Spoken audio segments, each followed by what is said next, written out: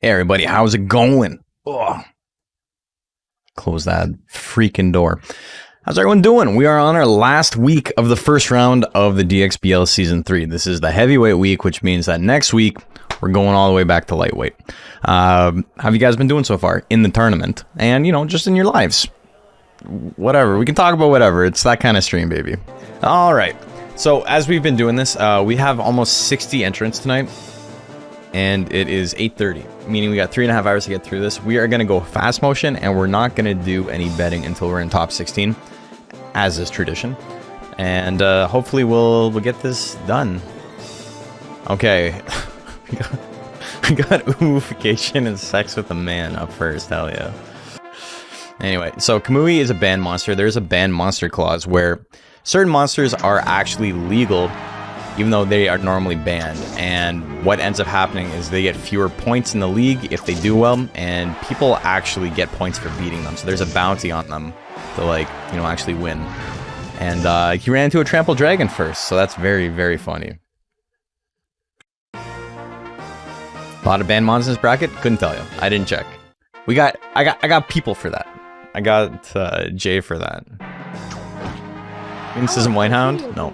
Ooh, Let's the good hope crit that stab. We're going to game 3. Better than my other monsters in this season. Only 1 year old they will decide. Hey, thank you, Psycho. Smurf. We got Power Bite. That's going to do, you know, not terrible damage. Not really what he wanted to do with that power, but it's something. The bite's going to miss. He's got ease. Oh, baby. Into the tail attack. No way. He's got grit, though. He's still alive. And there's the 1-2. He's like, you gonna finish it?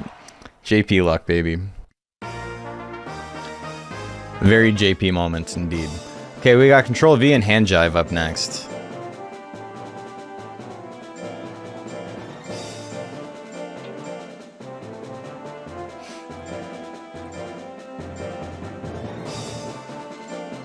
Is it Hand Jive or Huck and Jive? But like Asian Jive.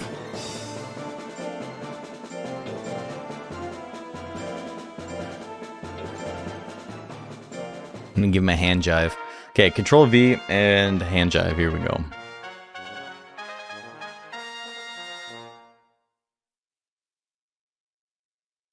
Okay. Oh, he's just got the chops. Hell yeah.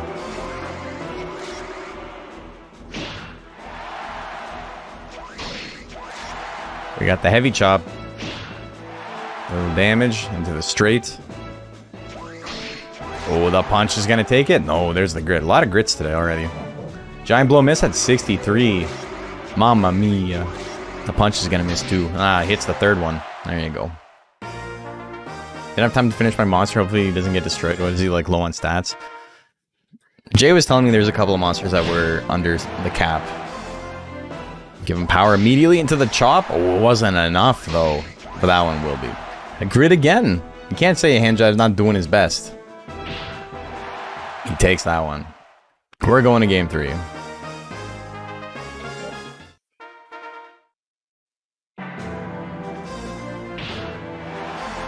Did Logger make it in time? If you filled out the form, you made it in time. Oh, the power kick's gonna be enough. Control V takes that one. Okay, we got Blorm and Fruit Punch up next.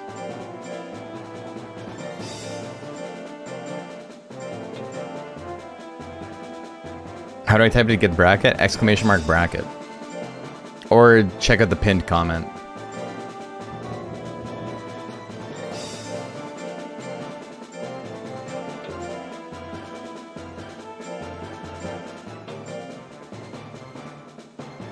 Okay.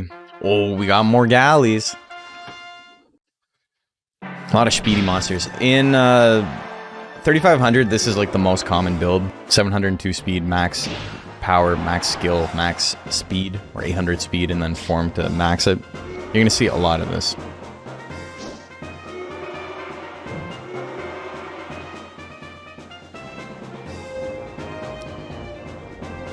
Got bites missing. Got heavy blows missing. Blorm needs something big. Pinch throw at 44, he goes for it. Oh, it's not enough. It was close, but it's not enough. Fruit Punch is going to take game number 1.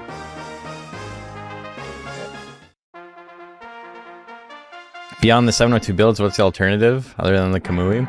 I mean, it's basic. You can like do different variations. People started running more. Also, that was a very quick game too. People started running like 750 to like 800 life and then lower power and skill to be able to survive stuff like the Arrowhead Sacred combo and things like that. But 702 is still the most common.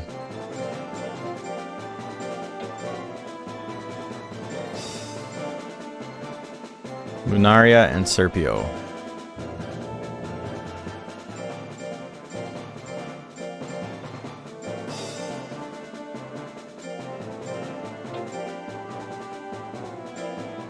Okay, here we go. Okay, so Serpio's a little short on life. But either way, I mean, in this format, you can usually survive one heavy tech, and then the second one smokes you. So I don't think 100 less life is going to be that big of a deal. We'll see, though. All right. The crit wouldn't have mattered there if it had 702 anyway, so we're going to game number 2. Ooh, Ice Arrow miss. Into the Dart Assault? That's going to miss as well. Big little splash. Nice Arrow going to do a little bit. Serpio in an okay spot, though. Like, it's down, but if it can dodge, alright, it's not dodging anything. Oh, but now it has a 40 guts lead, and the ability to do some damage. Come on, man. That man got shot so many times. We got Guts and Switchblade up next.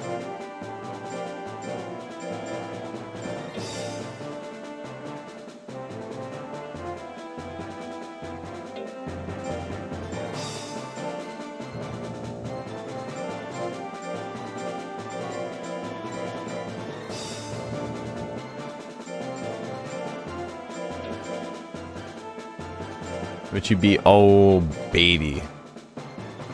Alright. Alright. We've got ourselves 30 more life on Guts. Slash combo, it misses.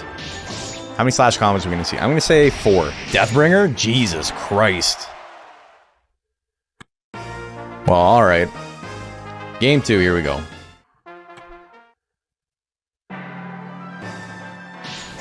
Dash slash gonna miss. Slash combo, okay, that's 2. It's looking like 5 is maybe not likely anymore. We're going to game 3.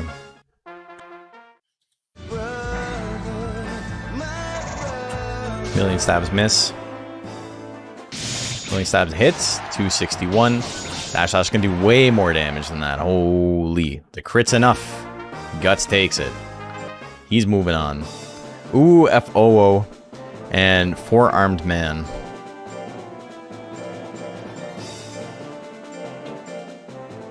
The other ooh, FOO.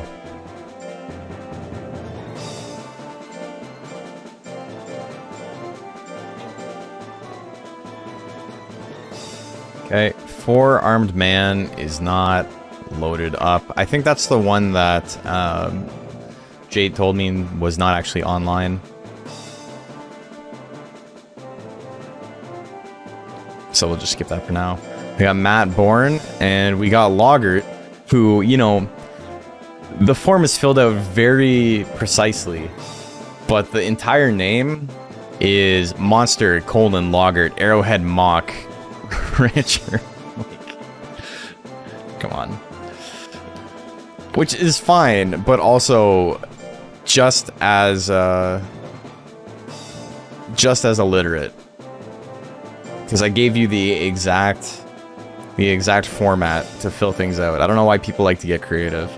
I don't know why it didn't show up. It didn't show up because you didn't upload it. Oh.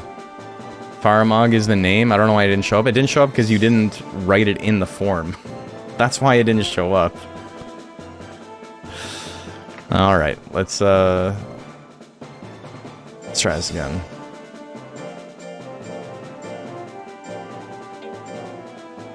I double checked. Sorry, you uploaded it, but you didn't fill out the form correctly, is what I'm saying. You just typed your rancher name. You didn't type in the monster's name.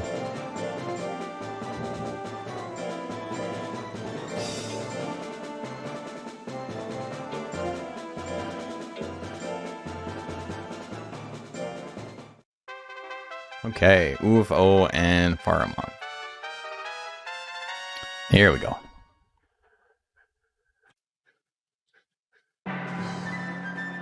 Did JP win first round? He did.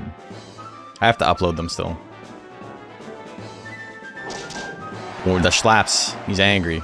Electric stab, gonna miss. Numbing whip, gonna miss. And another miss. Faro with a very slight lead currently. Good damage on the thwack. He's gonna have a pretty good defense, even if he gets smoked here. Oh, it's close. Well, that's not close anymore. He gets power at the last second, but it's not enough. Just hopped on. How's everyone doing? Doing okay. We're doing okie dokie.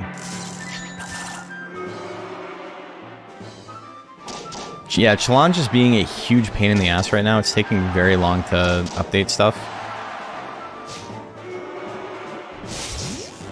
Oh, the million whips doesn't kill though. The monkey still has a chance.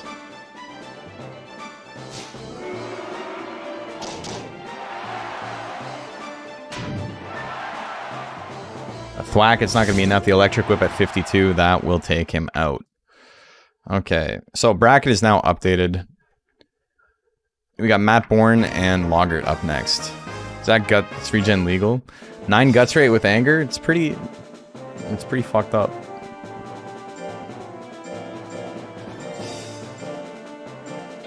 Not including, you know, stuff like Ripper and Metalner and Kamui, or even Dayton, I think. You can make a good argument for Metal Shell being the best tank in the game, like after those ones. Which is cool because, you know, it's supposed to be a tank. Other than Metalner, it's the only tank in the game that actually functions as a tank. None of the others really do, in this format at least. You can run tank golem and shit in other formats, but just not 3500 very well. Okay, Matt Bourne and Loggart. Here we go. The diving press opener. That's what Matt Bourne does. If you haven't seen Matt Bourne before, this is exactly what he does. Into the dust cloud, GG's. He does like that diving press. Game 2.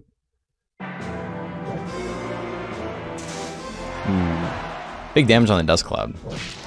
Colossal, do we see Hidden Sting? No, we don't. Oh, but the diving press misses. Long punch at 63, gonna miss. Tongue slap. Ooh. Ooh, Matt Bourne making it close, but he does take that one 2-0. Ganymede and Love Little up next. Dog dies at you and farts. It doesn't fart. It's kicking up dust.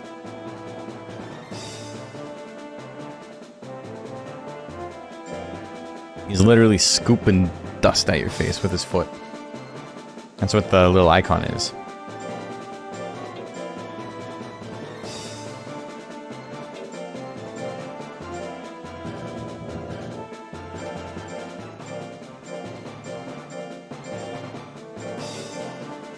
He's gonna put some dirt in your eye. All right, we got ourselves a little baby Durahan. Really misinterpreted that icon as a kid. I didn't get it till I was an adult. I didn't know what it was supposed to be, and then I was like, oh yeah, it's a foot. It's like the little dog toe beans.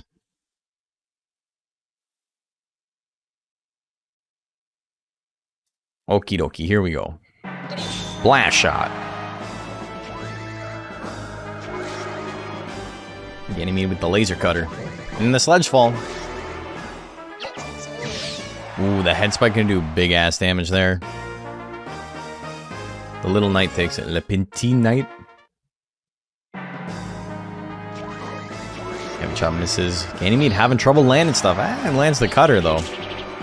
Just like that, he's in a good place. Ganymede wants to stay up close in this matchup. Love Little has nothing. Those weapons not going to do anything. A little bit of withering, but like not much. Another laser cutter. To do 100 damage? Hell yeah, brother. I like it. This is the only issue with mono attacking Raki. Is you gotta worry about that. Alright, game 3, here we go. I didn't actually lose internet connection. That was entirely just either a Twitch or an OBS issue. Okay, blast shot, doing big damage. That happened like a little while ago too. I wonder if it's time to fully move over to YouTube.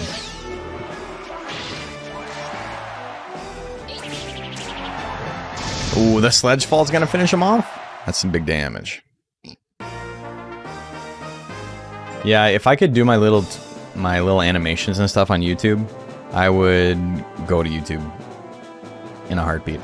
Alright, up next we got Seabiscuit and Juggernoodle.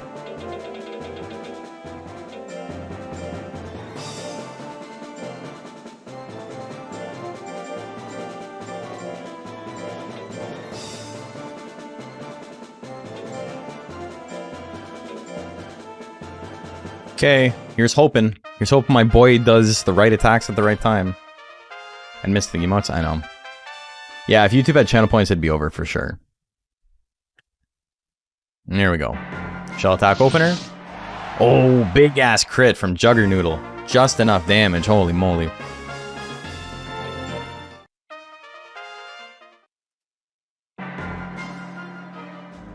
Stab. Okay, just nothing but crits, eh? Alright, we got a stab throw. Ooh, big damage there. Alright, we're going to game 3. Nothing but crits on either side. Oh, no crit that time. Stab throw with a guts lead. Oh, 675, exact same amount of damage, more crits. One attack that entire set didn't crit, and it's the reason Juggernoodle lost. Definitely a violent match. GG's Hyena. Surf and Turf and Classico up next. I saw a monster in the Discord being made named Surf and Turf. Which is, you know, great name for Zilla. But Surf and Turf is definitely the progenitor, you know?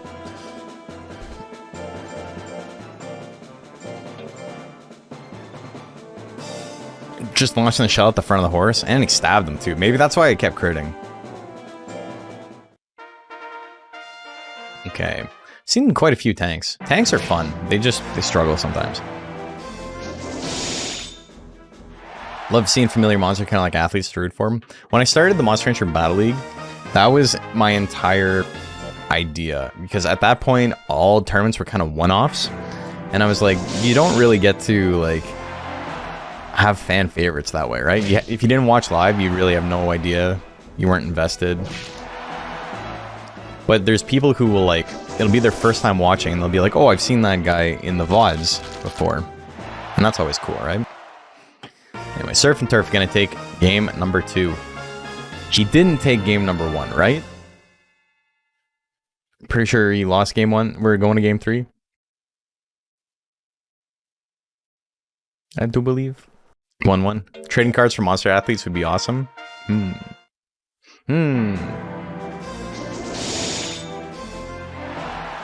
Rolling slash. Okay, Hidden Sting with the power. Hidden Sting with the power? God damn. That man is powerful. That's it. Okay. Let me update these real quick.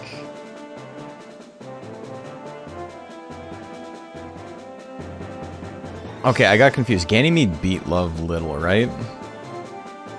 Or was it the other way around? It could literally be either way. I don't know. I got fugue state from that whole stream dropping.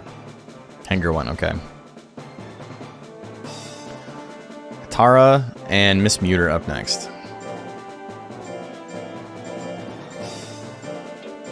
Old Man Citrus rookie card. I got a Methuselah rookie card. I was looking up some old hockey cards I have the other day, and I'm thinking I'm just gonna sell them because we were talking about this on stream the other day with because Macho was talking about how he's getting into Commander, And I don't really play MTG, and I really haven't ever played MTG, but I have a shit ton of old cards from like pre-modern, and a lot of them are like, you know, they're probably not in the best shape, but I can probably get like maybe a quarter of the price of like what they would be in like good condition, and it's still like thousands of dollars. Just like, so people could like actually like play with them, as opposed to like, you know, not everybody needs a gem mint like 4 of, right?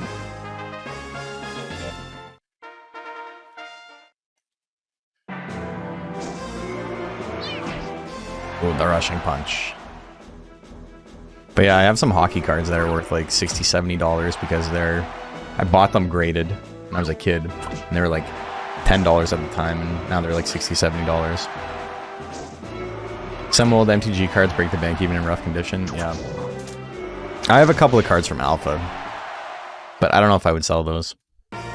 Anyway, GG. If I have a Black Lotus, I don't have a Black Lotus.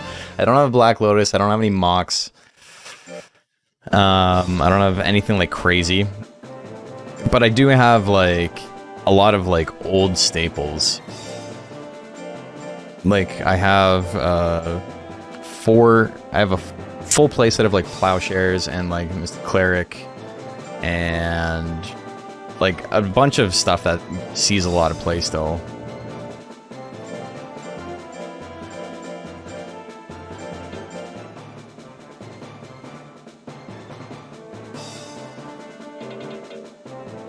It's a golden brown.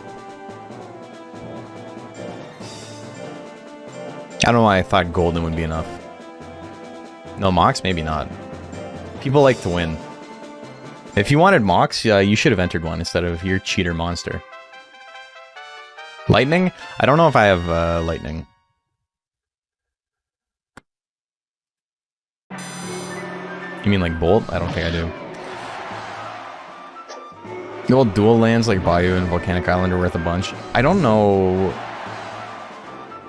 Do I have some snow-covered plains? That shit's like a mechanic that doesn't exist anymore, right? I might. Screeching. Ray Will John hits the beam. Golden Brown's got the grit. He's still hanging in there. A tail attack at 60%. That's going to take it.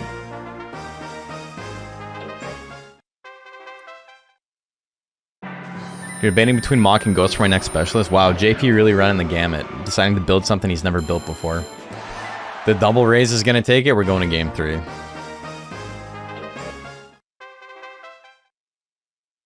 Snow's come back a couple of times. Oh, okay. Trying to do snow covered again in 2021 and it went about as well as the first time. Yeah. They're trying. Game dev is hard. Trample misses. Oh, the charge is not going to be enough, though. It doesn't do any damage. Tail attack misses. Ray Will John still hanging in there. Goes for the double raise. He gives him the little Anton Chigurh shot in the forehead, but Golden Brown's still in there. 6 seconds to get a KO. Hits the 2 bites. It's going to be enough. 1 second left on the clock. Yeah, Techno Dragon's got an amazing model and texture. It's fantastic. Sputnik and Veteran. Oh my god, both of them? These are both fan favorites. I love both these guys. Veteran is like the funniest name for the monster it is. And Sputnik was in the Golden video. He got a lot of screen time there.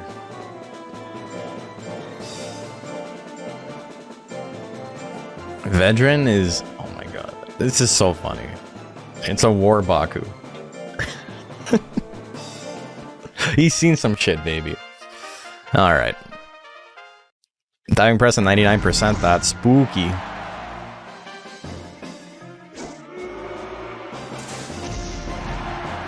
Little charge. Maybe not the play, my friend. 2 bites. Using all the hit techs. Hand over our hearts for Veteran.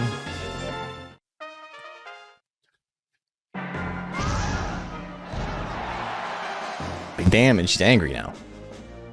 Angry slap. Minus 15 guts. That's actually a pretty good chunk. Brow hit misses. Veteran's in a good spot. He goes for the 2 bites though. Charge misses. He's got enough for diving press. Does he go for it? He gets punched right in the nose. But he's a vet. He's hanging out. Veteran sending his opponent to the vet. Look at that. We're going to game 3.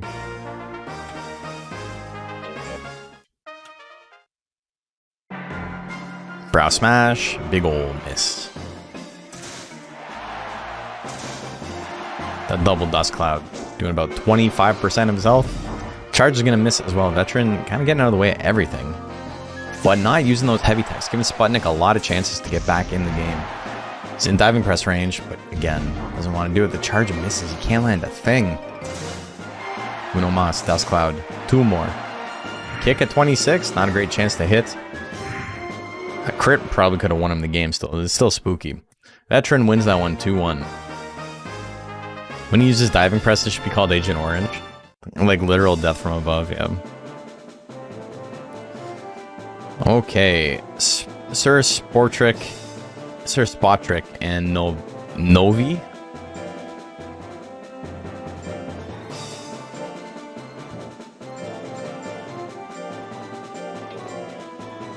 Does anyone knows how Baku is so pale compared to regular Baku? He's got old hair. I spelled that wrong. It's a hyphen. He's also got a little bit of a mustache.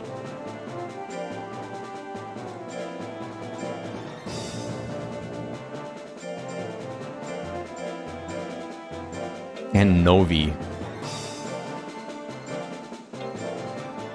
Okie dokie. Here we go. 702 build. He's a veteran. He's pale from the horrors he's seen. Yeah. What do we got? A big ol' smash and GG's. Alright, that's game 1.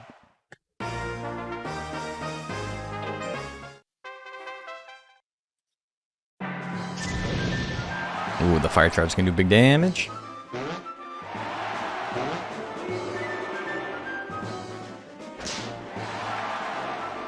Straight can do a little bit of damage. Sir Spotrick is still in the lead. At least Rolling Blow has a good sound effect, so when it misses, you can still be like, that was cool. Another smash? Jesus, dude. Punched him right in the face. Spot didn't know what to do. Alright, Novi's gonna win that one. Zing and Aeratron up next. Oh no, I need your help burying his body. Oh, bring some towels and some garbage bags.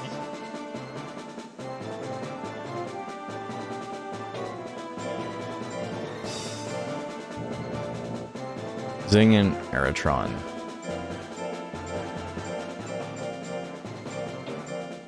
Yeah, there's something seriously messed up with Challenge today.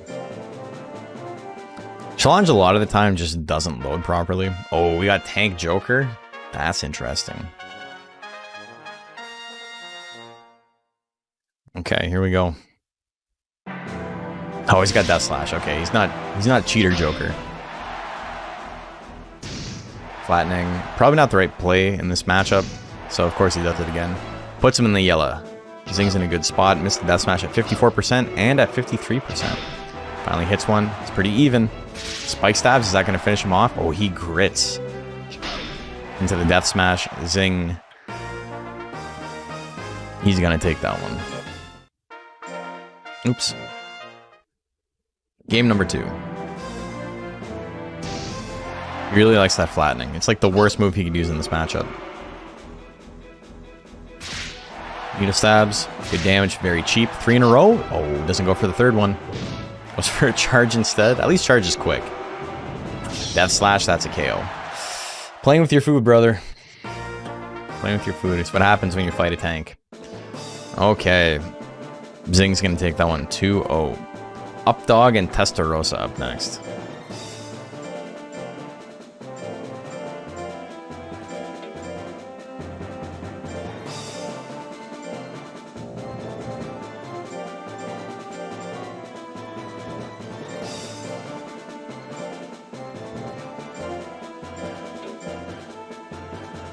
What is it with 702 that makes it ideal for this matchup? It's just that it's the points that are left over after you've maxed power, you've maxed skill, and you've maxed speed. You'll have 702 points left over. So it just gets put into life.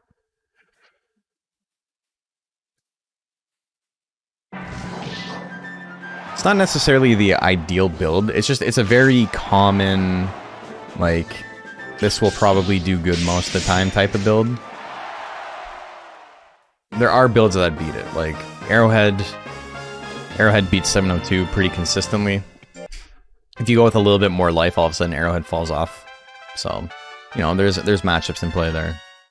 Testarossa takes game number 1. Glide Charge can do a little bit of damage. Glide Charge kind of a really, really rough opener against a tank. Big damage, but he procs power into the Claw combo. Claw combo with power still not enough to kill there, damn.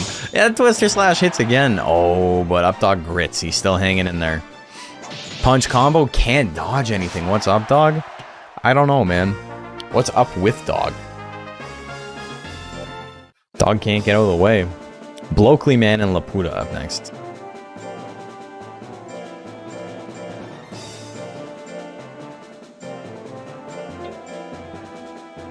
Updog is a great name for a tiger sub that can fly, yeah.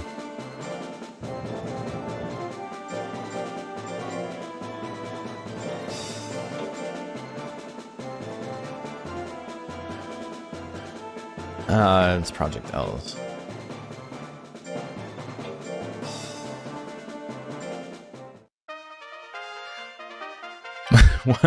Was ist denn, Hund?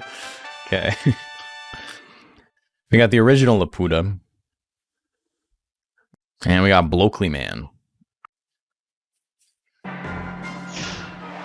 Oh, damn. Bernard to tune in. The Jack still has to queue up with me. Thanks, Jack. Hey, Matt. Thank you for hanging out. Hope you've been doing good lately.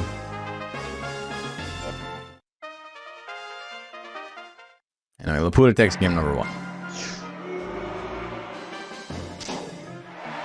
Slaps. Chop combo. It's not enough. That charge gonna miss. Shockwave, great move in this situation. Dodge the punch. Rolling chop. Alright, game 3, here we go. Or was that 2-0? I think that was 1-1, right?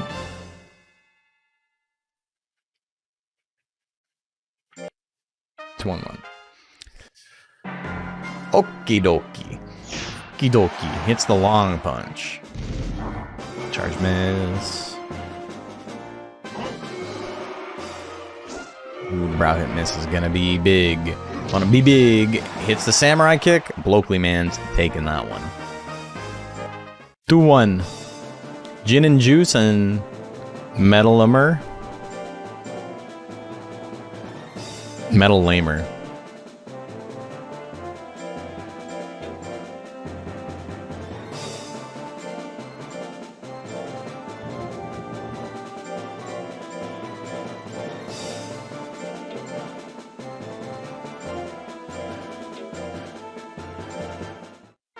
Okay.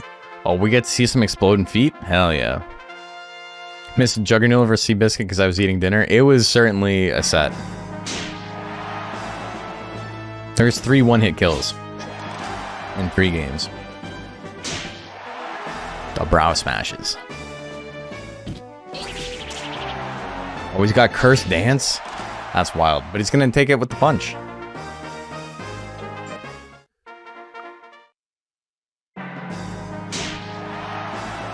Brow Smash opener pretty good. Oh, hits the Cursed Dance. You didn't even see what happened there. That shit was cursed. It like zoomed into the golem's head. Couldn't see what the Raki was doing.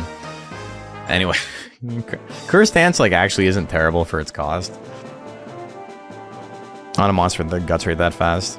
Tongue Slapping and Arcturon up next.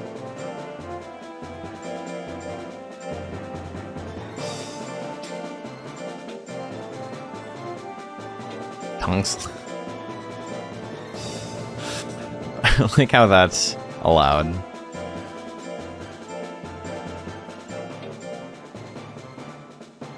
I guess I gotta look for more. Wait, no, it was in there, right? Tongue Slapping was my nickname in high school. I feel that. That's what she said too. Okay. Here we go. More 702 builds, baby. The way Monster Rancher was intended.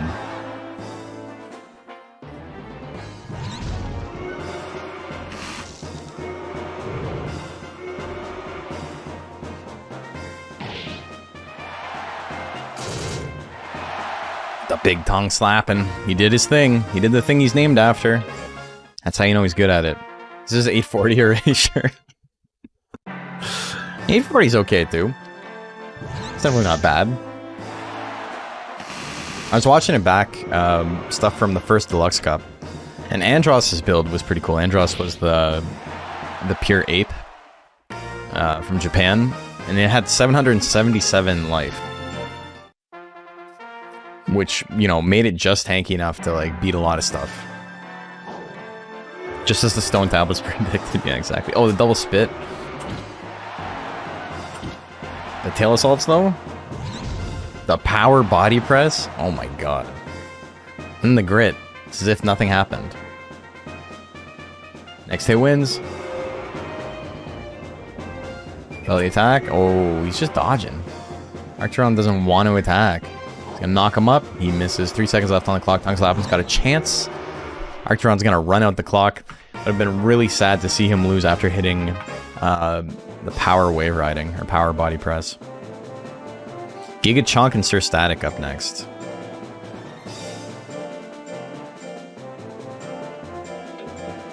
He's dead, Jim. Okay, of course they're all fucking Giga Chad. Bet every single one of them's golems too. I wasn't even looking.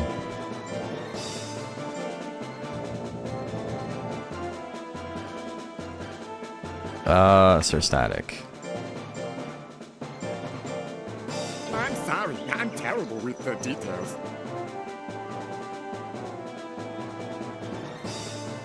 Sicky Shuckle mentioned I gave Raywell John the win, but gold and brown 1-2, 1 on the grit on game 3. Just check the VOD to confirm. Yeah, I might have just entered that wrong. The dragon did win for sure, but thank you for letting me know. Yeah, I just entered that wrong. Thank you for catching that.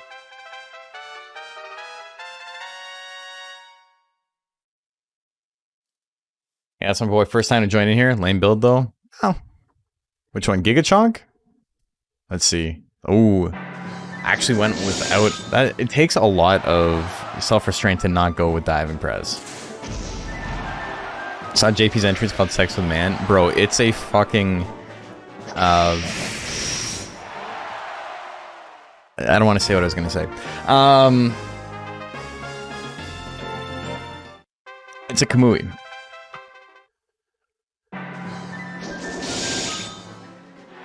The Rolling Slash doing big damage.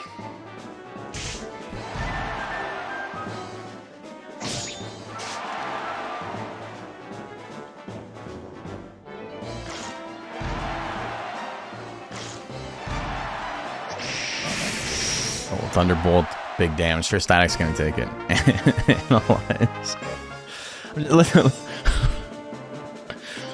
Let's just say Slavius didn't enter the gayest monster today.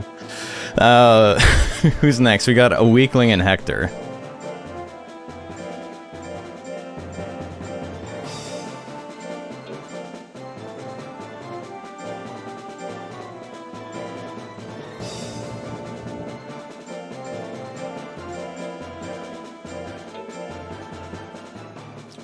Which Hector? By William. The Baku? More Bakus. Another War Baku? Hell yeah. Okay. A weakling. Such a funny name. I don't know why. I love that. 99% chance to hit. He's not going to be... Oh, he's got real? He's going to get hit with? The crit only did 2... Oh, it's worn off. Fuck! Oh my god.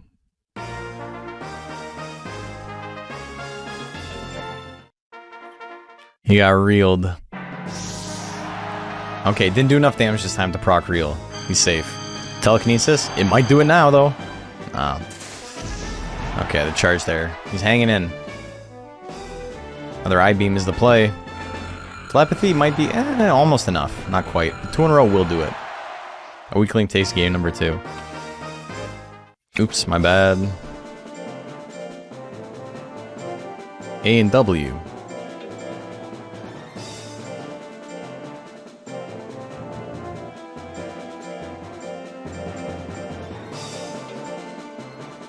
No, it was 1-1. That's why I said oops. Okay. You can say Hector left him reeling. You could say that, but then you'd have to die.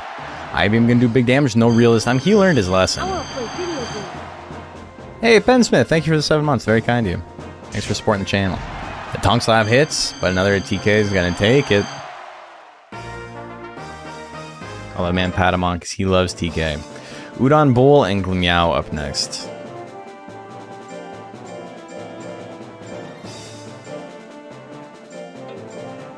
Let them fish in.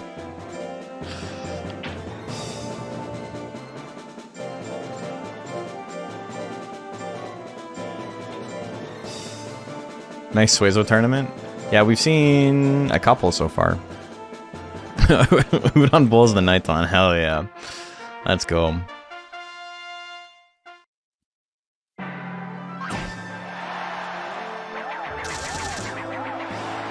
Udon Ball tanking pretty well. Balance shot at 50%. Hits the whip. Wow. That's big damage. Spike Shell definitely going to kill here. 600. Udon Bowl takes game number 1. Game 2, here we go.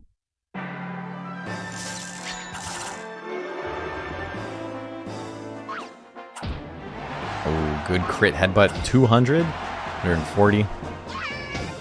Diving press gonna crit? Oh, but he grits. He's still in it. You know, grit on a tank is not great. Like, I mean, it's good to be able to survive. But, like, you need to be able to swing immediately or else you're in danger. Never seen Nighton in battle. It looks so gnarly. Yeah, it's pretty goofy. Like, he doesn't roll properly. He just kind of, like, bounces around. It's great. There, referee. Will come. Referee. 40 feet. Papa John's. Got anything from Udon Bowl? No, he's just not going to attack. What the hell? Did the Papa John work? I didn't even see it. Nice catch, Blanco Nino. Blanco Nino works, so Papa John probably works. Okay. Glammeow is going to take that one 2-1. Let me just update these scores. Alright, well, I got to update 2, and then this terrible website, the thing it does. Wisteria and Metal Edamon up next.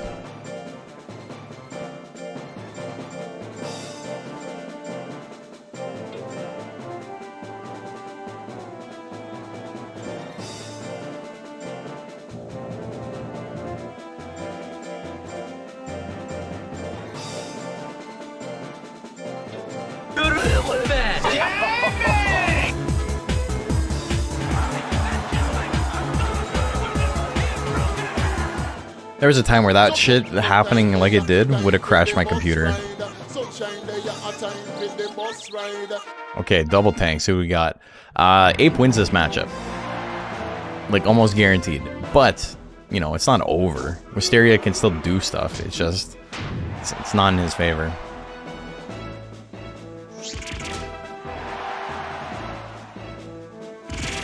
Okay, still gonna do good damage there. Metal Edamon still has the anger. Swing throw. Do we see a grit? We do not. Game 2.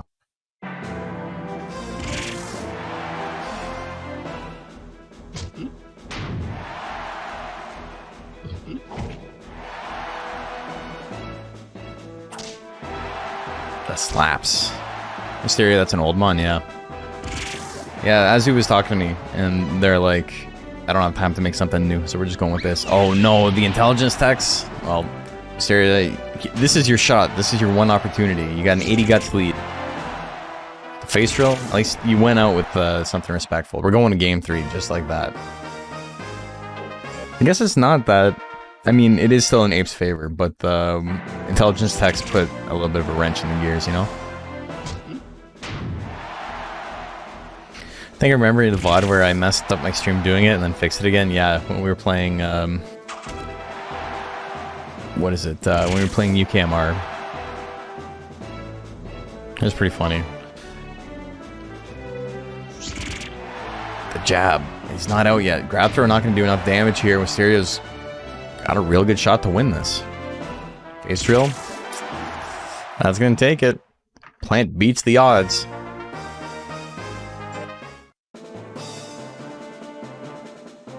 Those intelligence techs not doing Metal Edamon many favors.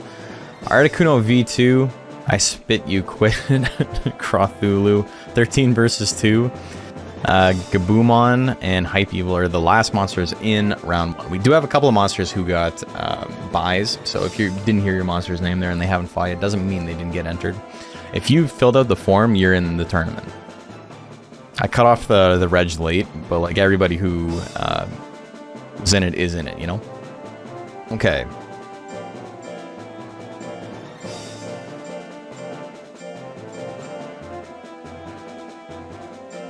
Articuno V2 has been around forever. It's in the first Deluxe Cup.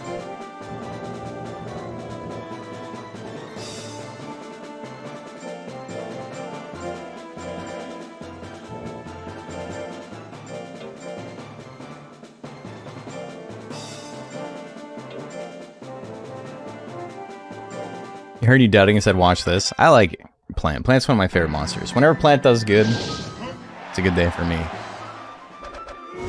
I like the mixed attacker Gaboo. Articuno's got low skill, but for whatever reason hits all of his attacks every time anyway. That's been like a running theme with it, is like 800 skill, doesn't matter. It's gonna land at shit. Long punch doing good damage on a crit there. Beak, miss at 40. Flame Cannon, miss at 34. That shit looked like it hit. I don't know. Call the judges on that one. Rapid Beaks is so funny in fast motion. Halfway through the match, hits a beak. There's another grit though. I spit. Not out of it yet. Hits the kiss. It's not going to do a lot of damage though. 8 seconds left. He needs something big. Diving press. It misses. The beak's going to run out the clock. Articuno wins game number 2. Game 3, here we go. Rapid Beaks, yeah. Ooh, hits the second straight, but Articuno's got a lot of guts saved up. Hits the Flame Cannon. Shit does no damage. 2 in a row, baby. Look at that. I mean, certainly something. Talons finishes him off. A third grit? Are you serious? Okay, he missed the Talons that time. It does not have a great chance to hit, but he's going to land his stuff too. No, nobody's missing. No one's allowed. Peck. Gets him with 1 second left on the clock. I spit you, grit. Yeah, what the hell? Crothulu and 13 versus 2. Or 13 v2, I should say. So we have Articuno v2 and 13 v2.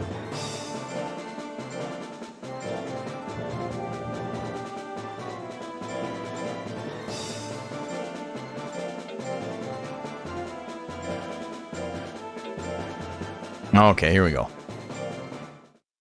Hey, we got Crab Dragon and an Astro. Missed the trample at 38. Brow hit's gonna miss. Kick's gonna miss. Brow smash misses. We've only had 1 hit so far. Ah, there's the trample. That's big damage. 13 still alive though. Good damage on the brow hit. No crit. No chance to proc power. Not like it would have mattered. He only has 1 life left anyway. But 2 in a row? I'll do it. The grit win for 13. No betting anymore? We just don't have time. Too many people entered. If I wanted to do betting for the whole tournament, I would have to cap it at... also GG's. But I would have to cap it at 32. And we have almost double that today. We'll do betting for top 16. Gaboomon and Hype Evil up next.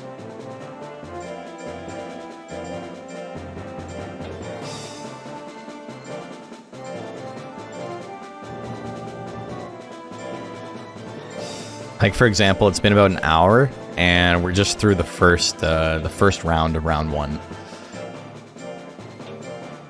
We'll be lucky if we get done in time tonight. I could always start the stream a little bit early tomorrow. Am I trying to get everything done tonight? I am. I'm trying to get as much done tonight as I can. We'll check, though. I can't stay up super late. So, you know, maybe if it goes to like 12, 20 or something at the absolute latest, I can make it happen. But you know, it's like 1 a.m. shit.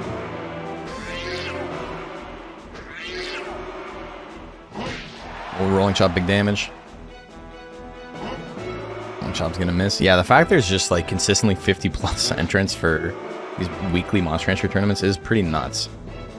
I don't take it for granted. It's pretty special. Never seen two hard straights miss? Well, when they do, the hair tends to lose. Game number 2. Here we go. Regular roll straight lands. Maybe that's the play. Ooh, diving press miss. And 2 in a row. I love high kick. It's not great, but I do like it. Rolling chop misses as well. Hard straight's gonna land, leaves him with 28 life. 1-2 punch, perfect finisher. He misses it, but he's got a million opportunities. Goes for another diving press. Actually lands this one. 10 seconds left on the clock. Kaboomon does not have a lot of guts left, or a lot of time left, I should say. Does have the guts to make it happen, but he does nothing. Or if he swings, but you know, he tried. Just did not work. We're gonna win game 3. I say I haven't played in a while, but I have a monster in the server saves it, so why not enter it? Yeah, exactly. That's fine. You don't need to be like active.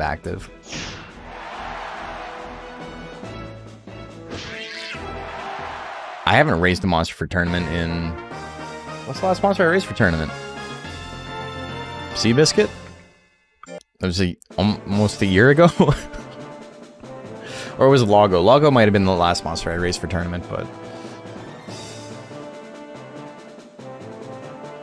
Maybe. It might have been Logo.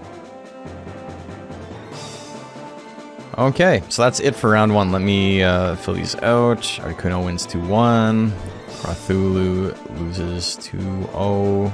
Hype Evil wins that one 2-1. Okay, so that is round 1 out of the way. We're on to round 2 winners. We got He's Krabby and Sex with a Man.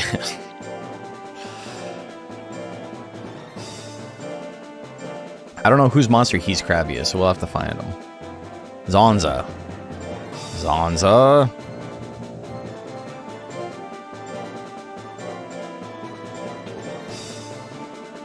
You didn't fill out the form correctly, Zonza. I think the last 2 monsters were from my stuff.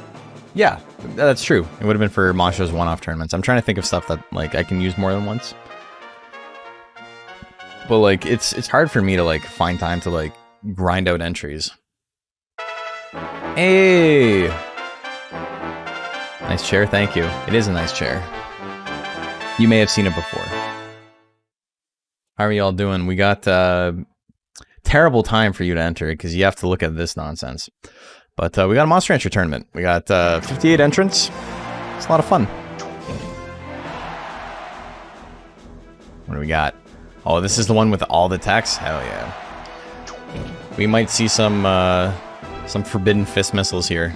That Scythe can do a little bit of damage, mostly Withering, Scratch, and the 1-2. Krabby's in a little bit of trouble. He needs to hit that Cyclone if he wants to win this. How was your stream, Mickey? Hope it went well. Where were you playing today? Cursed Cyclone? Yeah. Okay, the roll salt's actually pretty good for Krabby. Oh yeah, look at that. Look at the stretchy arms. Hit him with the Stretch Armstrong. Let's go. Death Scythe, that's... yeah, it's over. It's very hard to run a tank in this format with a slow guts rate. Like, nearly impossible. When people talk about how you need fast guts rate to run a tank, this is what they're talking about. Control V and Fruit Punch up next. 7-year-old plays Kirby's Adventure? Oh, that's cool.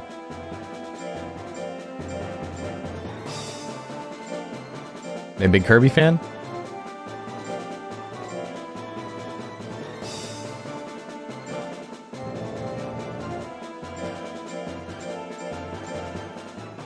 Just beat Meta Knight and got to the last world, that's rad. Those all things Kirby? Man, I loved Kirby when I was a kid. Just the, like, the ability to, like, absorb other powers and stuff on the fly was, like, such a novel idea at the time. Like, it made the game feel like it was, like, endlessly replayable.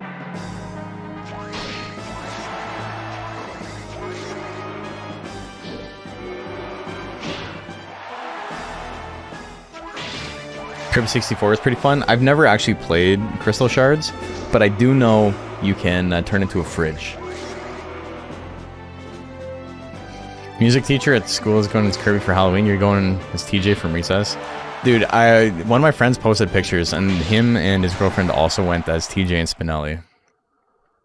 It was pretty funny. Okay, so we got the hurry bug. You don't get to see this very often. So of course it happens when we're short on time.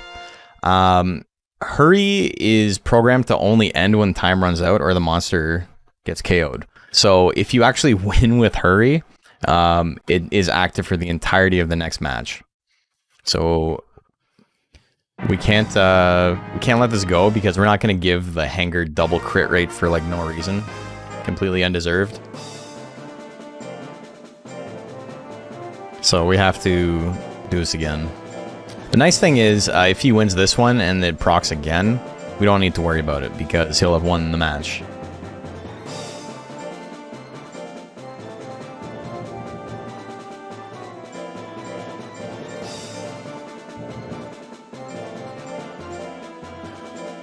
It's only bugged for rematches? Yeah. Well, because you don't do rematches in the regular game, right? The reason is there's a popular TikTok going around with the couple dressing up as TJ and Spinelli, so I think it's influencing couples. That could be it.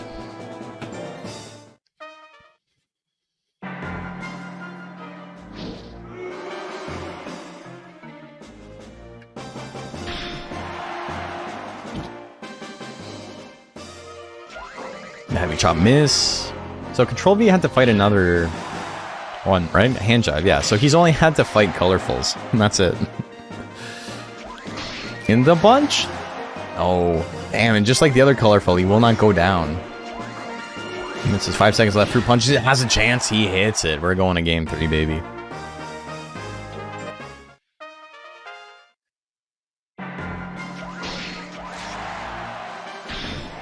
Back low, hit him right in the groin.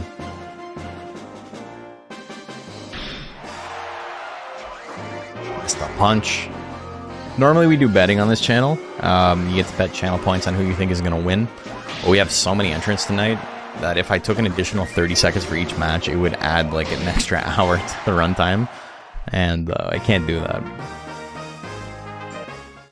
Anyway, Control V is going to take that one. Lunaria and Guts up next.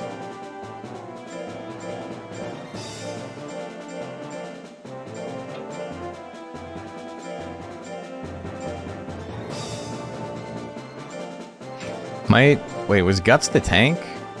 It wasn't a tank, right? No. Okay. So he's gotten okay. Making us wait for gambling makes it better. You're addicted. That's insane.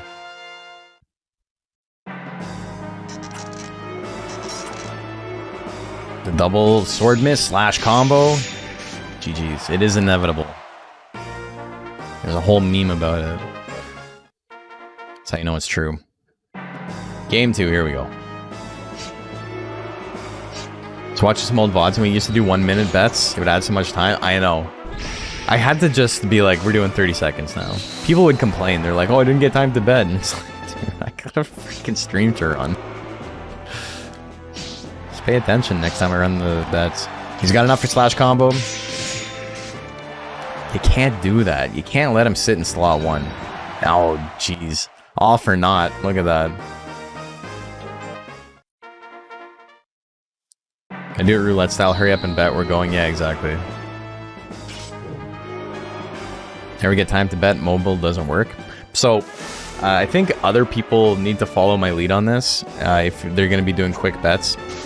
I say the bet is live like a good 10 seconds before it's actually live, because that way it allows people who are watching on mobile and usually have a bigger delay to like actually catch it at the beginning. Also, that's 3 for 3 on that. That shit is insane. That's slash combo. That's how that works. Hey! Dad Rad gifted a tier sub to Sir Lionel. Very kind of you, Mickey Hope. You're doing great. UFO and Matt Bourne up next.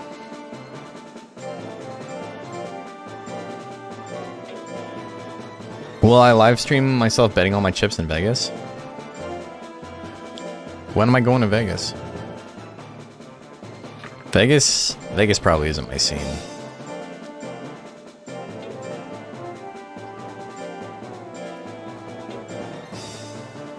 Twitch mobile UI just sucks. Yeah, it's terrible. And the way it works with channel points is like really messed up, and it freezes all the time.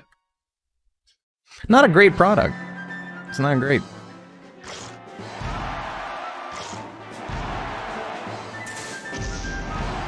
Born doing a lot of hits, not a lot of damage. The numbing whip is going to put Uwu back in the lead.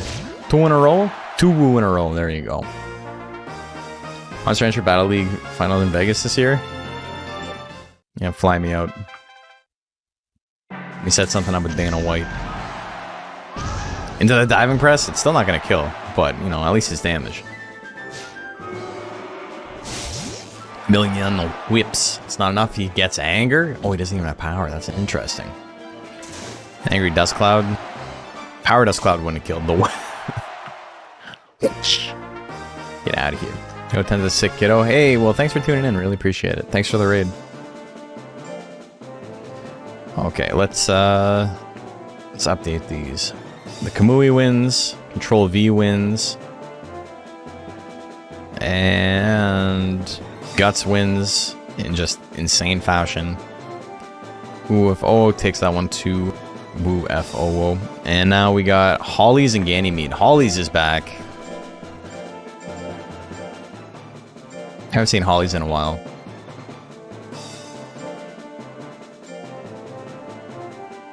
We're gonna take out a small theater to watch DXBL finals. Is everyone gonna fly out?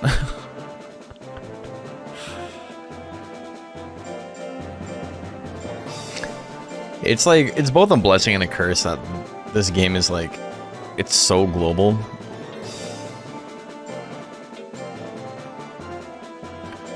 Okay, here we go.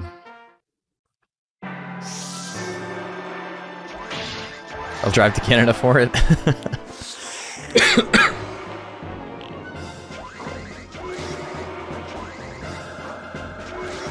I'm gonna fucked up at giving it anger. Yeah, that was a surprise. I wasn't expecting that. If it makes you feel better, the move it swung when it would have had power wouldn't have killed either, so I don't think it actually ended up mattering a whole lot there. The double TK? Triple TK? He's got enough guts? Oh, he doesn't go for it. The power sledge fall? 999 damage. Time runs out, but it's enough. Legend Cup convention in Motel 6. We would like Conference Room C.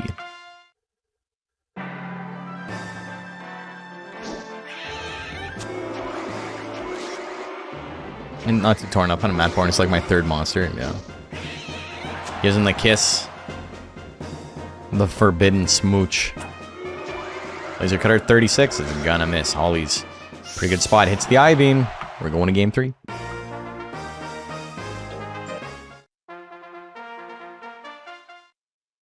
Oh, Hammerfall. A PvP Ba? That looks like a foreign language. Battle Tourney in Saskatchewan. That's just like in the middle of everywhere. I have plans for PvP. I talked to a couple of people about it months ago, and it's just, I haven't had time to put it together, but I do think in the winter, once things slow down, we're gonna have something.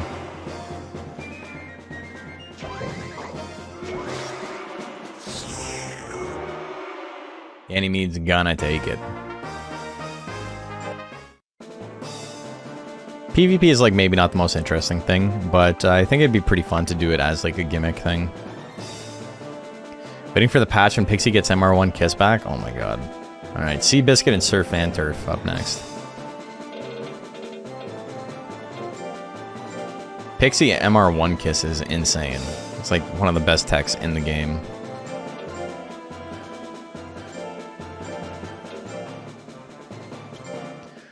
Okay, here we go. Seabiscuit only used Stab Throw in this tournament so far. Can he use something else?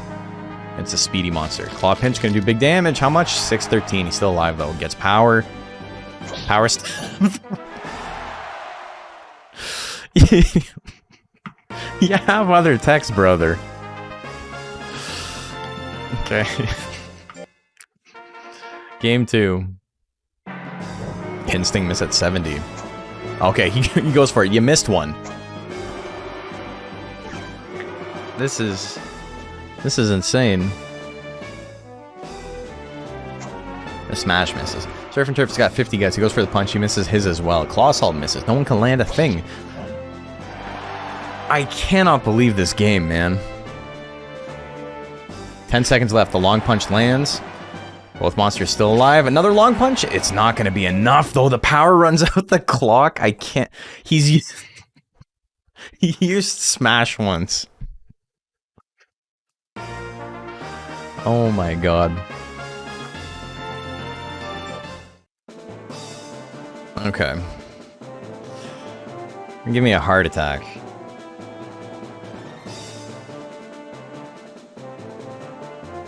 Next up, we got Ladybug and Hadra. Surf and Turf was runner-up last year. He made the finals, right, of the DXBL. And then did he lose to the Undine? Is that what happened? I can't remember. We've done so many.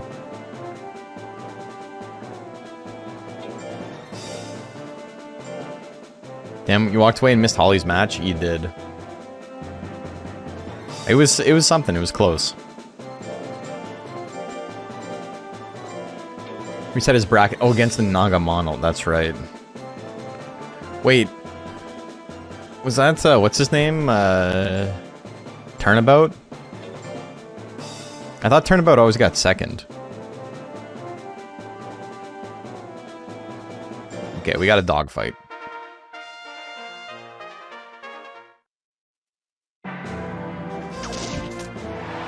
One, two. 3-4. Stab would have just finished it there. Dayton's such a good tank. It's such an insanely hard monster to build as a tank. Lowering that intelligence is a pain in the ass. And then, you know, raising life takes a long time too. And it doesn't have a particularly long lifespan.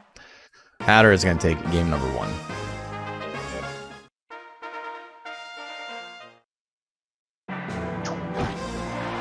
Stab doing a little bit of damage.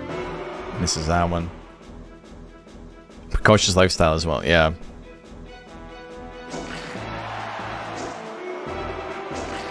You're playing, Simon Says, whatever Ladybug does, Hatter does, like, immediately after. And yeah, look at that. A second one? Fury? Oh, he's got Fury Stab, that would be crazy. Scratch still gonna be enough. There's the grit. And he hits the last one. We're going to game 3. That's the first Fury proc of the night. We've seen like 30 matches and 1 Fury proc. A lot of these monsters have Fury. It just doesn't proc very often. It only procs when you get hit by a monster that has a battle special active. So if they have anger and they hit you, or they have power and they hit you, Fury can proc. Yes, also got Fury. Did it? I must have missed that. And Ladybug dodging just enough to take that one 2-1. Golden, Brown, and Veteran up next.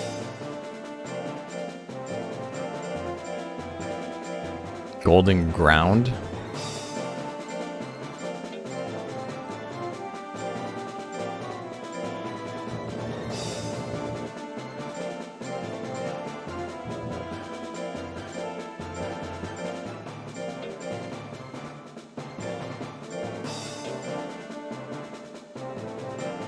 Okay, here we go.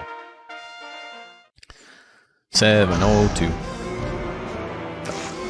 The diving press miss. 15 seconds in, the only damage we've seen so far.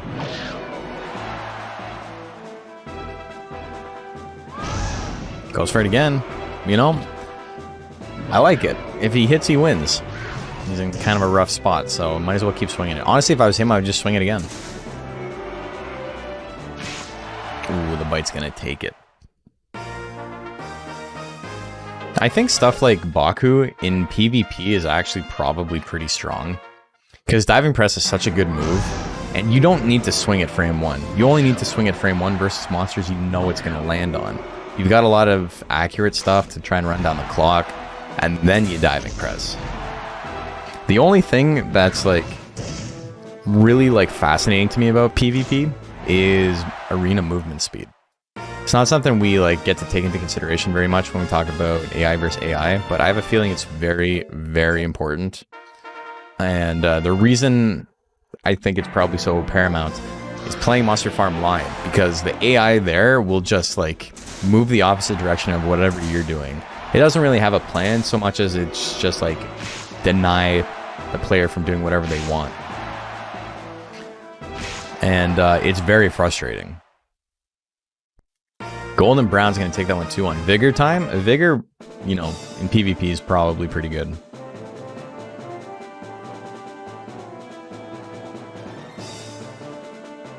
Son of Lumpy and Nove up next.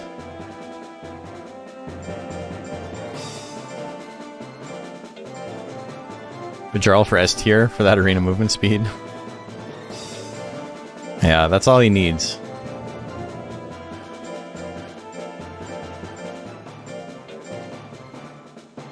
I played PvP in Monster Rancher Advance.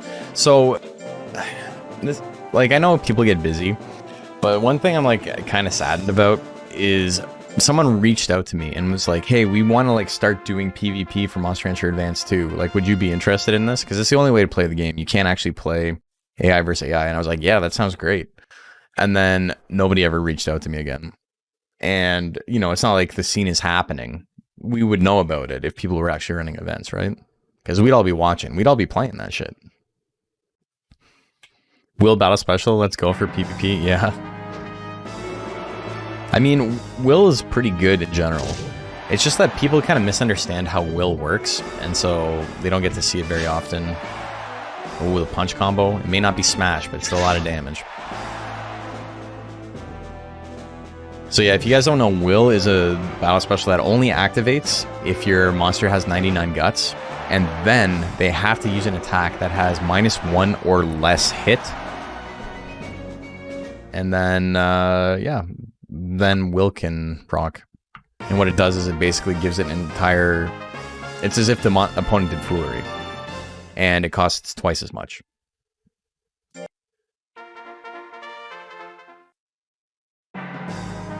Ever played Monster Rancher Advance 2? Is it good? I like Monster Rancher 1 Advance 1 more. But Monster Rancher Advance 2 has a lot going on. Ooh, the Smash gonna take it. We're going to game 3. I want to play video games. Hey, Mr. Dragon W, thank you for the 10 months. Very kind of you. Hope you're doing great. My bigger problems with Monster Rancher Advance 2 are the problems that I have with like Monster Rancher 4. In that, one, the counter system is like, it's so fucking nebulous, it's so weird. And the other thing is, there's so much story, and I don't like story in my Monster Rancher games. Smash is an all-star tonight, it's doing so good, but the big rabbit ends up winning it in the long run. Zing and Testarossa up next.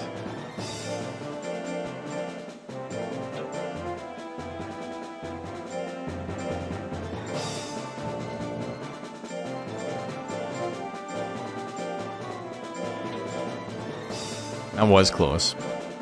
That was a spooky matchup. Okay, 2 tanks. Zing's gonna do a lot of withering. But he doesn't have slash combo. He does have death slash, which is like a one-hit slash combo. He's got reel though. Yeah, it's not gonna matter. He's gonna just finish him off. Okay. Game number 2.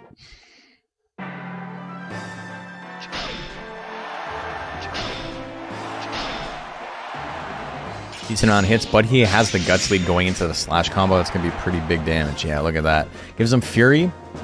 Fury Death Slash would be crazy, but it runs out already. Death Punch can do a little bit. Procs Anger. Death's or Dash Slash, not enough. Joker just barely hanging in there. Antoine has so many cut content from the North American version. I wonder if it didn't have so much post-game extra because of it. Maybe. I didn't know there was any cut content. It's pretty good as is. My problem with Advance 2 for the most part is that it does a lot of things, but like all the ideas are kind of half-assed. Whereas Monster Rancher Advance 1 is like a very concise playthrough.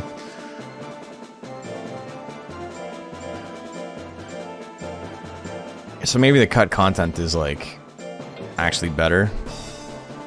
Oh, I spelled that wrong. Because Monster Rancher Advance 2 absolutely could have done with some editing.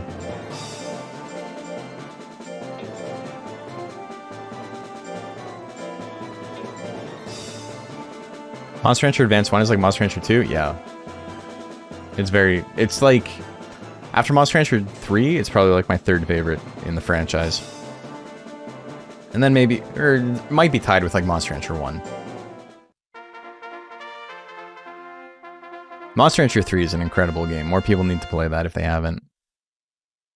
People are just like, oh, I don't like that there's no combos. It's like, man, it's fair, I guess, but like, game's cool as hell. There's so much cool shit you can do, and it added so many really neat ideas to gameplay. The crit beat dance. Kakana is mostly just like Monster Rancher Advance 2 post-game extra, so mostly just ranch events. Oh, okay.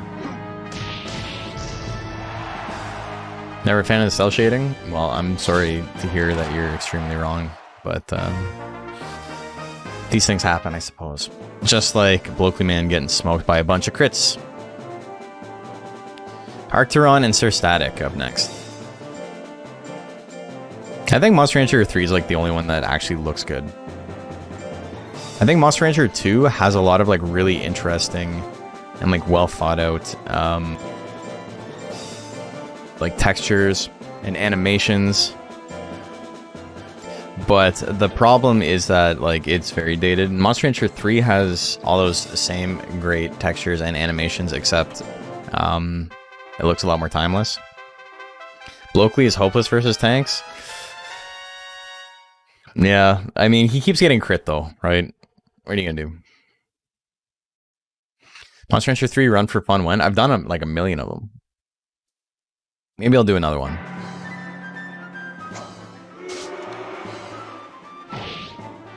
Monster Rancher 2 has amazing texture and detail, yeah. It's actually kind of unfortunate how most of it is lost in DX. Like, they made it smoother, but without, like, you know, the wonders of CRT, like, warping and cell shading. Or, sorry, CRT warping and scan lines and stuff. A lot of it gets lost, and this actually, like, in my opinion, ends up looking a little bit worse than the original.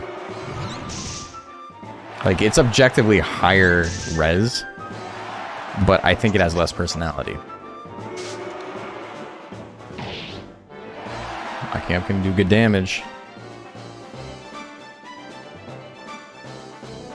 Monster Rancher 2 and 3 are two I played as a kid. Love the cell shading and I love the new stuff. I didn't miss the mixed breeding. It felt more like a Digimon world. Yeah, so, I mean, I've said this before. It's, if it's the only Monster Rancher game you had access to after playing Monster Rancher 2 or, like, Monster Rancher 4 or whatever, I could understand, like, missing a lot about it. Speaking of missing. But I think if you're able to just go back and play the other game whenever you want and kind of appreciate Monster Rancher 3 as its own thing, you don't really miss those aspects of the game as much. They made Color Pandora so cute in Monster Rancher 3. Color Pandora in 3 is like the cutest thing that has ever existed. I have to see a Monster Rancher 3 tourney. Yeah, I originally wanted to have one like once a season, and then, you know, life happened, and it's been a year since the Melee at Morks, so I think we're about due for another one. I think the regional variants remind me of like Snow Agumon and Black Agumon from the Digimon games. Yeah, I know what you're saying. Tangle Attack Rama. The Tussle Attack Rama? I'd probably use Tussle. I was going to. It's a funnier word.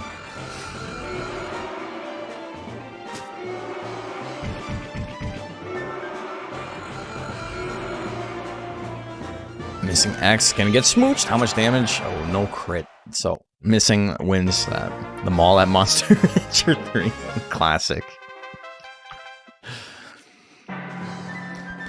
Monster Rancher 3, Color Pandora, Kira, and Poncho. It's close. Poncho will always win in my heart, whether or not anything is cuter or not.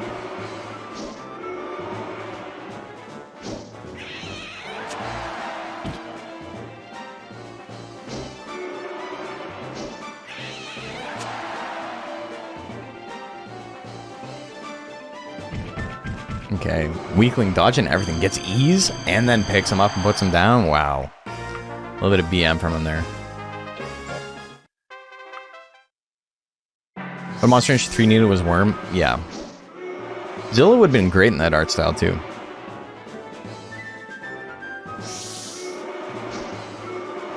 Toy Agumon didn't get mentioned because we kept using it as a support. Things uttered by the deranged. Man, he's so strong in that game. I love that game. We really should have a tournament for that.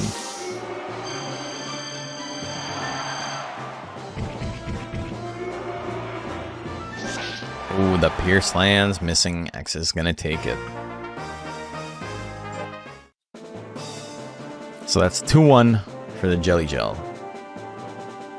Glameow and Wisteria up next. Folks, looking at this, I don't think we're getting done tonight. I don't think this is gonna happen. 58 is so many matches. 58 is what? It's times 2 minus 1, right? It's x times 2 minus 1, I'm pretty sure. So it's 117 matches?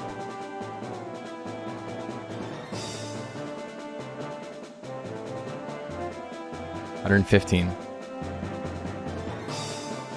Yeah, 115. I don't know why I thought 8 plus 8 was 18.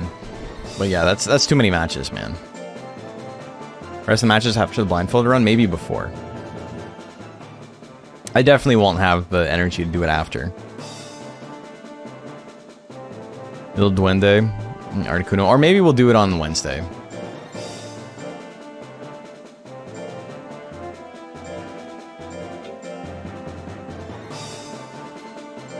I've been doing all the promo for the blindfolded run tomorrow, so I can't move the blindfolded run, but we can, you know, do this on Wednesday. It's not like I don't have a stream planned for Wednesday.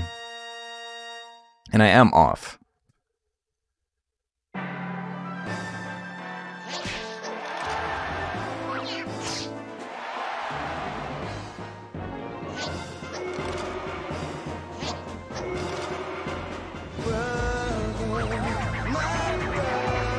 Almost a brother. Ooh, the big head spike misses. Wanted to run a Monster Rancher 3 tournament for a while, but I keep having computer instability problems. It's tough. I think if I wanted to run... I mean, the last one ran okay. But I think if I was going to do it again, I would need a dedicated streaming computer. And not one that's both streaming and recording and also, you know, playing the game at the same time. Because most people, I don't know if you guys know this, but like most like high-end streamers actually have 2 computers. They got 2 rigs. One they play the game on, and then they connect it to a second one that they basically feed their game into. And it's just basically a very powerful capture card. That's all that other computer does. It records and it acts as a capture card. And that lets them run like lots of stuff without having to worry about the graphics card being overloaded and things like that. And that's how people can get like 1080p streams of like shit like Elden Ring or whatever. This new game is like extremely graphically intensive because there's not a lot of rigs out there that can just do that on their own. Like even top end rigs can't really play a game at max specs and also, you know, stream and record.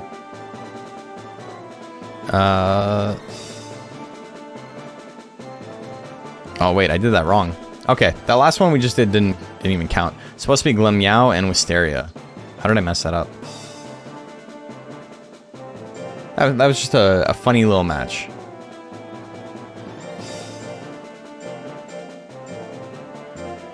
But it was all for naught.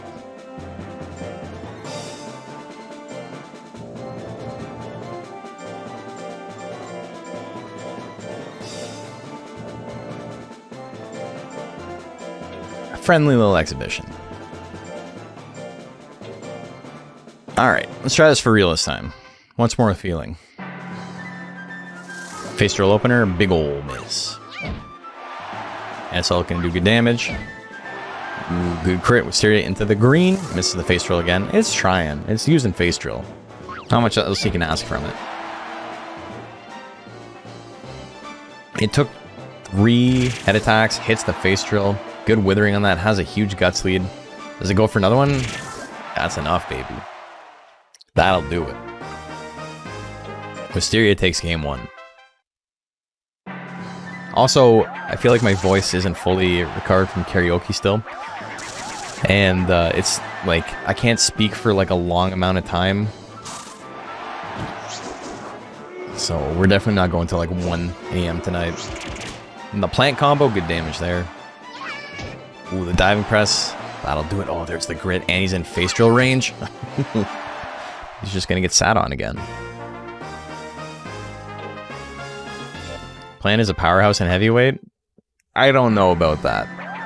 I think it has a lot of like extremely bad matchups. It just hasn't faced a monster that has like Golem or Baku level power. It like really struggles against anything that can like actually do a huge chunk of damage. 100 blows on the crit. Stuff like that, you know? Plant kind of has an issue against tanks.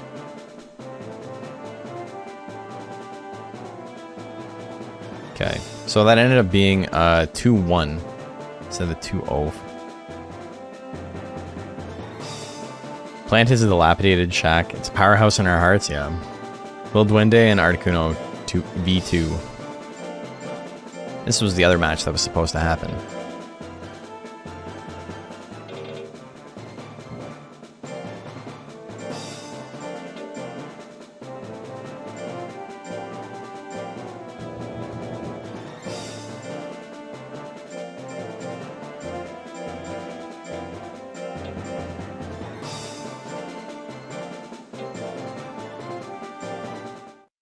Okay.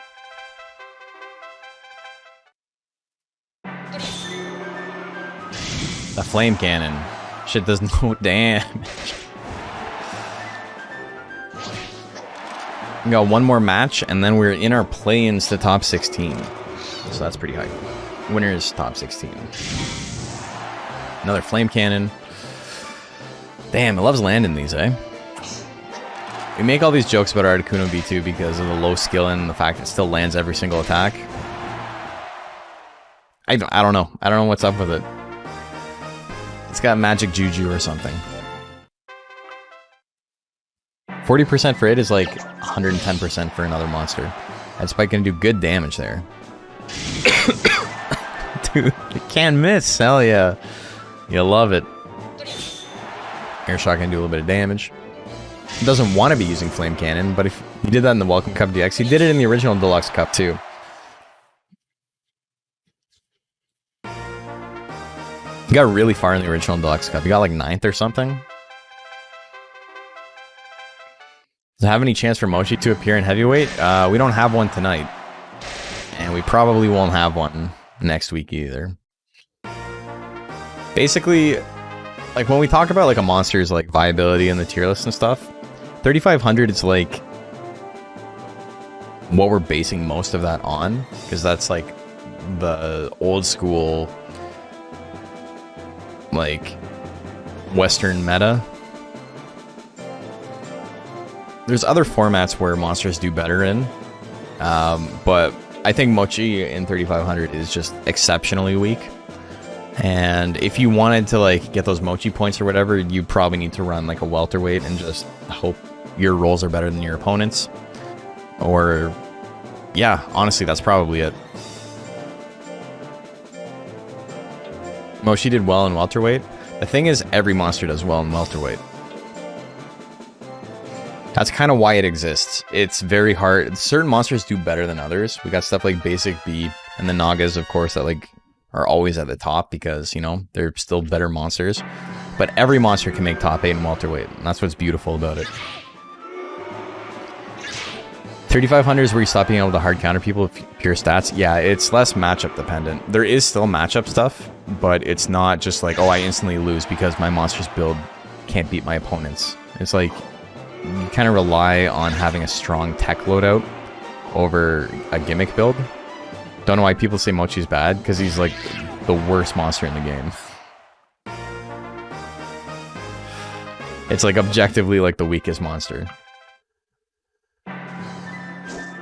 It's got really, really good stat gains. So in casual play, like you can at least abuse those. But in a format where stat gains don't really matter, because you know every monster is gonna have max stats where they need them anyway, that kind of negates its only advantage.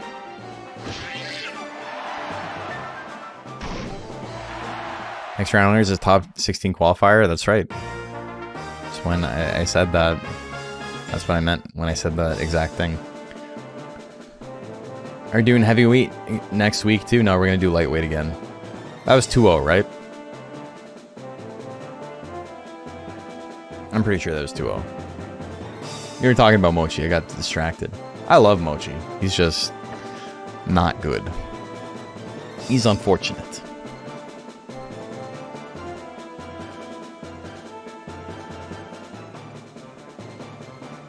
Get to watch my monster go 0-2 in time to go to bed at a reasonable hour.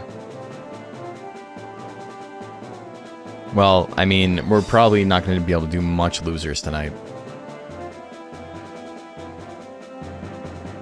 We're running a tournament where rather than a stat cap, it's an age cap with no combination. Yeah, that's been done before. You can make that happen. Hard mode Mochi any better? It's significantly better. I've won tournaments with Mochi in hard mode.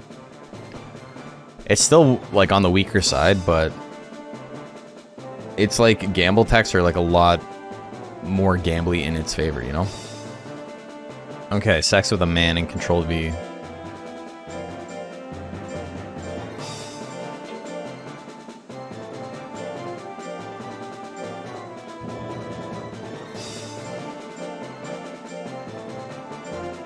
Yeah, because Freya, what you're talking about is Spartan Babies, which is a tournament that Jack ran and someone ran it before him. And I won the last one. I had a Ripper. Because you're not allowed to use drugs for it. And I think, there was like 3 monsters in the top. There was me, Al, and... Fuck, who's the other one? Who made Outpoint, though? Why is his name escaping me? But is that guy? Damn. Tix, yeah. Thank you.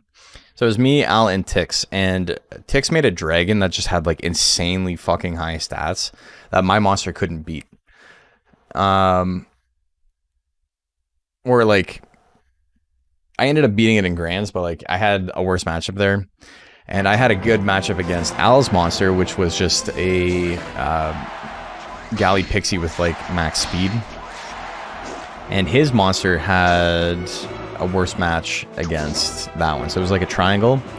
And then, or maybe it was the other way around, but I can't remember exactly. But anyway, it was like one of our monsters beat the other one consistently, and then that would beat the other one consistently, and then the other one beat mine consistently, and like it just went like that. The HD potato format? Yeah, exactly. It's actually more complicated than that. I hit Prime with my monster in 9 weeks.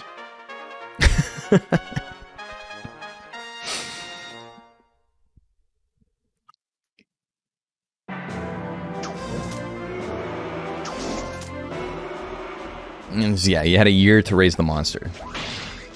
Spartan Babies were combination based? No. Had to be... you had to post proof that it was like spawned off a disc.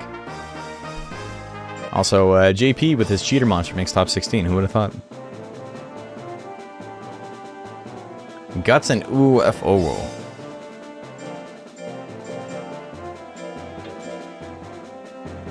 The strats end up being spam battle stat gains. That was part of it, yeah. That's part of why on DX it would be kind of awkward. Because it was very like reset heavy. My monster had, I think, like 570 power and like 450 skill, 400 life, and it was in rank S. And those were its stats. There's a lot of resetting.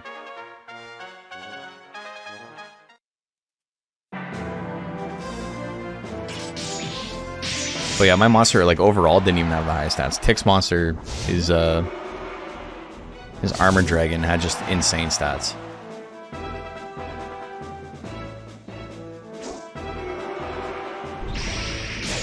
Oh, the Deathbringer.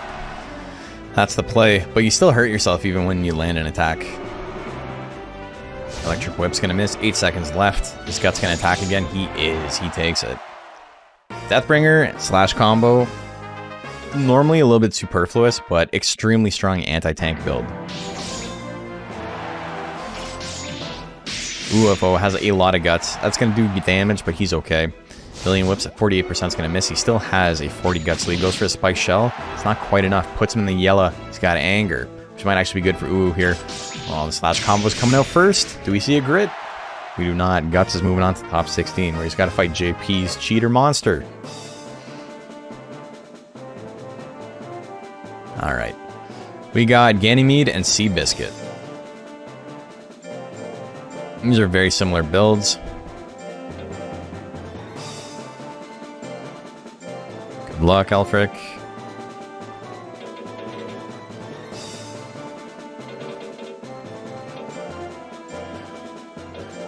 Every Durahan tech is so good. Yeah, it's a very strong monster.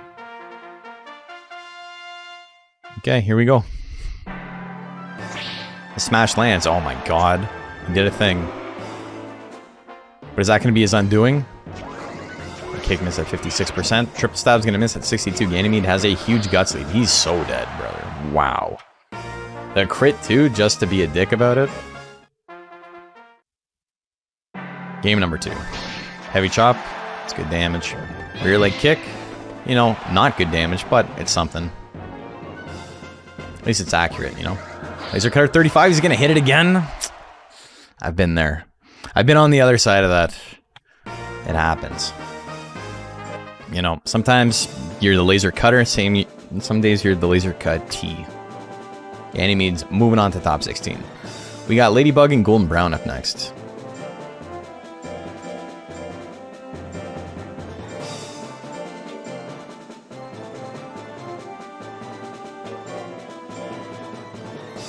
Maybe we should enter the Cheater Monster.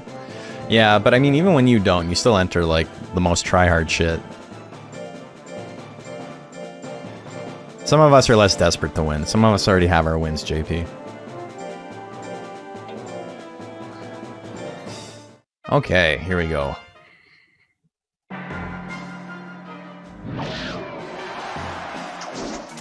1-2's gonna miss. Stab hits, that's big damage, but it's not enough. Golden Brown's got power.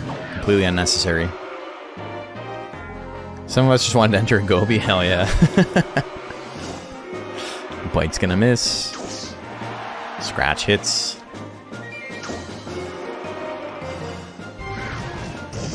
JP wins, does he brag? Yes, no? Let's see. I put the points of competition on mine. You can do a tryhard.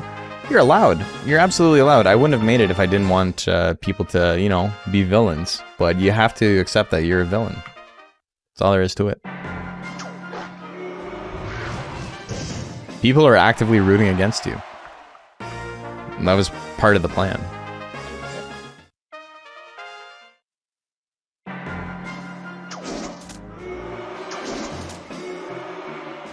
Reject tryhard, return to chop combo. Chop combo is like one of Gaboo's best techs, though. It just happens to also be extremely fun. Golden Brown's gonna take that one, move on to top 16.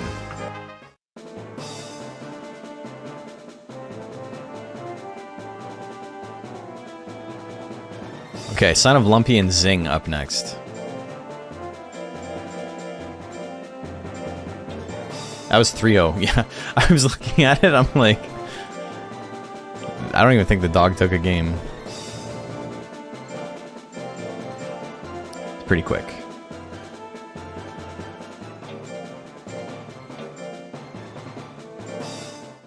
Okay, so Son of Lumpy's got that punch combo. It kind of needs to use it. Oh my god, look at that. Good start. He's got vigor. Death Smash evens it up just like that. Another punch combo would finish it. Double slaps, definitely not going to. Procs Fury. Oh, the only thing Vigor is good for, procking Fury on your opponent. He's dodging all the death punches, but he needs something. Double slaps and need one more. Just not attacking. There we go. Okay. Lumpy dodging a lot of 50-50s. Son of Lumpy is who I lost in my first tournament. I should have entered Hachiman in this tournament. Same opener as last time. The double slaps hits. Procs Anger. Into the punch combo will be enough. Not quite. Leaves him with 13. So Son of Lumpy just needs one more attack to win. But he needs to survive first. Death Punch gonna miss.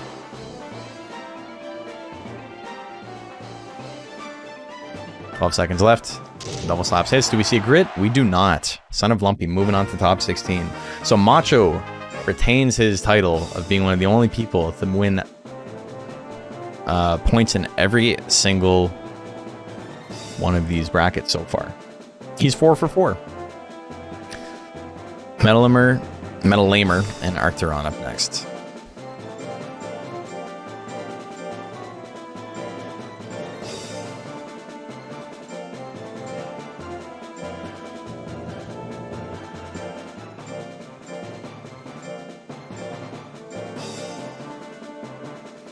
I feel like Jill really isn't that bad. I mean, he's great when his opponent can't dodge.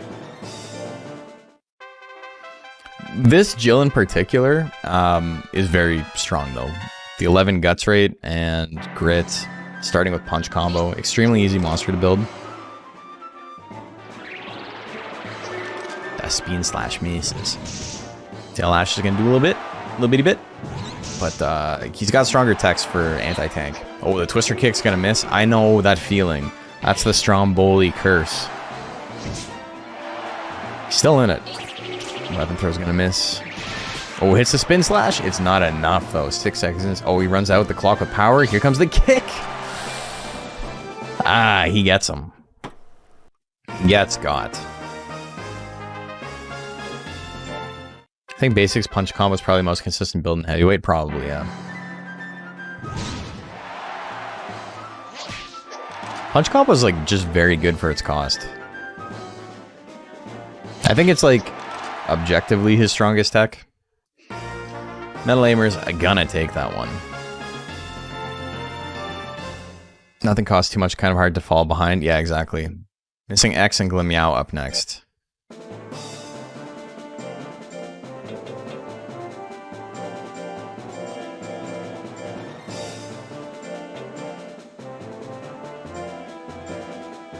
Like Ice Wave. Ice Wave is good. You can probably make an argument for Ice Wave being his strongest, but it just isn't something you can rely on in heavyweight. Ice Wave is probably my favorite tech of his. Doing no withering is both a blessing and a curse, so it ends up being a little bit matchup dependent in that. Yeah, you can make the argument that Ice Wave numerically is his strongest, but it would not work in this format as well. It's just a regular old punch combo. Frantic Rush? Hell yeah. Where are the Ice Meteor heads at?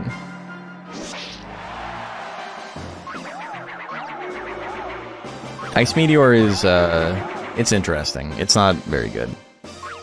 You could just do Snowstorm instead, which is better. Alright, we're going game 3 real quick. Team Quiet Snow. Huge Frantic Rush fan. It's super cheap, does decent damage, decent hit, decent crit. It's like an above curve sharp tech. There's like a million techs like that. It's not terrible, but there's just nothing like special about it. Ice Meteor is certainly a sharp tech. It certainly is.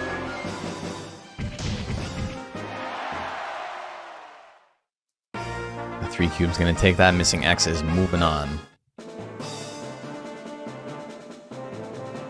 What happened there? Okay, Articuno V2 and 13 version 2. We got the 2 V2s fighting? That's great. Completely unplanned, obviously. They both had to win a bunch to make this happen. White girls dancing. White girls dancing, baby. Hell yeah. Thank you, Freeman. 29 months. Holy moly.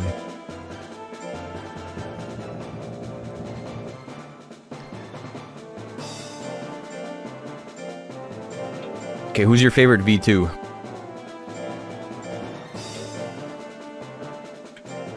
Yeah, this build, man, it's really interesting. The extremely high life gives him more opportunities that like this like otherwise low skill that like would be a complete hindrance. All right, he dies anyway. I don't know what I'm trying to say here. But yeah, we got the V2 fight. But you know, he doesn't have a great chance to hit, but he's got so much life that it does give him more opportunities.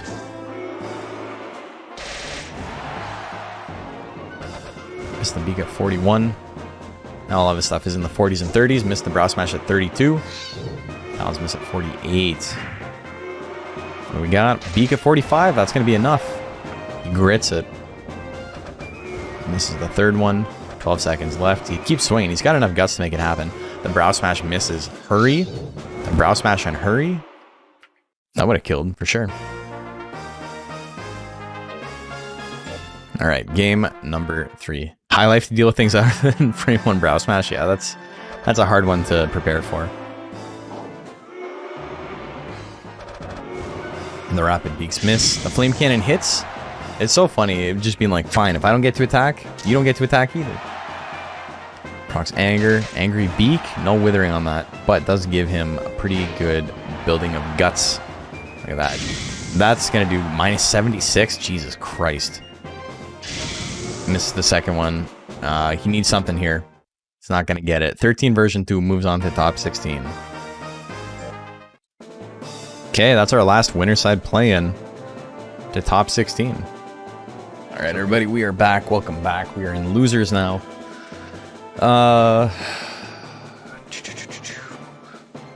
This is DXBL Heavyweight Week 1 of Season 3. We got Hand Jive and Blorm up first. Just going to say hi to Bacon. He is going in for surgery tomorrow, so send him your good juju. Nothing too serious. He's just getting a root canal. Even Bacon has like the most like bougie like health issues, you know. It's like it's not serious. It's just, you know. We don't want the tooth to die. Does Bacon still like it when you change his shirt? Yeah. He pushed the button that says change my shirt if he wants the shirt changed. Shit, big damage on the wheel attack.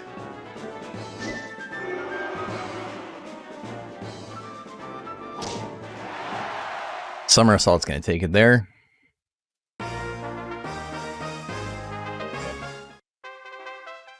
Hope you guys are enjoying the stream. Doing one stream a week has been like pretty nice. Also, holy shit, Blorm with those wheel attacks. Well, fake life, there you go. You need to go to bed. There's the O2. Work in the morning. Alright, see you tomorrow, man. Serpio and Switchblade up next.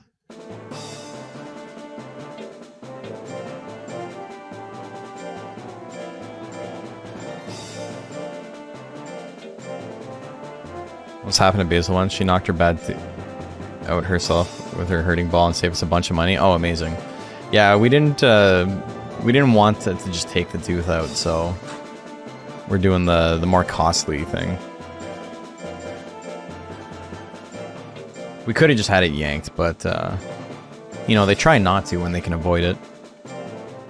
And luckily, most of the tooth is still intact. It's just like, it's as if like half of it is just like missing. You bit into something too hard and it just like broke off. We're making the Victory Road run today? Hell yeah, brother. That's what I like to hear. Anyone who entered from Praise Division and Losers right now, you would know better than I do. I haven't even been paying attention to that stuff. I know I've got like a decent amount of points overall in the league, but my division's doing fucking... It's going buck wild in the JP division, so my my points don't matter much right now.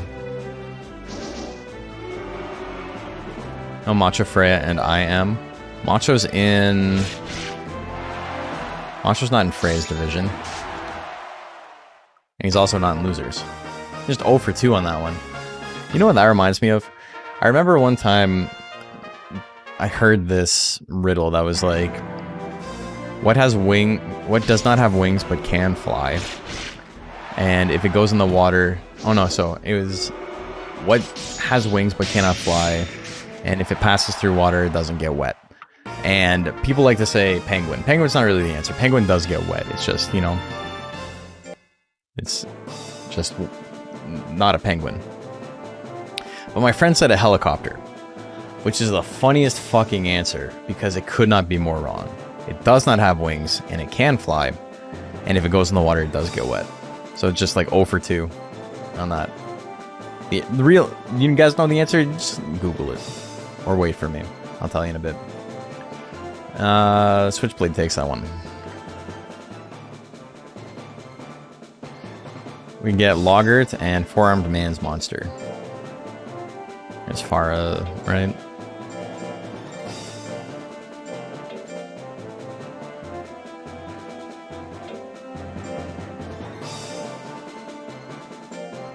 Water vapor does not. Do penguins even have wings? They got flipper floppers. I don't know if you could call them wings. Either way, penguin's not the right answer. The real answer, it's kind of a bullshit answer, is a bird's shadow. It's a thinker. Loser, I barely know her. I'll drink to that, brother. Alright. Here we go.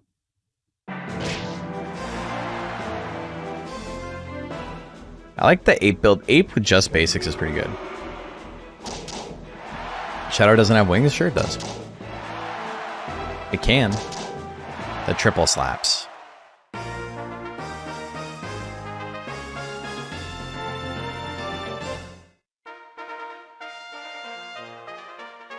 Hold on one sec.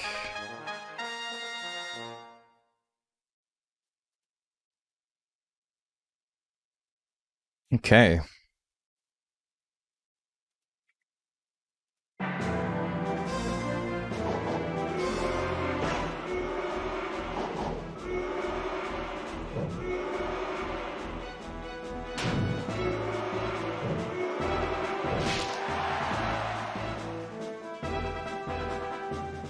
Our kindergartens.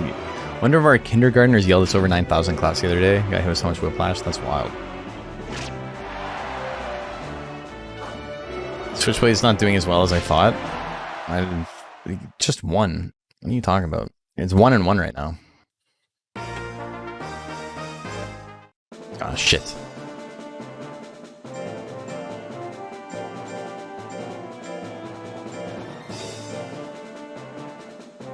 I was gonna give him the oh really wow owl. Oh my god.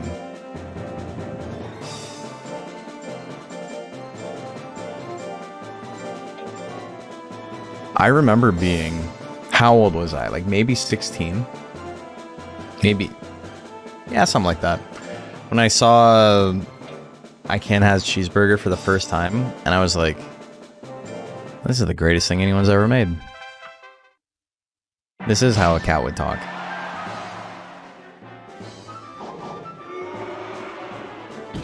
Two 2006 was a different time. Don't fucking judge me. It was and is. Yeah. It's good.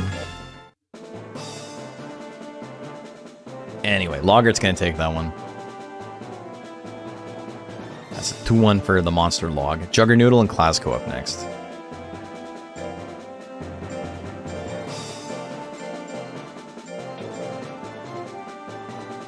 Dude, so I have two cousins that were born in like 2000 and like 2002. And I remember showing them Ultimate Showdown of Ultimate Destiny when they were like 5. And I remember my aunt being like, this better not have any like violence in it. And I was like, well, there's like violence, but like it's not graphic, right? And I totally forgot that it just ends with like the bloodbath of like Mr. Rogers. Just like killing everybody and there's like blood everywhere. And so we watched the whole thing and like it wasn't a big deal. And then it just ends with that and I was so mortified. I was so embarrassed because I wasn't trying to like be like it's actually it's okay. But like knowing it wasn't, like I was like, no, I don't think there's any violence in this. And she like she lost her shit on me. And like understandably, it's okay, like I get it. But luckily the kids had no idea what was really going on. Nash's trick. Yeah, I spooked them. They're like, what's coming out of his chest? And then he says, like, it's jam or whatever. And they're like, oh, okay. And they just use their imagination to, like, figure out a scenario where that would make sense. Because they were, like, 3 and 5 or something. Slash combo hits, but Juggernaut is still in it. Okay, who won game 1? I was telling the story. I lost track of what was going on. Oh my god, another slash combo. It's a lot of slash combos, baby. Did we get on Albino Black Sheep? Yeah.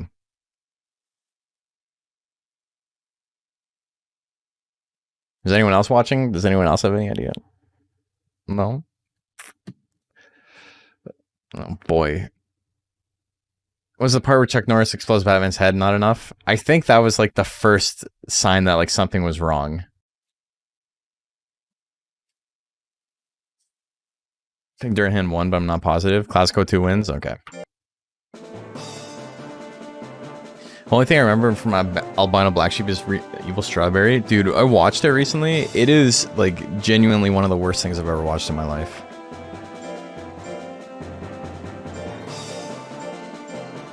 Like, at the time, peak comedy. Watching it with, like, any sort of, like, retrospect is like, this... Why was this funny? It was funny because it was novel. Cartoons on the internet were new. I want to play video games. Hey, Third Shift, thanks for the sub. Very kind of you. Albino Black Sheep is a thought that has been stored away for a long time. Homestar clears? It does. Bro, did you ever watch Space Tree?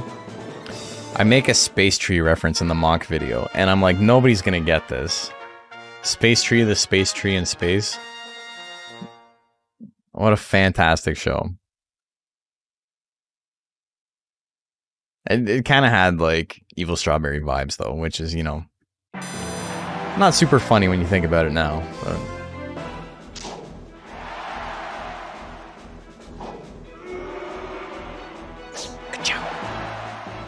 To the Ray, give him the zip zap. Don't remember that one. It was like a full series.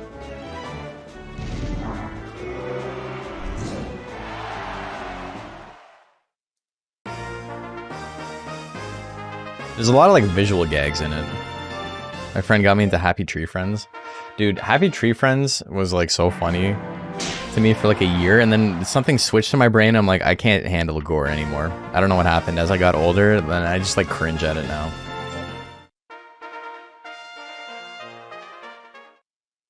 I can't watch like movies with like realistic gore. Like it's, I don't know. Also, GG's. You had Happy Tree Friends OCs? I won't tell anyone. I like goofy like B-movie gore. I think that shit's really funny. But like the Saw movies and stuff, like, they're gnarly, dude.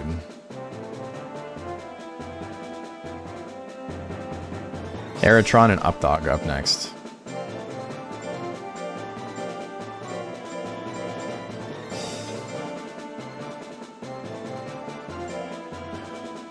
Well, lost because he wasn't named Ray Walliam. Oh, that's a good one. That's some Evil Strawberry shit. First Saw is good. My favorite thing about the first Saw movie is that it takes place on September 10th, 2001. Oh boy, can't wait to get out of the Saw trap and go to my office at the World Trade Centers. Alright. Spike stabs with the single hit, there you go. It's never like explicitly mentioned that it takes place on September 10th, 2001, but you can see on his flip phone, it has the date on it. Whether or not it's intentional. Jigsaw's greatest trap, Jesus Christ. Holy shit. Oh my god. And all because one of them smoked. Someone in the building smoked, and that was enough for him. All right, we're going to game 3.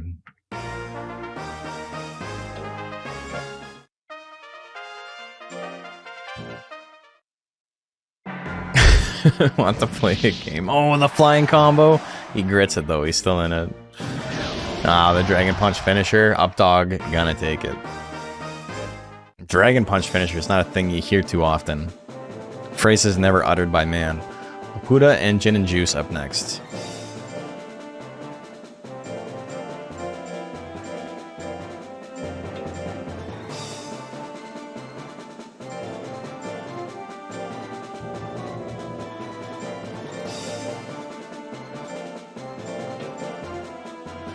Have some RNG for sure. That's how Monster Rancher plays, though. I'm in losers. I got smoked by a bunch of 30%. Shit happens. Okay, golem fight. First golem fight of the night? I do believe. Let's see that heavy kick, though, before the night's over. So the kick, it's pretty even. The brow hit finisher, 8 hundo damage. Okuda's gonna take game 1.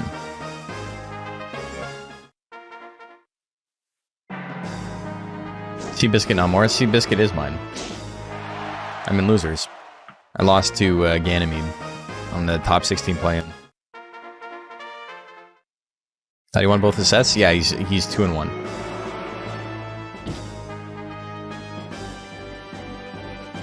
Got laser cutted a couple times. Oh yeah, let's go.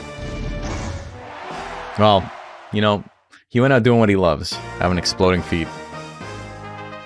This is the second golem hanger I've seen named Laputa. This is actually the original. Freya's is newer, but yeah, it is a reference to something. Golem the Whore. That's the reference.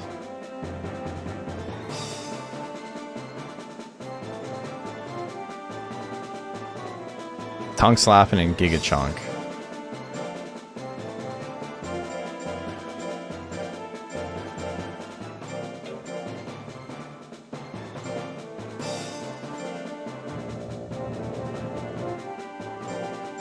Giga Chonk. Just hope you get to see Lunaria a few more times before you get ready for work. We'll see. Is she in the next round?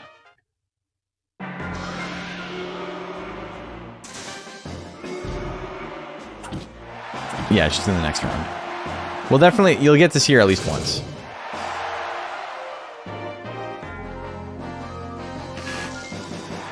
The bite lands. Giga Chonk having a little bit of trouble today, but I do love me some Magmax. I think Magmax is like... Is it my favorite Baku? I think Gontar is pretty hard to beat. Gontar is adorable. The Purebred's great too, but Magmax is definitely up there.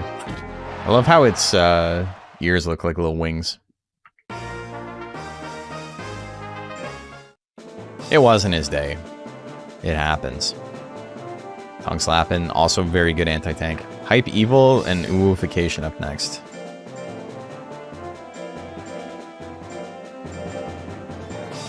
He's so red. Yeah, it's a great color.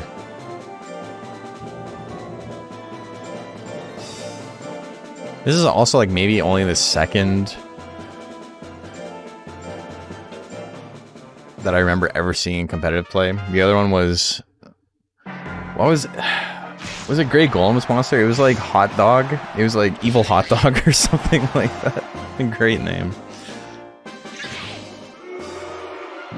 Now he's actually named after one of the really good friends that's been watching me raise monsters lately, and she'll be very sad if she goes out.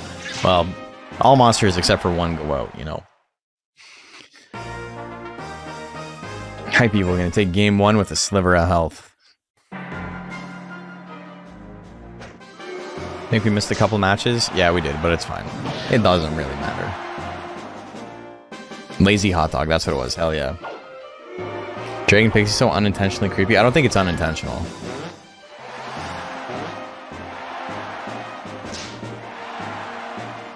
The ease? Oh, wow, it's getting close. Ooification is leading. Oh, there's the hard straights. That's going to finish him off. A rabbit. Gets a million more hits than its opponent, and sometimes that's all it takes. Just swing more. 2-0 for Hype Evil. Alright, up next we got Udon Bowl and Metal Edamon.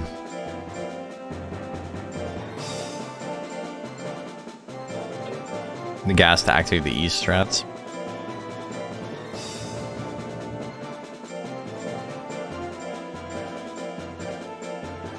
There was a oh my god, I can't spell.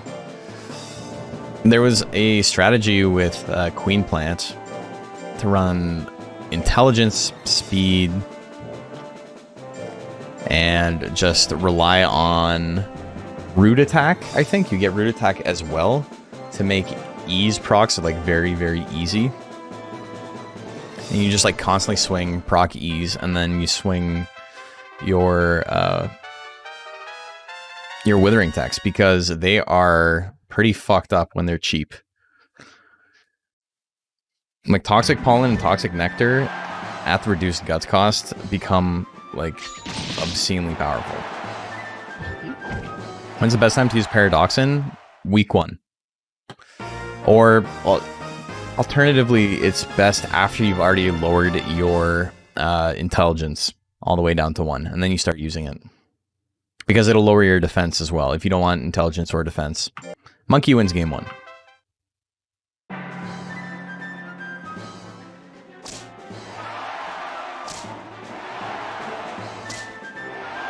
That's many whips. Metal Edamon just chilling. Oh, he does a foolery? Foolery on the swing throw. He would have won it right there. But instead he's going to win it slowly. Depends on how many you have. If you have like 8... Yeah, but if you need to lower your intelligence, you need to lower your intelligence before you do Paradoxin.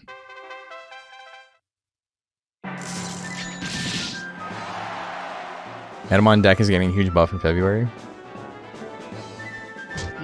Grab throw, a little bit of damage. Udon Bowl hanging out, goes for another shell attack. It's not enough to kill, puts him in the yellow. He's got anger. Angry Thwack. Gonna do a lot of withering on that, pretty good. Big Bomb, this is going to do a lot of withering too. Or a little bit of withering at least. If Anger didn't run out, it would have been pretty solid. There's the Million Whips doing 6 hundo on the crit. Pretty good. Just don't start with intelligence. Pretty good. Something I do for is just run Swim Drills while Paradoxin is active if I need to lower it, depending on the stat cap. Yeah, you can do that. 2-1 for Udon Bowl. Cthulhu and Gaboomon up next. Not a good night for apes.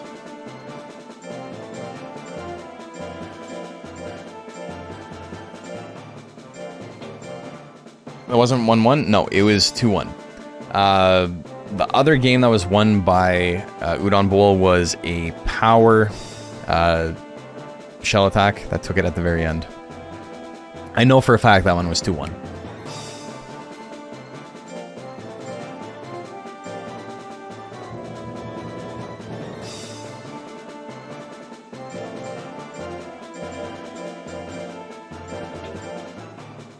The first game Udon Bowl won, it was getting its ass beat, and then it got the power shell attack, and it won. Such things happen.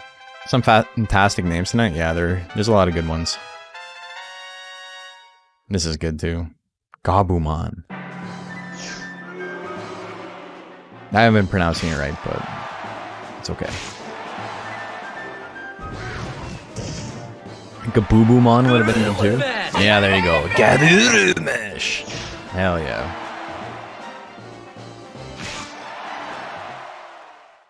Should enter my power plant. I'm trying to think of... A lot of my builds that I've done have been kind of experimental. Like, I did... what's his name? Nick Ribcage. Because I was like, I wonder if Real is going to make this build better. Turns out the slow guts rate is just... It's too much of a hindrance, and he, like, gets his ass beat by tanks.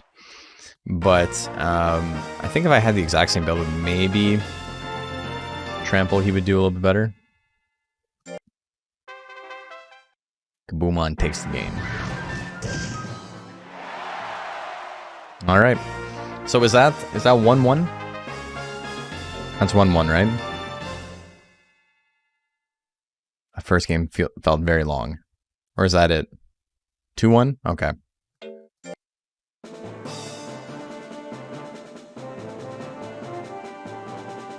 Gabumon goes out. We got Little Duende and Blorm up next.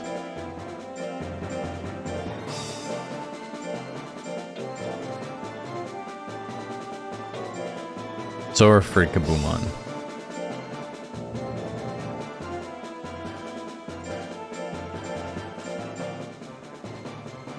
I think the name Sex with the Man is pretty good. Yeah. It's really funny, JP. It's really great. I'm glad you thought of it all by yourself.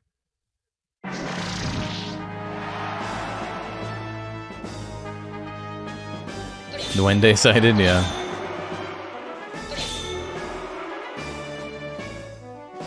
We got ourselves a little Duende. Oh, misses a somersault. Another one. More air shots. Little Duende running for president on a platform of more air shots for everyone. The punch gonna miss. What were you, Bro, what were you aiming at? Also, that last second steal there is pretty mean.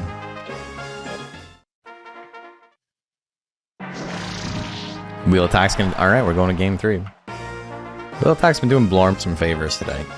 I think he's landed every single one. Oh, alright, I lied. Air shot missed though. Ooh, 2 in a row? Alright, Blorm's still in it. Down 20 guts, the head spike's gonna do big damage. Little bit of a guts lead. He needs something here though. What's he got? Sting? That is technically something. Blast shot gonna finish him off. Duende is moving on. The one time he misses the wheel attack and that's it. Oh, we skip wheel attack because of accuracy, but it's a good heavy tech. Yeah, it's not too bad. Syria and Switchblade. I don't think it's like fantastic. I think it's a little bit too expensive for Worm. But, you know, there are worse techs out there. There are worse techs out there that, like, people run consistently on monsters and competitive, so. At least it's not like a... It's not like a roll assault or something, right? Like, it's not like a zoom roll assault. Heavy attacks always seem good when they hit. I mean, wheel attack is a special attack, but yeah. Heavy attacks always seem good when they hit. Is true. They do.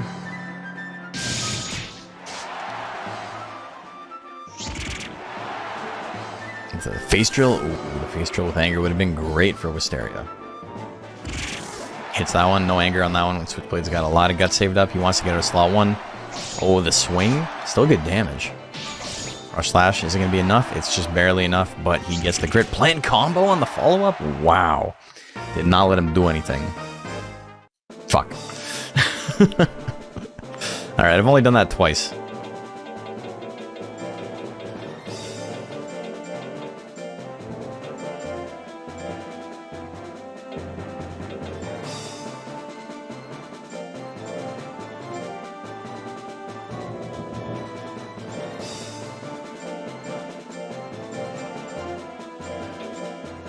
Weed is a cool design. I like how it's got like the tendrils.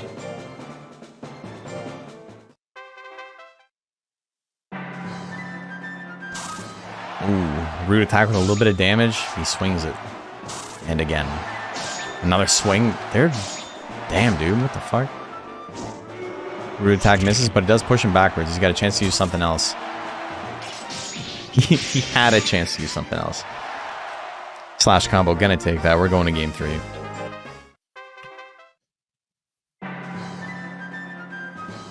Face drill miss at 59%. Punch combo. Good chunk of damage there. There's the anger though. Mysteria's got a shot. It can do something. It needs to grit. Good chance to grit with all those guts, but it still doesn't. That was like the best possible scenario to proc a grit. Sometimes it just doesn't happen though. Very unfortunate. Switchblade gonna win that one 2-1. A weakling and Loggart up next.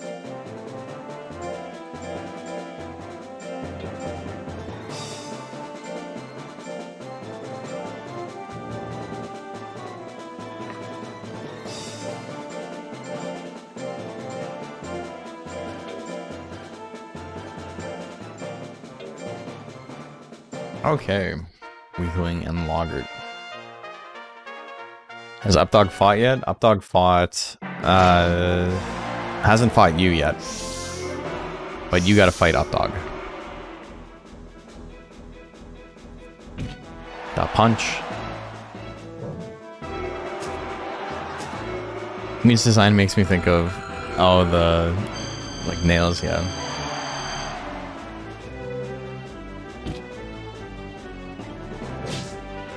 Path top 16 is littered with tanks praying for a miracle run. Hoping for a miracle. Ooh, is that gonna be enough? It is.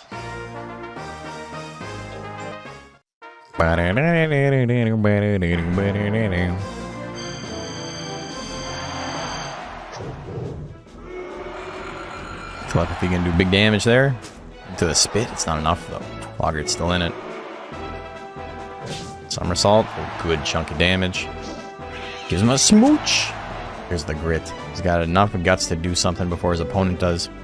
Will he though? Oh, the kiss misses. 10 seconds left on the clock. Roll assault would be very funny.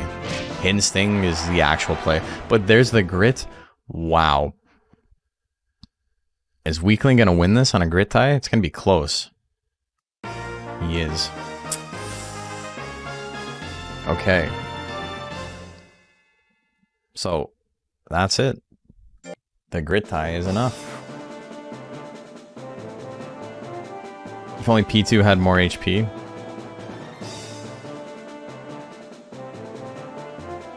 Well, he lost the grit tie because he had more HP. 1% is one is a bigger percentage of 701 than it is of 733. Sir Static and Love Little up next.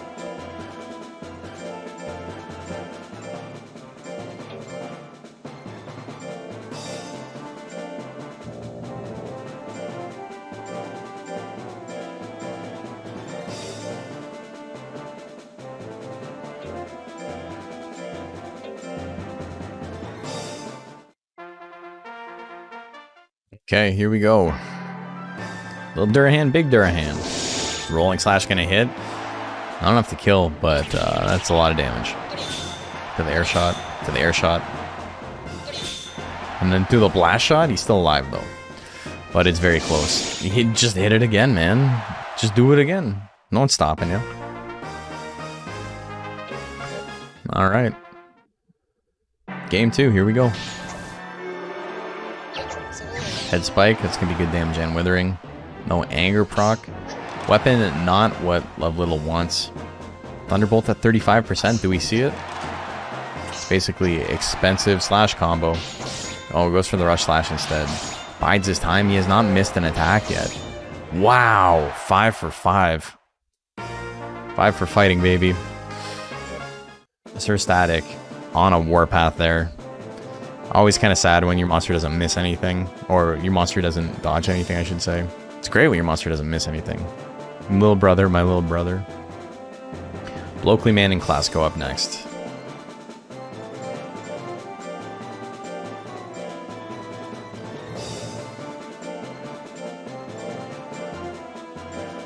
Tiny Knight has to be the most expensive doll. There's a lot of parts going on. It's well articulated.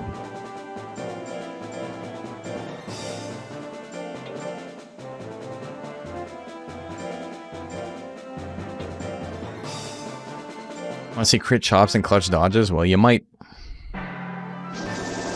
There's the clutch dodge. Good start. Slap, absolutely not the play, but, you know, damage is damage. Now would be the time to stop. You got a lot of hit tax on this guy, eh? Another slap. Swing gonna almost tie it up. 2 in a row will take it. Misses that one. Long punch, will it be enough? 195, it is. Blokely Man takes game 1. War of attrition there. Death by 1,000 cuts. Hits the long punch. Not a great opening. Slash combo 37%. Shockwave, yeah. Oh, hits the slash combo. Do be hitting. He's very risk averse. Yeah. He's got the chop combo up. He had a shot at it. 1, 2, chop. Good damage. 2 in a row. 1, 2, chop. Needs a crit. Oh, he doesn't get it. His opponent's in the yellow. He's got power. Fuck. 50-50. Yeah. You know, he did the right thing. Game 3. He did the right thing. It just wasn't enough.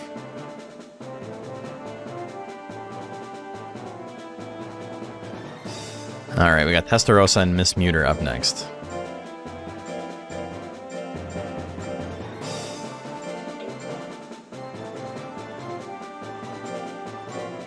Sometimes the coin flip doesn't go in your favor.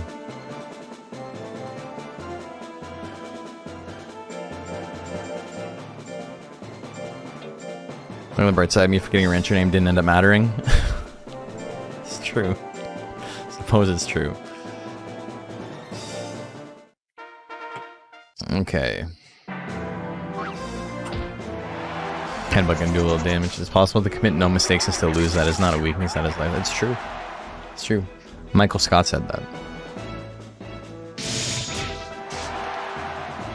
Angry Millie stabs. Good damage there. Dash slash is it going to be enough? Yes, it will be.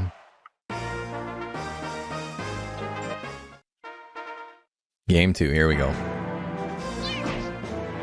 Hit him with the Russian punch. Slash combo. Miss at 41. That's the highest percent I've ever seen that move at. You know, not against a tank. And it missed. 38? 38's pretty high too. It needs to be 35 or else we won't hit. The double headbutt. Lorica goes down. We're going to game 3.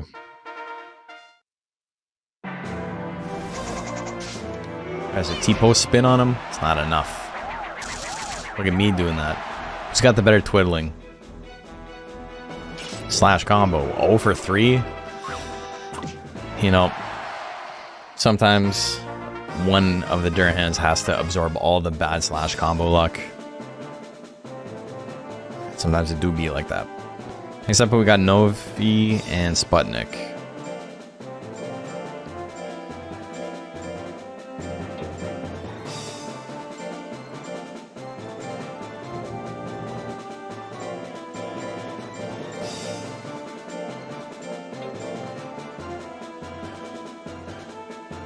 Sonic shoes represent? Yeah, I mean, he does have the Sonic shoes.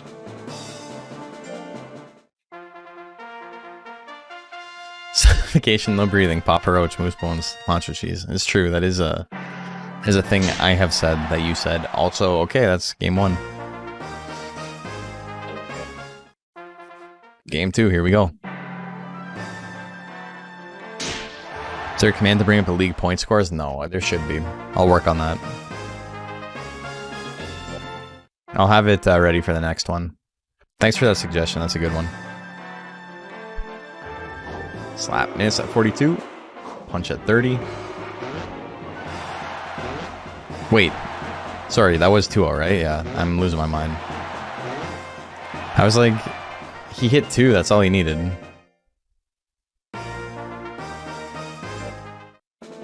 Gonna be tough. It will be tough to win after going 0-2. Yeah. Sorry.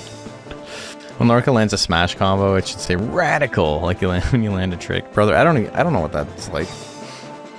Sonic Adventure 2. More like Sonic Ass. Veteran and Sir Spotrick up next.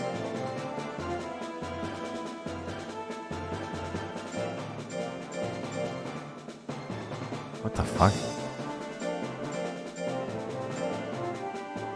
Sorry, I don't know Peak. No, but I know Cap.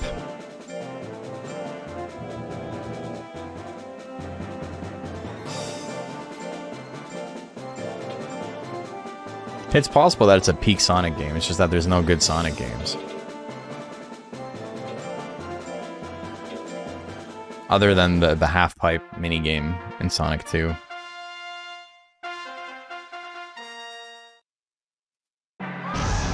Oh my god, big damage to himself. Look at that.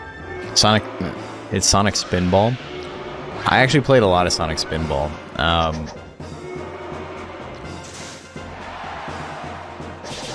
I think calling that a good game is incredibly generous. Sonic Colors, the Wii version is right there. When we get into specific versions of games, it's very funny. It's an insane game though. All right, that was 2 quick games. Was that 1-1? He hit the tail lashes, right? Sonic Battle is peak. I think Sonic Battle is the best Sonic game. It's 1-1, yeah. It's the best Sonic game, and it has just the most infuriating story where it's just like, go here. Okay, now go here. Oh, now we're fighting. Okay, now go here. Oh, now we're fighting. Okay, now go back to the first place. Oh, now we're fighting. Like, it's just, don't make me walk around. Let me just choose shit from a menu. I've heard it's 1-1. Well, you'd be wrong, dumbass, because it's 2-1. It's the first time I remember, like, and this is me saying this as someone who liked the game. It's the first time I remember playing a game as a kid and being like, this is tedious bullshit.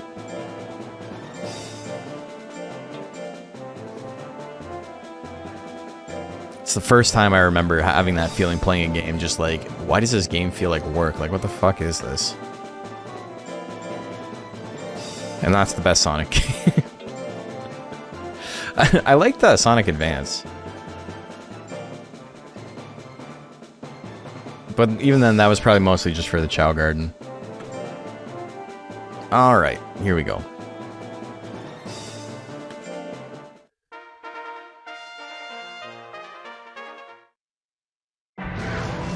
Trample opener, not gonna be enough to kill, but it is good damage. The stab miss at 52, it's what it needed to do. If they made a standalone Chow game, it'd be the best Sonic game. Yeah, it would be. I don't think any of us here would argue that. That's like what we want.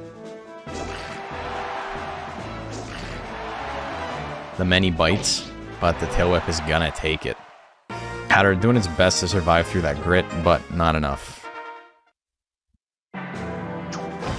Oh, the stab's gonna take it. We're going to game 3, just like that. Needs to get that trample off, frame 1. And then hope for the best. Ooh, the 1-2 miss.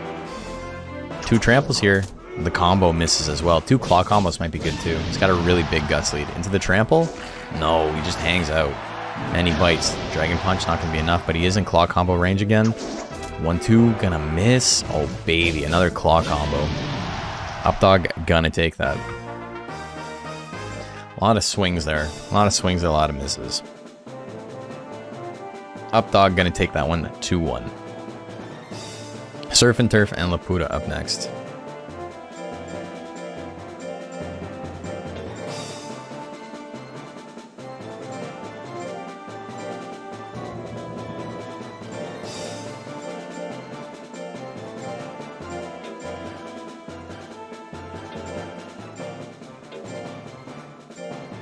Alright. More 702 builds. It does mean Surf and Turf has the ability to get the claw punch, or the pinch, I should say. Claw assault into, what am I trying to say? Claw assault into the other one. Hidden Sting. But they do start in slot 4. That's an interesting thing about Golem, is that he's not actually super big in the arena. So he usually starts in slot 4. It doesn't measure from his hands. I don't think anyway. Maybe it does, but either way, he's like a very average size monster. Oh, the charge is gonna take it. Puda's moving on. Charge is doing him a lot of favors in that matchup. Alright, we got Hollies and Tongue Slapping. Oh my god. We got a Suezo fight. Kobe looks like an early PS2 model. He kind of does.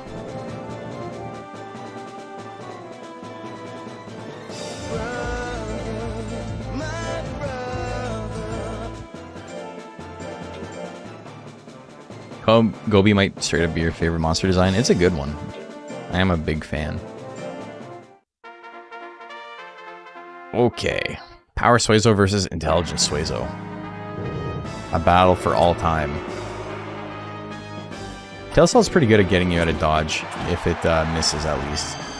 Puts you between slot 2 and slot 3. You just have to not walk forward and use it again immediately. Tail Salt miss there. Goes for the kiss. He smooches him. It's big damage and big withering. Gives his opponent power. Goes for another kiss. That's going to be it. Wow. He gets the grit. He's not out yet. He's got a little bit of guts. Holly's running away. Holly's takes game number 1.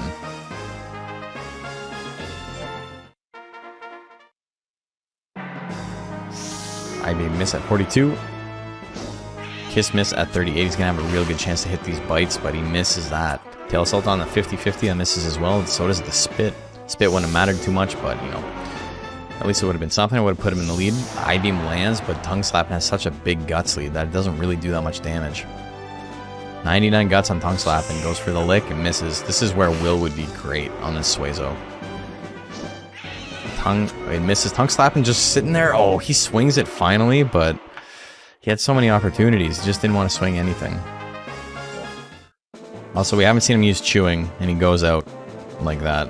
Very unfortunate. Mad Born and Hector up next.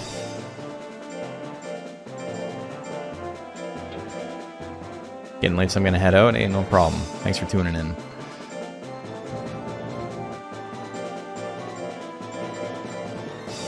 Yeah, we're almost done tonight. My voice is starting to go. We're going to go for like 45 more minutes. At least try and get to top 16. If we can get the whole thing done tonight, that'd be great. I don't think that's going to happen, though. These two matchups are way better for you. One of these two matchups is way better for you. Yeah. Alright, Diving Press. Wow, the crit's enough. That's terrifying.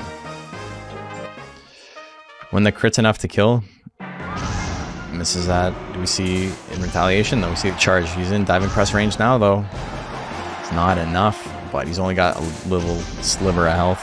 He grits. He's still in it. He can Diving Press to win this. You might as well. That was the play. That was the perfect play. It was your only opportunity. Matt Bourne, going to take that one 2-0 quick. Lunaria and Udon Bull up next.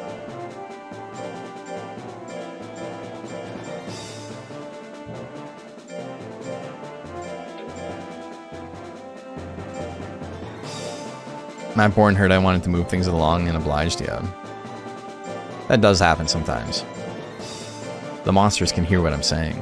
I have a special connection with them. Okay. Water Cannon, big damage. Udon Bull down to half health. But now they're up close. Lunaria does not have anything. Does it have Splash? It does have Splash, okay. So it's not helpless in slot 1. I think it's like imperative for every Undine to have Splash. It's not even a great tech, but, you know, better than Ice Sword. Ice Arrow's going to take that. We're going to game 2. Water Cannon, good damage. Huge crit. Electric Stab's going to hit. Lunaria with a little bit of a Guts lead, just enough to put Udon Bull down, but he got grits. Goes for another Electric Stab, misses on 46%. That's going to be it. Could have won it if he hit it. Made me slur my words. Lunaria takes that one 2-0. We have Fruit Punch and I Spit You Quit up next.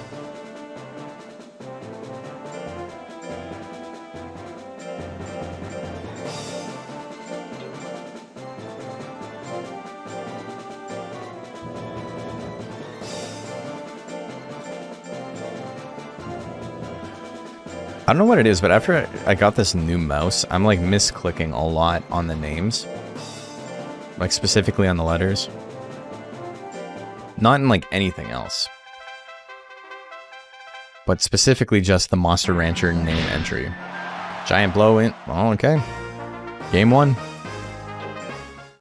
It's kind of a spooky monster to have no life against.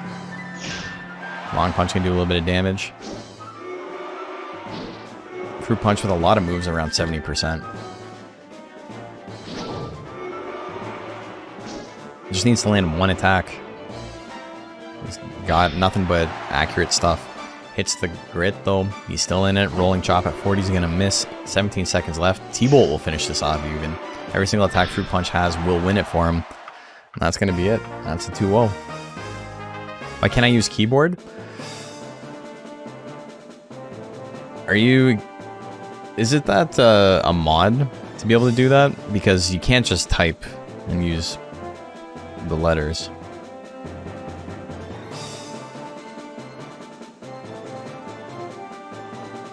He's Krabby and Cthulhu.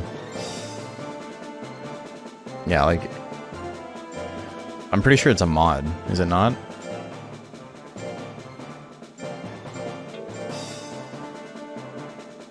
Why didn't... Oh! You mean like why wouldn't it let us? I know. It's so stupid.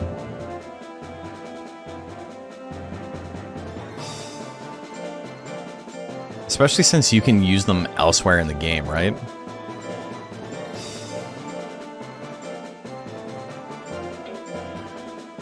Like when you're searching up like discs and stuff, you can type. Why can't you type here? Big stupid vibes. Alright. He's Krabby and Cthulhu. Just notice He's Krabby is pretty low below 3,500 stat cap as well. It's the fist missile. It's at least some damage. The death scythe. He's been landing like every death scythe thing. He had to fight a tank last time, so it makes sense that he's landing all of them. Cyclone at 25%. We don't get to see the Cyclone. Sting Slash. He's landing a lot of stuff though. Even if, you know, they're not particularly good for their cost. It's keeping them in the fight. 2 bites can do a little bit of damage. Very even on the guts. He's Krabby. Does have a faster guts rate. Hits the fist missile. It's not enough to win. Cthulhu needs something a little bit heavier than 2 bites. Do we see another fist missile? We do. He's Krabby is actually gonna take that one. A little bit understated, but the dragon didn't want to use any of its heavy techs. And sometimes that does happen. Alright, up next, we got Hype Evil and Lil Duende.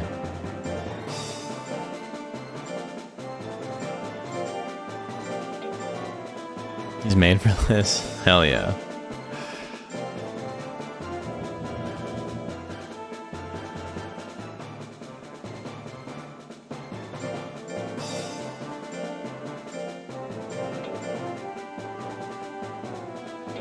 But yeah, monsters tend to do well when they hit every single attack.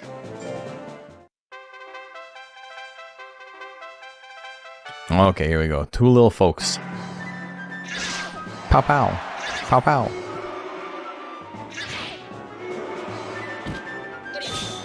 Air shot can even it up just like that. Goes for the head spike. That's it. Little Duende. Little bastard. Game number 2. Here we go. Hits the punch.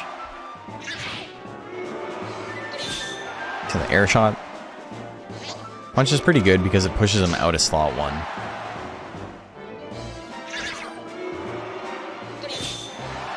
Good option to have on Iraqi if you're going for the intelligence build. At least let it use weapon less often. Hype Evil takes game 2. We're going to game 3. Dundee spotted, yeah. Hell yeah. High kick miss. Gas hits. A little bit of damage. A little bit of damage. He's angry though. A little bit more damage. Air shot with a huge guts lead. Missed the second one. It's the third. The 1-2 punch miss. 9 seconds left. The high kick. Oh, with the hurry, he tries it. The head spike is gonna land. Little Duende is moving on.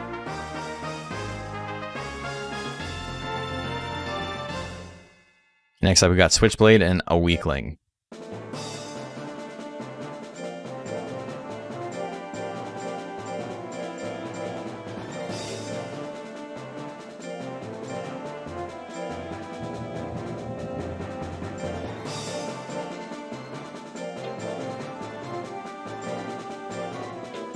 Man, imagine if I was doing bets for all of these. Would we even be on losers yet? Probably not. Okay, Switchblade and a Weakling I-beam opener. Pretty good damage. TK misses into the punch combo. You're dead. That's big damage.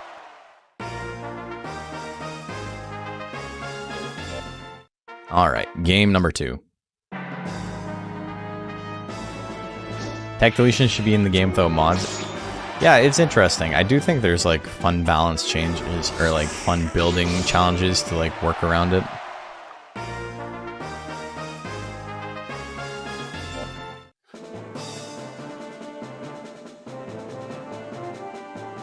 Obviously, it makes some monsters like less viable, but I don't know. You know, going back to hard mode now, I kind of appreciate some of the like the bullshit in the base game, and like the lower average power level is like it's kind of nice. It feels less like batshit. Like it feels just kind of like, you know.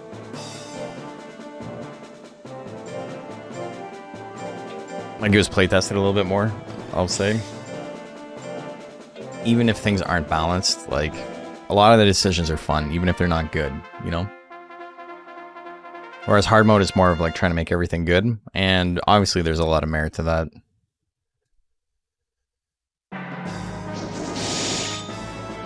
So static, doing good damage. Our slash gonna hit a lot. 2, 3. But there's 1. 2 tanks.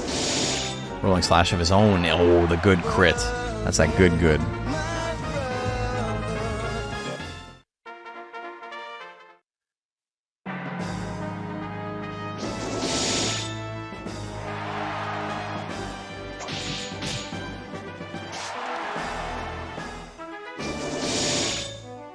Slash, good damage. Class go into the yellow.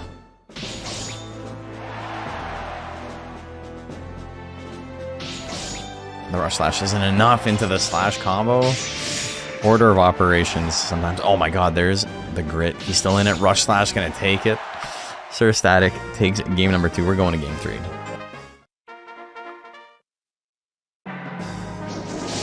I'm of the opinion that Switchblade's build is one of the better Durand builds. You were just complaining earlier after it lost a single set that you were gonna dump it and go for a new build. What are you talking about? Oh, that's gonna be it. T-Bolt takes it. Are there like a billion Durhands tonight? Yeah, there's a lot.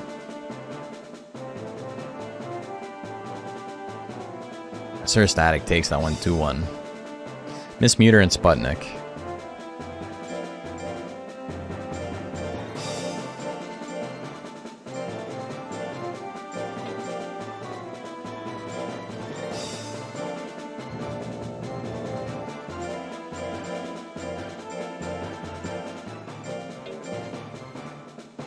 Do you have the only arrowhead? I don't think so. Isn't there one in top 16?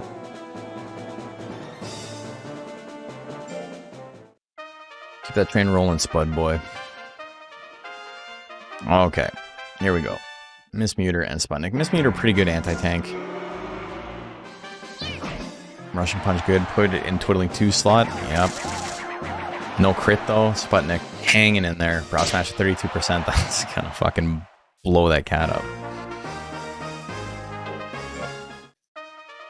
Oxorian and Silverface. There's also a plated arrow, yeah.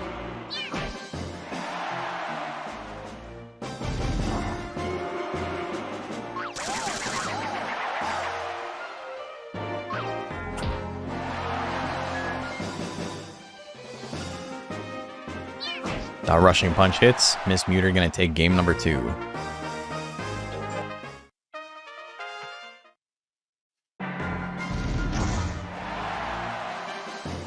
Man, that charge did a lot off the hop. Head assault doing okay damage. No crit though. This Mew's not getting a lot of crits. Probably just keep entering Lumpy. Yeah, I don't know if I mean, Seabiscuit obviously is not a great build because it's a weak Centaur. I could just make the same build on Sniper and probably do better, but what are you gonna do? Do like the crap boy. 3 seconds left. What do we got? Head assault, gonna take it. Miss Muter wins that one 2-1. Is there Sniper with grit? Yes. All Centaurs have grit and will.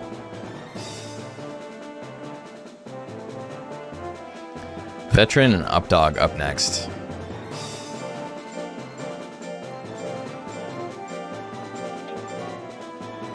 And 4 legs. and a huge dick.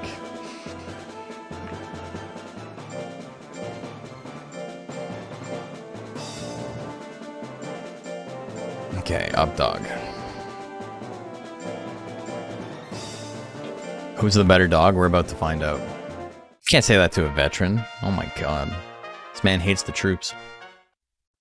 You know, I get asked to do a lot of like charity stuff, and I got asked to do one that was specifically for families of the US military to like help them afford childcare, which is such a like out of left field like type of thing to ask me to do. Also the tramples, GG's.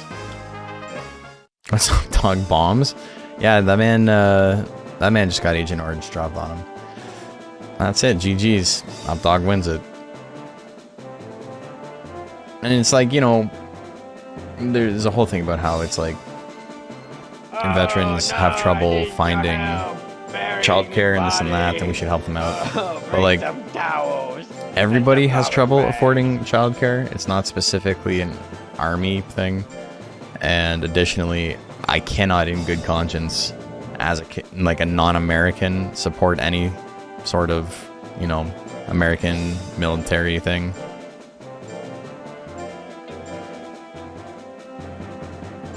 To the shelter with the old man? Oh my god.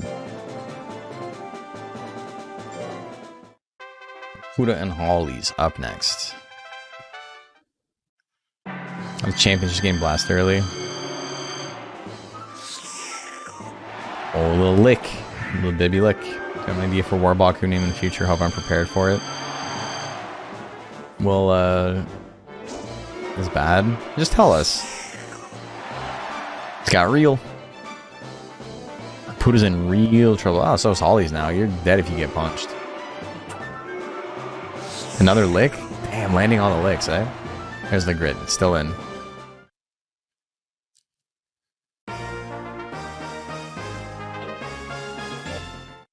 It's too late out. It's too late in here, too.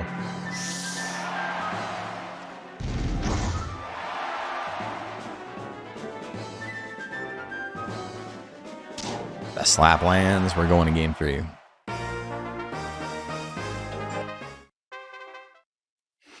I got a comment on YouTube the other day that was like, "Why do I care about Monster Rancher tournaments? This is stupid." You choose what you watch on YouTube, dude. Like, you can just not watch videos you don't like. Lapuda's gonna win this one 2-1.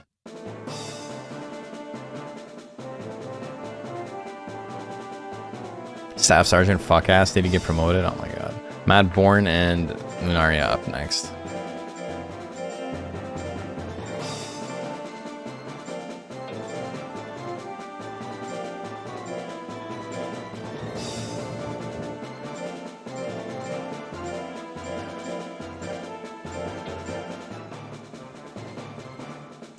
Thinks he got 1 win.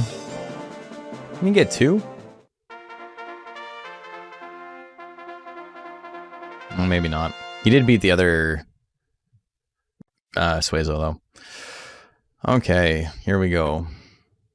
They don't start in slot 4. Gotta watch out for the gust breath. Fuck it. Also water cannon.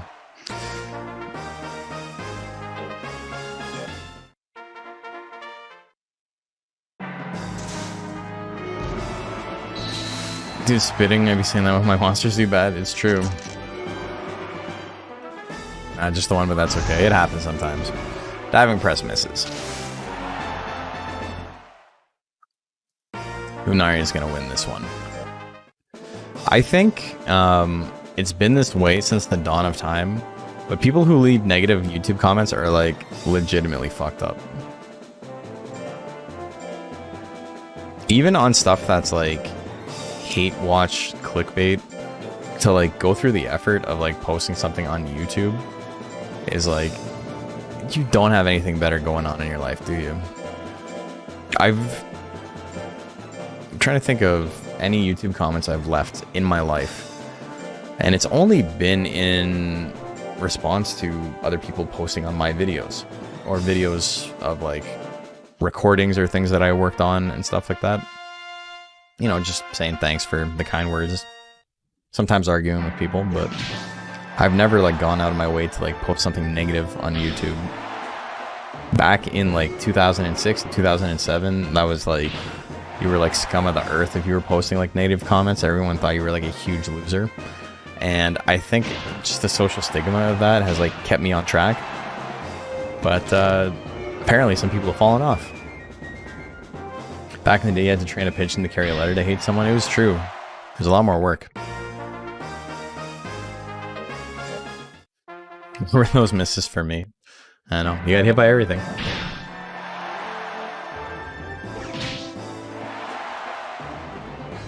Gotta get ready for work. Thanks for hosting. Hey, thanks for tuning in. We should bring that back. There's something fucked up with people's mind where saying nice stuff is cringe, but being mean isn't. Yeah. But then you grow up and you realize that's not true at all. I used to be a big asshole on the internet. And you can still see some of that. Like, I still, you know, argue with people and shit. But, there was, like, a time where, like, I was just, like, arguing and, like,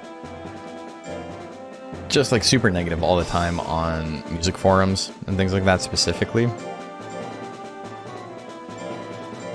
And, you know, it's kind of, like, awkward to look back on it now because, you know, I was an asshole. But, I had very strong opinions about things that I really enjoyed. And, you know, I let that become my personality. Time to leave mean comments on the mock.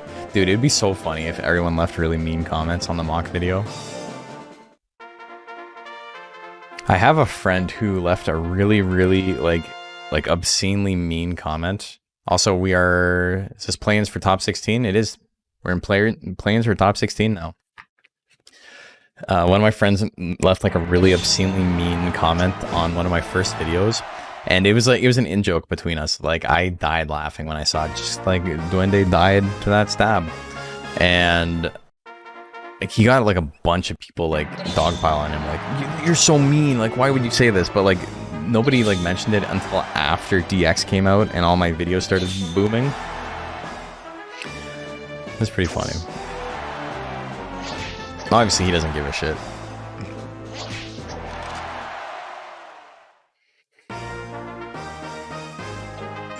Duende takes game 2, by the way.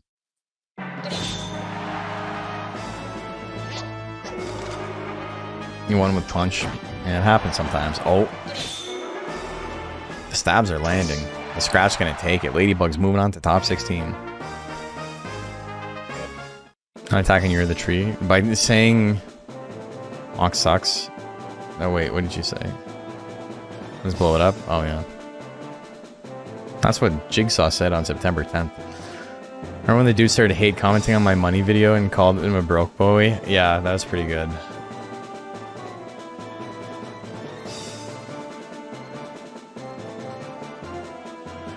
Why'd you do a video on Mock Melner's better? That'd be great if everyone was just like super negative. Alright, Seabiscuit and Switchblade, here we go.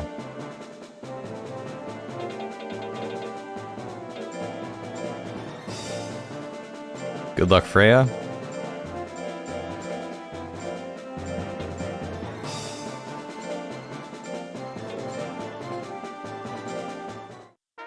Okay, here we go.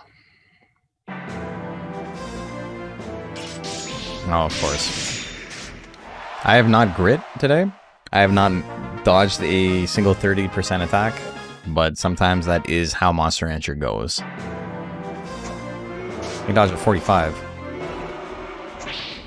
Hits a smash, a little bit of damage at least. Misses that. Cut into it, 52. Big miss there. About 15 guts lead on Switchblade. Good damage. Dash slash gonna crit. Well, what are you gonna do?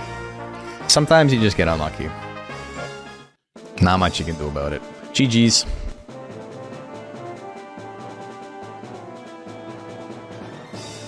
Ooh, F-O-O. Are you sure I get my monster grit? It spawns with grit. I couldn't not give it grit if I wanted. That's because I made the mock video? Maybe that's because I made the mock video. Finishing 17th. That's unfortunate, but it does happen. Sometimes you finish 17th.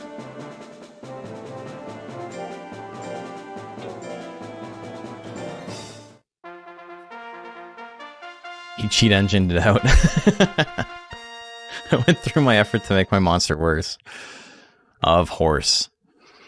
Alright, here we go. UFO, insert static. For the bit, that'd be pretty good. Just to be a martyr. The double T-bolt. That's hard. That's hard to deal with. Sometimes you have to handicap yourself. I'm too powerful, that's true.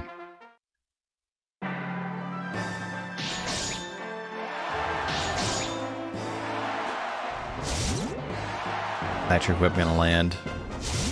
2 in a row. Another T-bolt. He's landed 3 in this set. Ooh, still in this though. Alright, I lied. Oh, there's the grit though.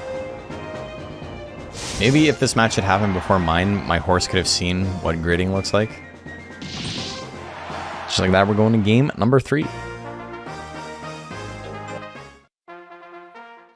Catching this late, how's the tourney going? Good. We had so many monsters though. We had 58 monsters, which means that we're probably going to finish right before we get to our top 16. And then we'll just play the top 16 either tomorrow or more likely, because I don't think I have enough time tomorrow, Wednesday. We'll finish the top 16 for this. Because tomorrow we have the blindfolded stream. UFO gonna take that. Salvi moves on to top 16. Eats so many thunderbolts and still makes it. Control V and Miss Muter up next.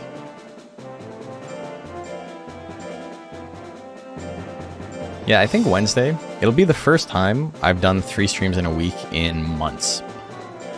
But it'll be pretty good.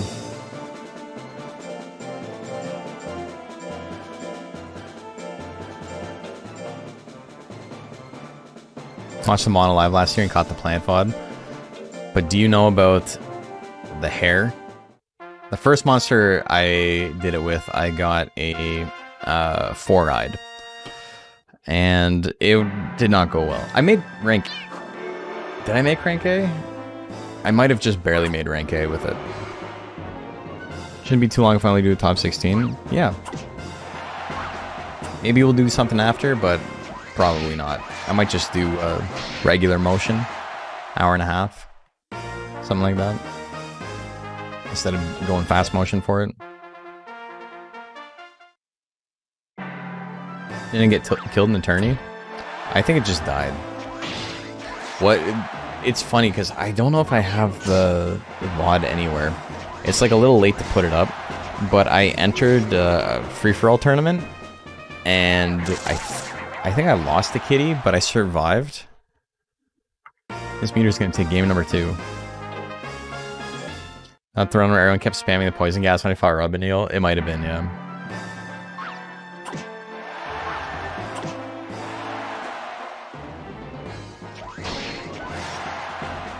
Will be doing big damage, misses the heavy chop there. Want to spam boo. There's a slight volume difference in my headset when I'm listening to it, so it's hard to catch me unawares, but I did get caught a couple times. Oh, the heavy chop with power is going to take it. Completely unnecessary power, but gave him just enough guts. Okay, so Control V gonna move on Frenzy Potato. Scores again. Articuno V2 and Updog up next. Okay. Flame Cannon missed at 30%. Claw combo, is it enough? Never. Good damage though. Missed the trample. V can do good chunk down to half health. Trample hits. Updog wins game number 1.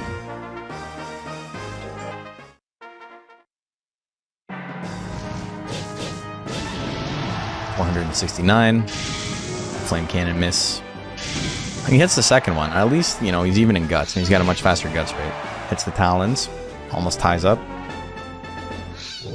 Missed the second one. Trample missed at 37. Articuno V2's got 20 seconds to make this up. Stay alive. Otherwise, Updog moves on. Crafted Beak's missing. Articuno V2 finally missing all these attacks. The claw combo misses. Hop Dog's taking it, and it's moving on. Okay, here we go. Engine's person clip the poison gas bit. Dude, that was so good. Picked up Outlast Trials and Alan Wake 2, and both are spoopy. Is it more spoopy than a regular BMX Trials? Or Motocross Trials? Do I have anything new for the... I don't think I have anything new sound effect wise from last year. What a tanky plushie. He's tanky.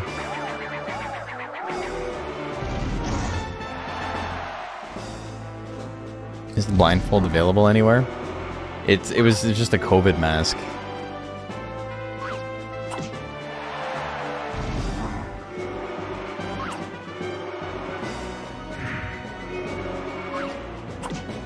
I should probably get an actual blindfold.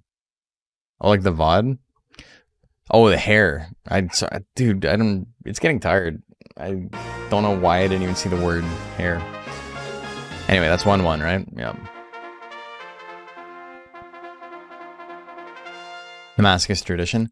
So I might, last year for the mono video, I wanted to do like a watch along as I edit. And then I was like, it's gonna take like 2 full streams to do because, you know, if it's a 6-hour stream and I'm doing 4-hour streams, it's probably gonna take like 8+ hours to edit it. But I think I might actually do that this year. I think we might actually do a watch along as I edit because there's a lot of stuff that's like really funny that happens in the videos. Also the power kick, goddamn, that I don't get to like check out live. Like I'm not aware it happened. I should edit it blindfolded. Oh, that'd be crazy. So Glamau wins that, moves on. Arcturon and Lunaria up next.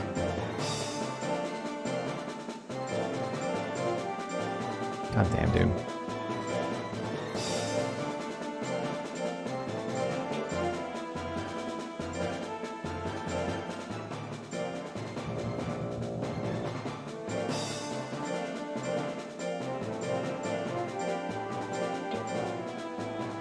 Some hype battle in the mono one. I kept hitting it last second.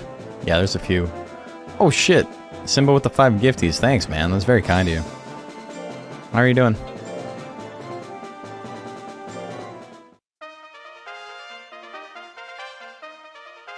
Happy belated. Sorry you can make it out. Hey, no problem.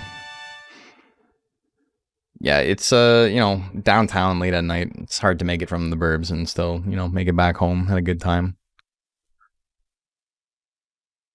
It's all Gucci. Okay, here we go. Arcturon and Lunaria.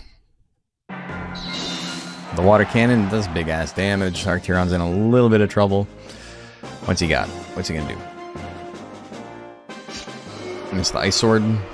Scratch is gonna miss as well. He's going for that ice sword, which, you know, doesn't do any damage. Hits the ice arrow. That's it. We're going to game 2.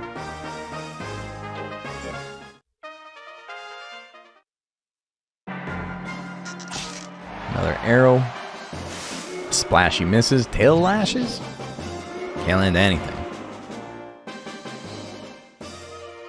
A wave riding. It lands. Alright, she's like super dead. We're going to game 3. You just need the one hit. That's it.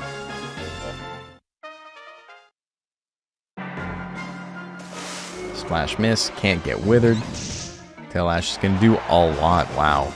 Almost enough to kill. And there's the knocking up. She's just water. She could just like absorb into the wave and go home. Killing a mermaid with water. She's dead. She's dead, Jim. Archeron's winning that one 2-1, and we are on our last match of the night. Zing and Fruit Punch.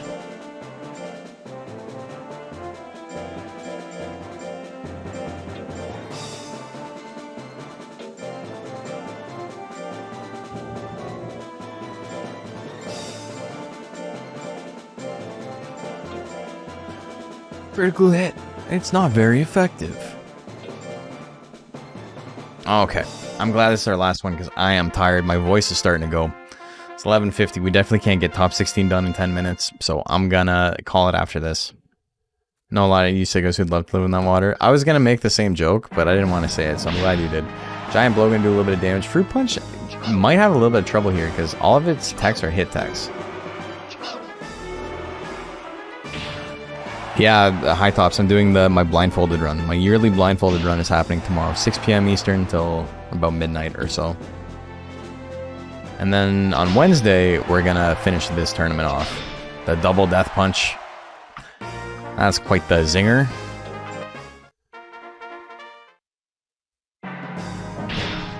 Giant blow gonna do some good damage.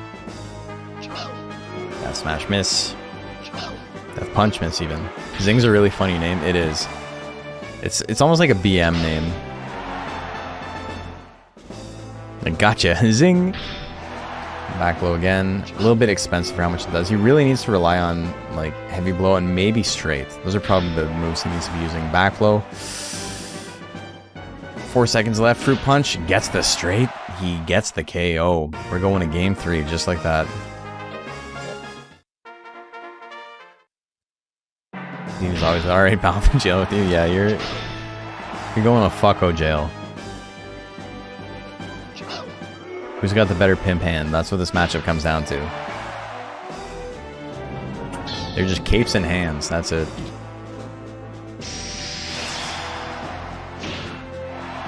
So with the straight. I like how much bigger Joker is than Gali. Who's got real? He's gonna survive it. Oh my god, the real might actually win him the game there. He misses. 1 second left. Nothing on the clock. Zing.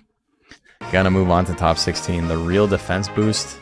Giving him just enough to hang in there. You can't see. He's hanging out down here. We got co-host Bacon. Bacon just had surgery yesterday. So, you know, he's recovering. He's doing okay. Being a little trooper. He's not his normal super energetic self, but he's almost his energetic self. Just not quite there. And so yeah, he's gonna be hanging out with us today, just so we can make sure he's okay, at least until you know Mom gets home, and then we'll hand him off at that point. What do you get? He had dental surgery. He had to have a root canal, which was an awkward surgery for a dog. And then when they got in there, they realized he never stopped using his tooth to like eat, which is like really weird. Like. We always joke about how Bacon has like a really high pain tolerance, and we haven't had other dogs, so we wonder if other dogs are like that. But they're like, what does your dog eat? Like the tooth is like super infected to the point where we can't actually do a root canal. Like it's going to be an issue, but we only ever see this in dogs who like eat dirt. And Bacon doesn't eat dirt, so he's quite the little prince. He's very particular about what he eats. So what happened is he didn't actually favor the tooth at all while it was like hurting. He was just like, fuck it, I'm gonna eat anyway. And so food just kept getting stuck in, like tiny little microscopic bits of food kept getting stuck on the inside of the root to the point where like it became abscessed. And it's just because like he just didn't give a shit. He was like, whatever, I gotta eat. And so they tried to do the root canal, and then it was going to be way too much effort. Like it was going to be like a multi-hour surgery, and they're like, we can just pull the tooth, but it's a much longer road to recovery if we do that. And we're like, well, at least that way it won't be infected. We won't have to worry about more health problems. But it does mean he's on painkillers and he's on some other fun stuff. It's as if he got his wisdom teeth removed. Not the most major thing in the world, but anesthesia is pretty severe for dogs, whereas for most people can handle it just fine. So it's he's doing okay. Okay, prediction is live. Who do you like? Player 1 is the left side, player 2 is the right side. Let's get some bets in. Remember, if Guts beats Sex with a Man, he gets extra points, and it will actually stop JP's monster from getting any points at all, that'd be pretty funny. How likely is it? I think Rolling Slash is a pretty bad opener, but this guy's got the double. He's got Deathbringer and he's got Slash combo, so it's definitely possible. It's just that, crit stab is a thing he has to worry about, and with a 6 guts rate, he's going to have many chances to swing that over and over again. Yeah, losers? Nah. No, you don't. Oh, he doesn't have roll slash. He's got rush slash, which is not what he wants. Slash combo, maybe? Yeah, there we go. What do we see? I'm not biased at all. There's the grit, though, because his dog cheats. Roll assault's going to do just enough, but there's the double grit. Is he going to roll assault again? 71%. Slash combo is going to finish it. All right, we're going to game 2. Got to get to a PC so you can bet. Yeah, mobile's so fucked up for betting. It's very unfortunate. The bite miss. The 1-2 miss. Deathbringer, only 78 damage to himself, 999 damage on the crit versus a tank. That's crazy, bro. Next hit wins for Guts. Roll assault gonna do a little bit of damage. Not really gonna do enough though. Dash slash gonna take it. Guts moving on. Winner side top 8. Congrats. Plus extra points for the win over the doggo. Ganymede and Golden Brown up next.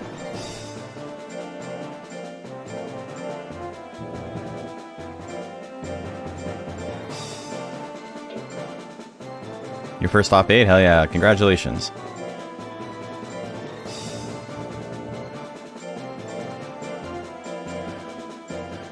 Man, I can tell I'm getting old because yesterday I woke up early to finish the final touches of the mock video, and then I went boxing, and then I went to work, and then I had to do the stream, which obviously, you know, that's a packed day. That's a lot of shit to be doing. But we were practicing this one combo when I was boxing, and it had an uppercut into like a weave into like an overhand type thing.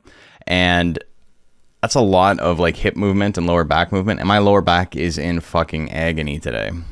Predictions live for this, by the way. Legal Monsters getting eliminated into winner's side would be pretty funny. So here's a thing I haven't talked about yet. I was going to mention it at the end of the stream. Rules are going to change slightly every single week. There's going to be new stipulations and things like that as we go on. It's, you know, just to like change things up. Oh, whack. I never said that was a rule that's actually happening, but things are changing. I have a whole list of like possible changes, and I'm probably going to float a couple of ideas this week and with people I trust, and we'll see which ones stick and which ones don't.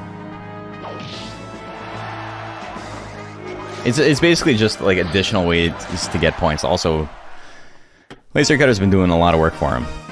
It's a good move. I got 0 points with these rules, so give me the mix-up? Hell yeah.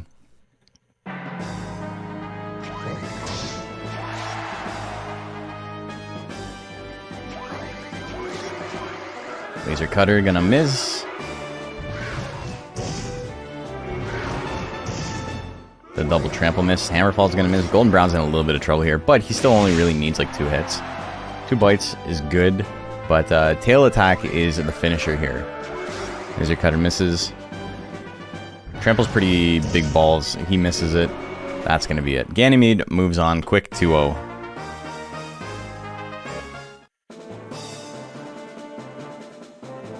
Next up, we got Son of Lumpy and Metal Aimer. Yeah, this tournament's not gonna take super long, which is nice because I think I probably need another 2 hours in that stream.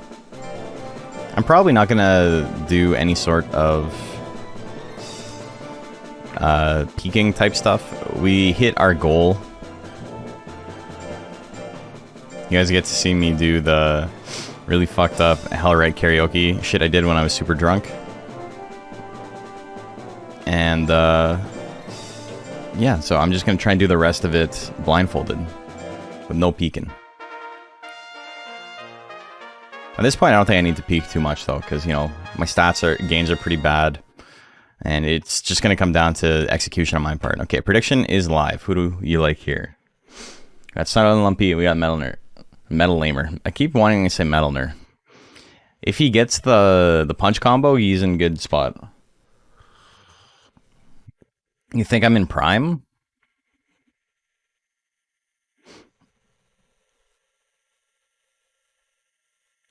Yeah, I think you're fucking with me. Because I had like 800 power, and then I did like 10 domino drills, plus 7 last shoot drill. I did like 10 domino drills, and I only have like 100 extra power.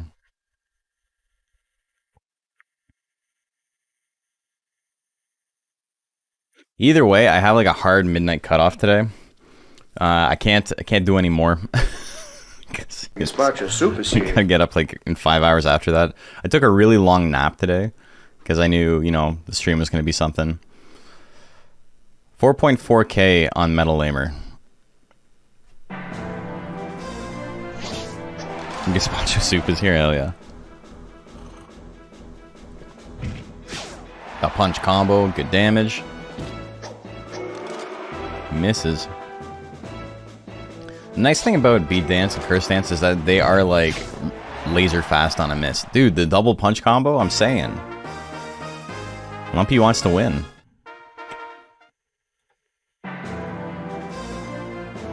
Pop, pop.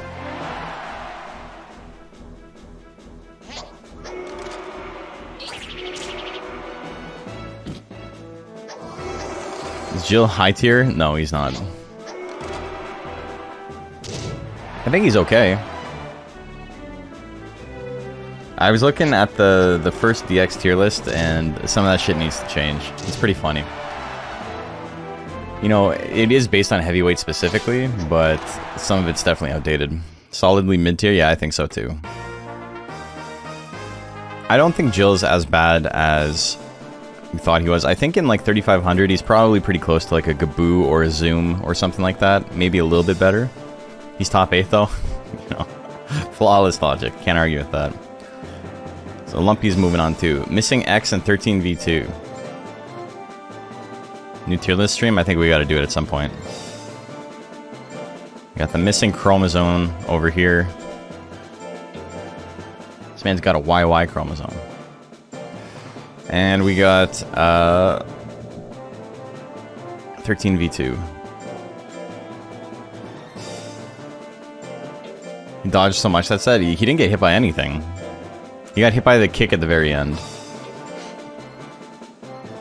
Jill is like mid normally and high tier when it can be used mixed. I think in lightweight is definitely Jill's best format. I think Jill is like a top 3 or 4 probably mixed attacker. Doesn't necessarily mean that he's like better than stuff like base Joker or base, you know, what am I trying to say? Naga or anything like that. Prediction for this is live, by the way. But I think when it comes to monsters who are like, they equally benefit from power and intelligence, there's like Phoenix and who else would be up there? Suezo.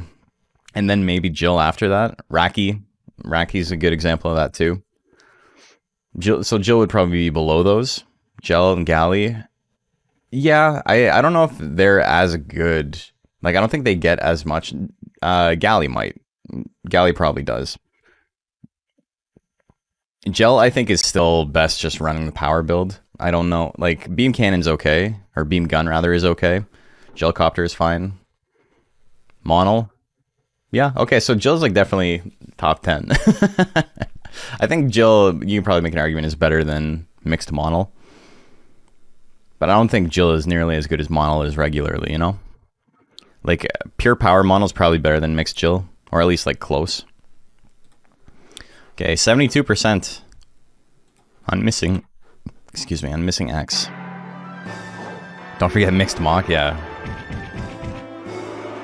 I mean, mixed Mach is Mach's best version.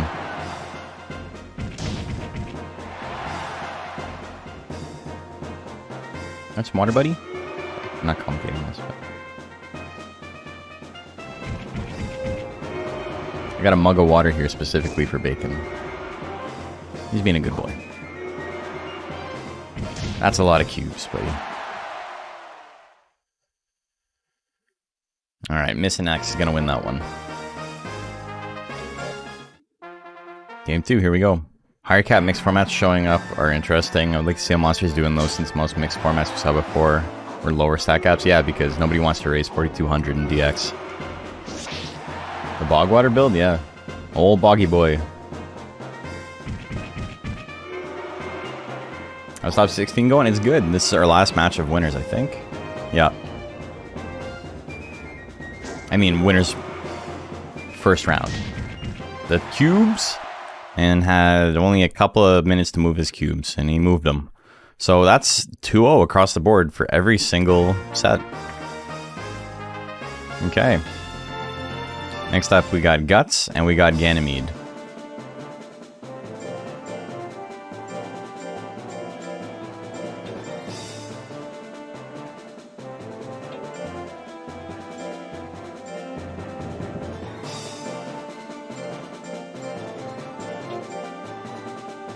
On the whole, you have 30 minutes to move your cube, but it's so low effort, but it's a very good joke. It's like, it's low effort on my part. It's incredible in its original permutation, you know? Yeah, no? Okay. Prediction is live. Who do you like out of these two?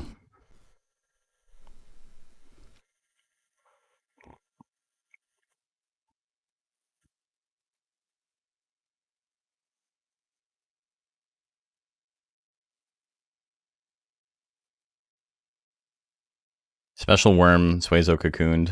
No grid, have 3 cubes in slot 2 only, yeah. As long as you mix in some, is it about my cube? Dude, Simpsons are so good, man. I was talking with my boxing instructor about this yesterday, actually, because he's like from France, and so we always make jokes about like Quebec French versus like France French, like Parisian French. And one of my favorite jokes from The Simpsons is in the French-Canadian version of The Simpsons, the episode where Bart goes to France. The whole premise of that episode is that he can't understand what they're saying, right? And it wouldn't make much sense if a French-speaking boy couldn't understand French. But like Joual, which is like the dialect of like blue-collar Quebec, is so different from Parisian French that like there's a line at the end where Bart's like, I thought they spoke French in France, which is such a good joke.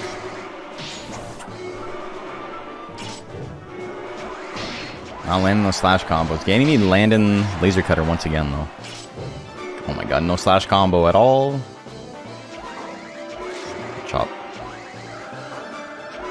Gel build is efficient. Double whips is the best gel attack. I think it probably is. Oh, it hits the slash combo. That's it, baby. See which big guy wins it all? I mean, one of these guys is much bigger than the other. This guy's 6 feet tall. This guy's 5'11". Didn't even know the difference was so significant. In France, yeah, it's... because he was telling me his first job here was like working for the government as like a translator. And people from Quebec would call in and they would like yell at him because he couldn't understand what they were saying. They would say like, get me someone who speaks real French. Also, alright, 2 kicks to the head. I mean, that would put me down. Alright, that's it. Ganymede moving on. Grand... well, winners finals. Sun Olympian missing X.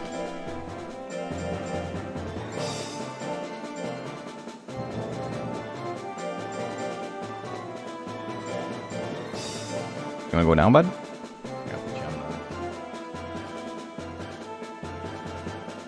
There.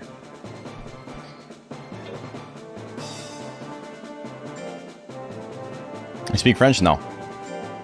No, I do not. I make fun of. I speak with the French accent. I can do the French Canadian thing, but I cannot speak in le vrai français.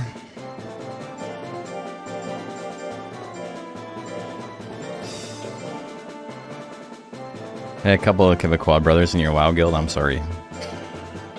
I apologize on behalf of all of us. Okay, prediction is live.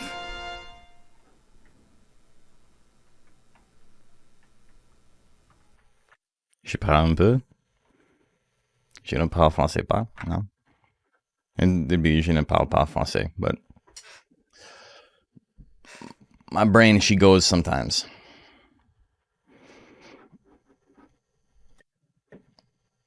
I parlay no français. Yeah, exactly.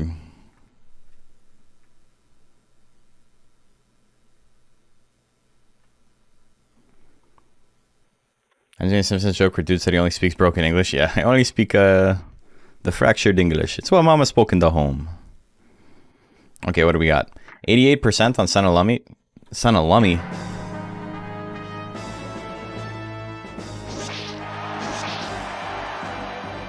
fantasy missile, but I am tired. Lumpy Son, the favorite. It's looking like it. He's got 88% of the vote. Aw, but Missing X got the easy win. All right.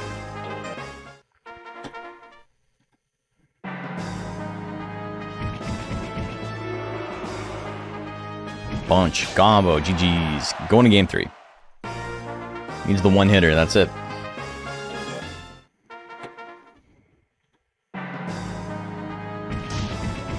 He got smooshed, but he's still alive. It's a big deficit to come back from. What's he got? 1-2 straight. Misses. Alright, double slap's doing a lot on a crit. 2 more will do it. Misses. That goes the punch combo. He's gonna land it. Holy Mackinaw. We got Son and Lumpy moving on to winners finals. Guaranteed top 3. Macho's doing good in this league. Who'd have thought? What a backhanded thing to say. Alright, we're moving on to losers. We got Ladybug and Switchblade up next. Mid-tier Jill in finals. Punch combos is just like, it's a very good move for its cost.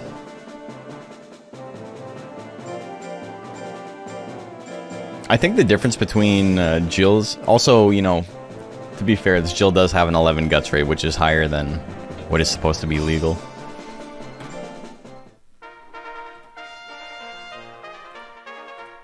So that definitely does help Jill do a little bit better. Prediction is live. It's unfortunate. I wish there was like a really good like Skullcapped. I love Skullcapped. That's definitely my favorite Jill. Oh, bud. Doing a little wandering. I know you want to leave the room and wander around, but I gotta keep an eye on you, buddy. Tiana will be home soon, and then you can go hang out with her.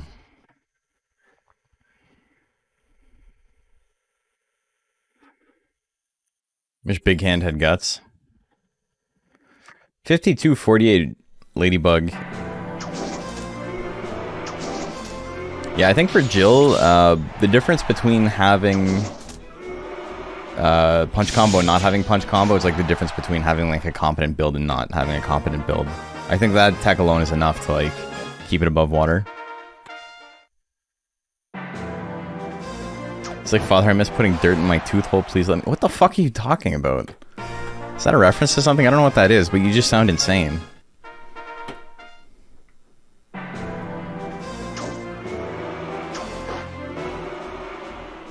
Oh, you're talking about the dog.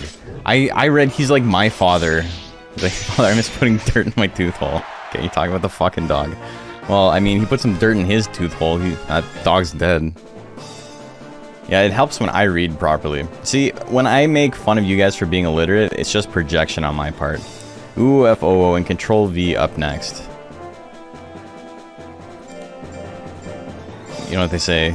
The dogs yearn for the mines, so they can eat all the dirt. Uvu. We're Scandinavian now.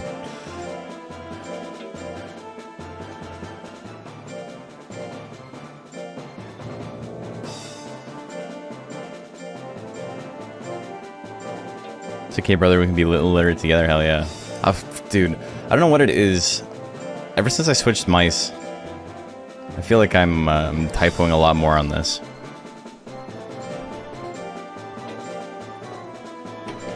Okay, we got our second Huey. Hitarl V. That went to Switchblade. Okay, predictions live. Who do you like?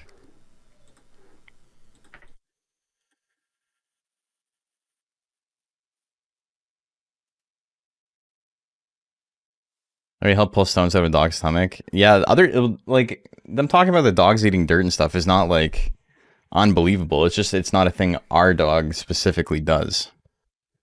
I know other dogs do that shit.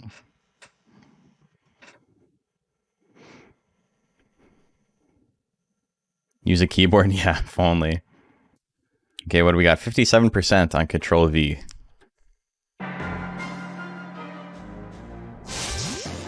Hazel love seed poop. I'm sorry to hear that.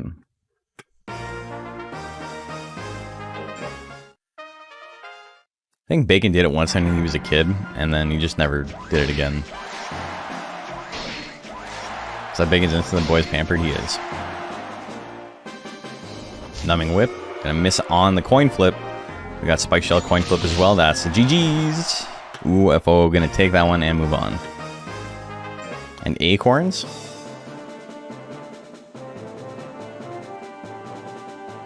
Acorns probably sound bad for teeth, but you know, I'm not a dog man. Up dog and Glimmeow, we got the dog and cat fight now.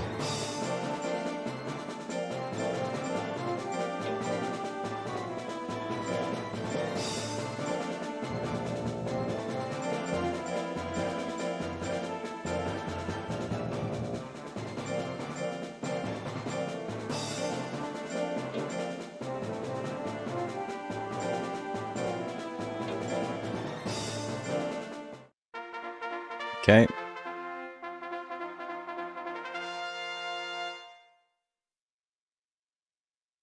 Prediction is live. Had to be surgically removed from his belly? That sucks.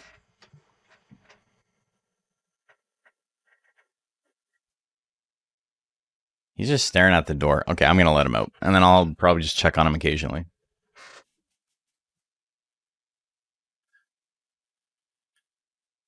Mostly because he has like a little pee pad inside in case he needs to like desperately go when he didn't go on a walk or whatever. And I don't want him to feel like he's got to hold it in if that's what his deal is. I have a feeling he just wants to stare at the door and wait for Tiana to come home. You can't really see it, but that's exactly what he's doing. There's like shadow right here, but he's just standing at the top of the stairs, just staring at the door. Sometimes you gotta pee on the pad, it's true.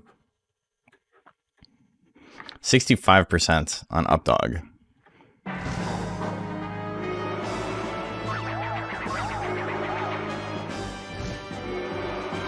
Dude, I had this dream the other day that I needed to piss really bad. And then I woke up like just in time to like get to the bathroom. And I was joking about it and I told Tiana, and she has not like stopped making fun of me as if I pissed the bed. It's like, I didn't. I fucking got up. I went like an adult. But the last like 4 days, every time like something related has come up, she's been like, oh, you gonna piss the bed again? I'm like, what the fuck are you talking about?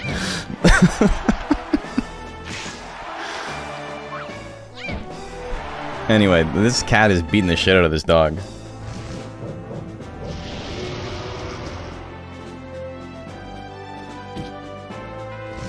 Wing attack misses. So I didn't piss in the closet. It's true, I didn't.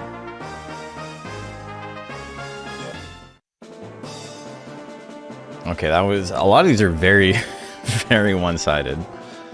Which is like, you know, sometimes that's just how Monster Rancher be, but like, these are all good monsters. Arcturon and Zing. Alright, so this is a pretty mismatched tier-wise, but, you know, I think Zilla's got some shooters in chat, including me. I think he could do it.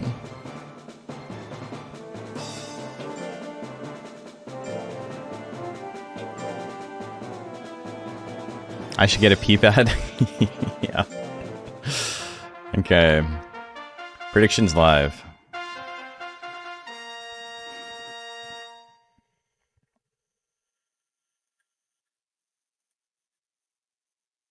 And this is the last round of the first round of losers in top 16.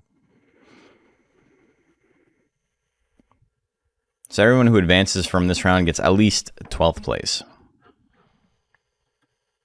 12th place or... Yep.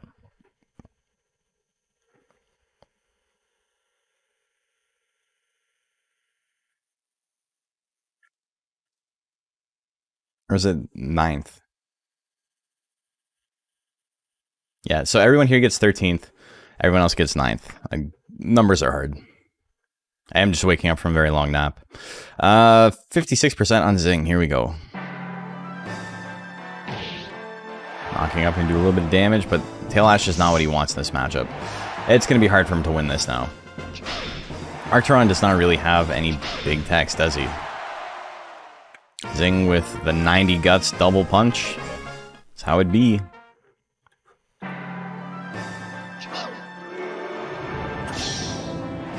Okay, Death Slash. Doing big damage. Arcturon's got power. Power knocking up. If there was a crit, he'd be in a lot of trouble. Oh, he's got Wave Riding. Hell yeah. I missed the rest of the blindfold? No, it's happening after this. Zing punches his way to victory, as one does.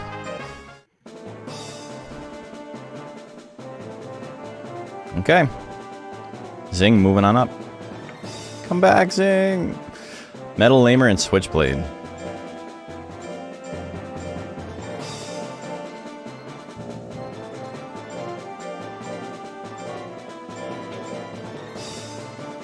Happy birthday, thank you. Appreciate it. Yeah, it was a good birthday. It's been a pretty good week because a lot of things just worked out properly that I didn't actually have to end up working much this week. Which is nice because, you know, I worked almost an entire, like, 8 weeks straight. With, like, Thanksgiving off in the middle. Like, that was it. Karaoke being uploaded to YouTube? Probably not. It's probably just going to be in the Discord. I might upload it, what do you call it? As a unlisted video. How did I celebrate my birthday? So we went to karaoke. Tiana and I are going out for dinner later. There's a place close to us called Actinolite, which is named after a town in Ontario called Actinolite. And basically they have like a rotating menu that like changes constantly. And so we go in and we never really know what it's going to have. Also, we got 10k on Switchblade and nothing on the Metal Nerf. So you guys bet against nobody. You bet big for no reason. But yeah, so it's like, it's a combination of like, we know the food's gonna be good, but we don't know what the food is. So there's still a little bit of some, what do you call it? Like, there's still a surprise. That closed 5 seconds early for you? It just means that the timer was off on Twitch. I hate that when that happens though. Curse stands miss at 46%. 99 miss. Yep. It do happen though. Cutting to not what he wants, but the good crit is still a crit. Spin slash, gonna miss. Switchblade in a pretty good spot right now. Dodges the punch. 2 basics will take it here. What do you know? Oh, there's the grit. I lied. Punch combo is such a funny move. Just fuck this sword. I don't want none of this shit. Should upload birthday karaoke clips too? That's what the hell right video is.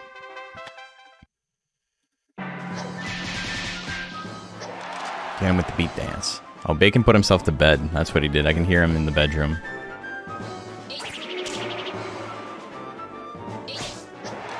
Kick. Swing. I'm gonna go check on him after this. There's the kick. Metal Aimer. Gonna take that one.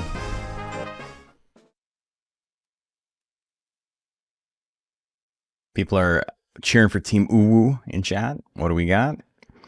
54 on 13v2. Brow Smash Opener, probably the best thing he can do in this matchup. And now he's just got to hang back and then do it again.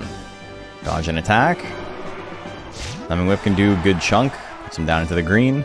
Million Whip's gonna miss. He's got a 50 Guts lead. Heavy Slab is a hit tech, but with that Guts lead, it's still gonna do a lot. 2 in a row? Will it be enough? No, not quite. Spike Shell at 51, that's gonna miss. 13 version 2's got one more shot here. What's he gonna do? He's gonna get his ass beat. Oh, he's not dead! 3 seconds left. Goes for the brow hit to finish it off. Look at that. As if he survived that. What the hell? Melner and Pixie Subs banned? No. That's boring. And it nerfs some monsters pretty hard. Like, more so than it should.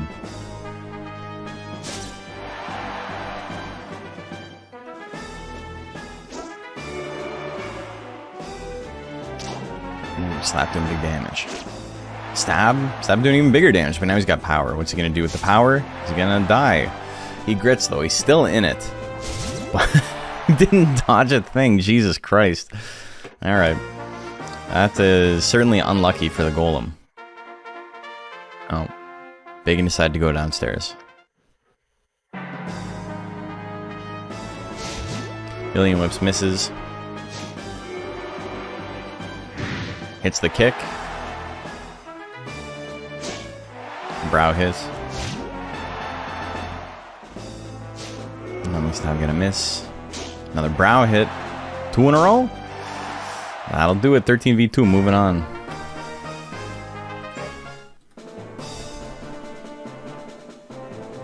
2-1 for 13 version 2. We got Sex with a Man and Glemeow up next. Again, dog versus cat.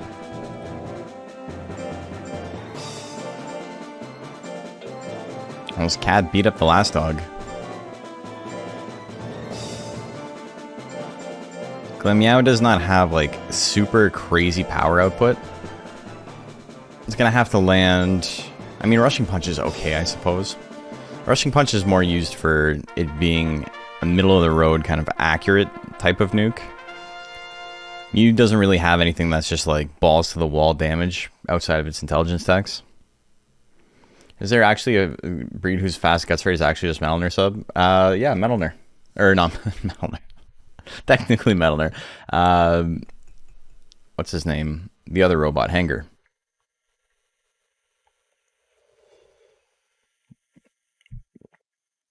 There's such a dramatic drop-off between Huey and the next fastest Hanger, which is, what, Omega?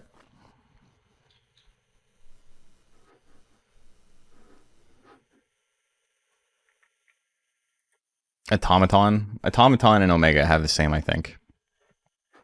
50-50. 50-50 on these bets. Oh, the roll assault miss. Bite's gonna land. Bagan's begging for treats now. Twiddling twos, what he wants there. The crit not coming to him though. Bite's gonna miss. Twiddling two again. Again, no crit. We haven't seen Glemeow crit too often. There's the power. Maybe it's because it's good-natured. But it's dead. Got bit 3 times. Automaton has 14 guts rate. Yeah, so it's a pretty big jump. 99 guts in 2 seconds. It's also, you know, 2 times speed. Alright, all these bites are hitting. There's the power, though. Power punch. You know, not too bad of an option. 3? Oh, baby. 4. 5. No, it gives up. It gets hit. Almost had it. 99 guts in 4 seconds, yeah. Skeleton and Omega are 15. Okay, so yeah, so it is Automaton. Okay. Doggy takes it.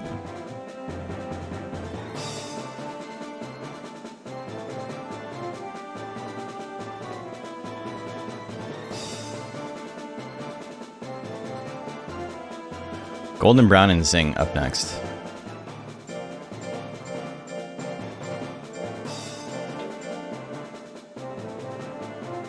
Heck of a comeback attempt, I know. Power punch in that situation honestly was a pretty good call. If I was doing player control, I probably would have done the same thing. Just don't let it attack. Just keep swinging. Okay, prediction is live. Who do you like?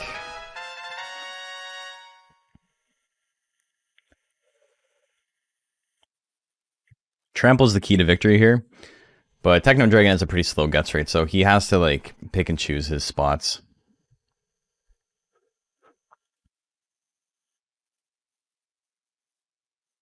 S-rank golem strategy. Just swing.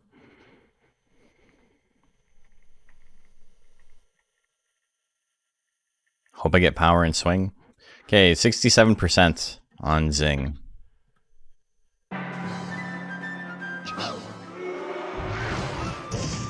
Good trample. One more will do it. Or gets hit with the death smash. Gets put back in the trample range. Goes for 2 bites. Not going to kill even on a crit. But he's dead.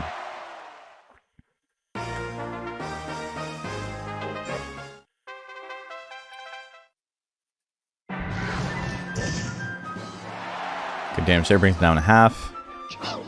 Death punch going to miss on the 50-50. Another trample. Is it Wuzza? It didn't. Woozle Wazzle. Death punch with a big guts lead. Gonna do a huge chunk of damage. There's the Fury. Completely unnecessary, but pretty funny. Dodges the double death punch. The triple death punch. Goes for the bite.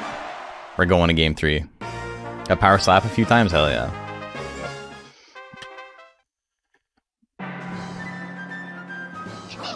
Death punch miss. Regular old bite. Probably not the play. It's his weakest tech. Oh, the big cutter. That's going to take it. I don't think we've seen that miss once today. I think it's hit every single time he swung it. Zing takes that one 2-1. Okay. We get to see Sex with the Man and the Joker fight. That's pretty funny. Metal Lamer in 13v2.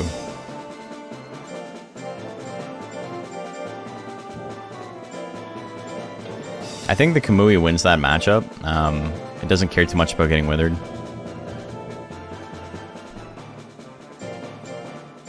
We'll see though. If he uses Death Slash. Imagine betting against Joker. Imagine.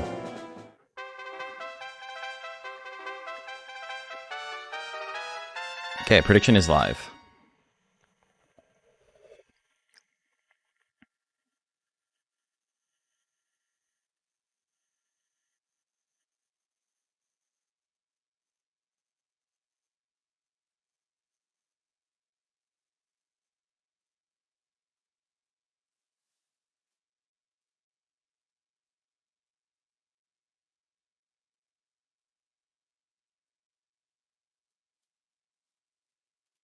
What do we got? 59% on Metal Lamer. A spin kick miss. It's the heavy slap. It's a little bit of damage. Pretty good night for tanks, though. And the Curse Dance crit. Gonna do 9 hundo. That's enough. Probably the only 55 guts tech we see. Like, more than none.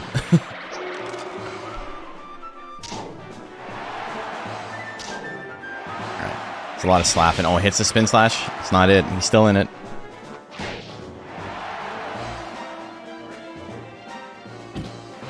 I'm gonna have to go check on my boy in a sec. Oh, spin slash takes it. I'm gonna go set up a bet for grand finals once we get there. We're almost there. And then I'm gonna go check on him. Two for Metal Lamer. Here we go. Sex with the Man and Zing.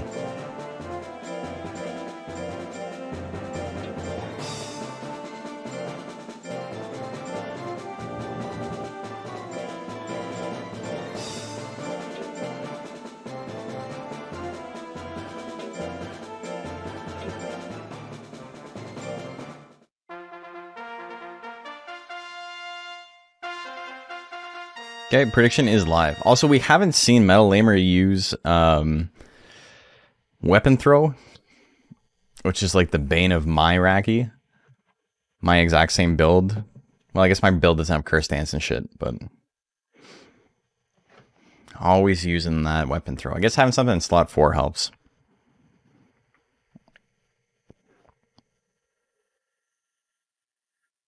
What do we got on this bet? 67%? On Zing, here we go. We also had a very bad move in this matchup. 1-2, gonna do a little bit of damage. Zing building up a guts lead, but not much. The dog's got the anger. Oh, it gives him fury. Watch out. This Joker's got a bone to pick. Okay, he doesn't even get to use the attack. Didn't even get to use fury. Ran down fury, he attacks so many times. Game number 2. Anger immediately. Oh, the foolery actually works out for him. Another crit foolery, or another crit roll assault. Does about as much as crit foolery. Anger again. I think the Joker's taking this. That's hard to come back from. Zing, moving on. He killed the dog. He was like, oh god, oh no. Just swings over and over again. 2-0. No points for the band monster. There's some points for the band monster. He got what? 5th place? It's not no points. I don't know what Frey is talking about. Okay, Guts and Metal Lamer up next.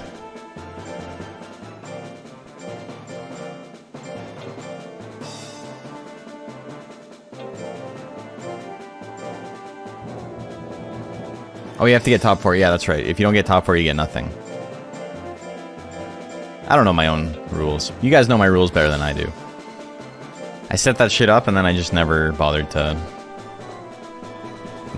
read them a second time. Frey is correct. Okay. Prediction is live. Who do you like?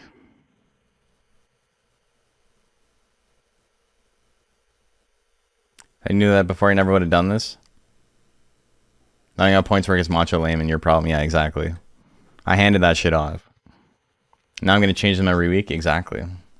But I don't need to remember them. I'm not doing the data entry. You guys gotta remember them. Division fight? Oh, baby. Division fight this late in, eh? Okay, 64% on Guts. He is a tank killer, and there's a lot of tanks today. This is the spin kick. Deathbringer.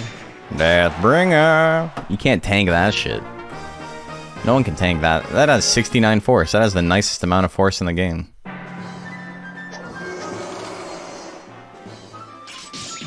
Slash combos go, what, 50?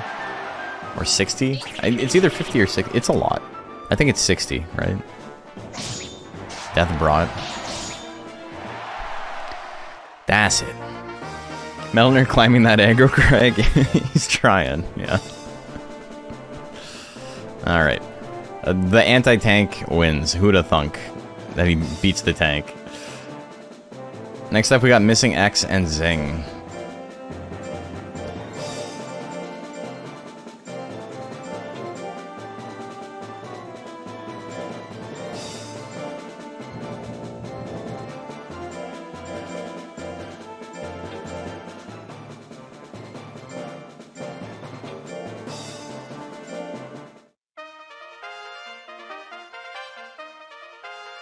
Prediction is live. Who do you like here? Zing is still my favorite name of this tournament. It's really good. It's funny.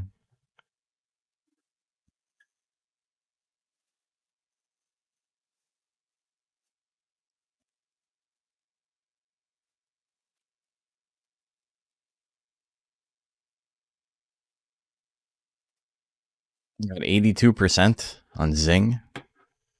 Triple cubes is not something you can discount this matchup, though. Even Pierce, that's decent damage. Okay, but Death Punch, you know, that's something different. He's done 5 stabs. Death Slash hits again. Mamma mia. Okay, game 2.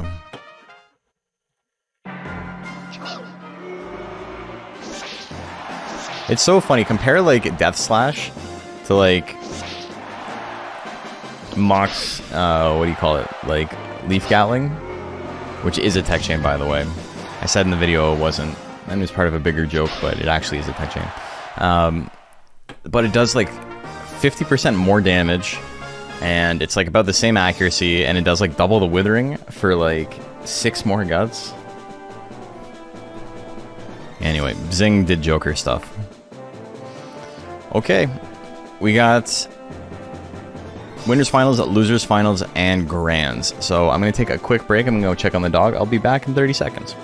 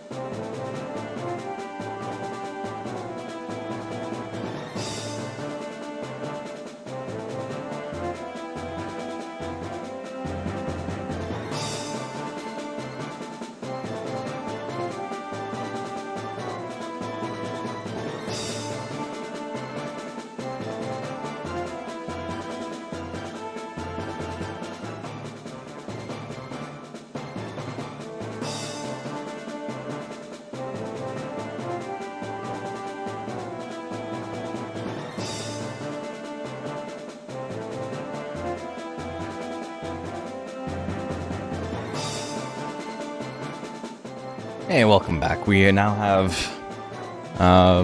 is that better with the door closed? I think it looks better with the door closed. It doesn't really matter. We now have winners finals, losers finals, and grand finals, and then we're done this tournament. We got Ganymede and Sunolupi up first.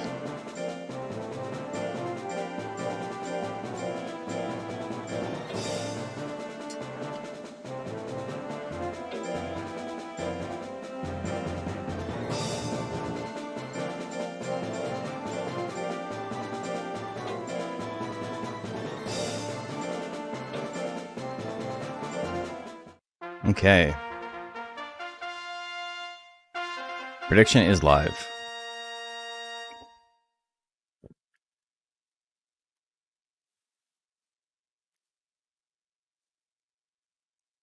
Just woke up thinking you got 12th. You got 1, 2, 3, 4, 5, 6. You got 7th.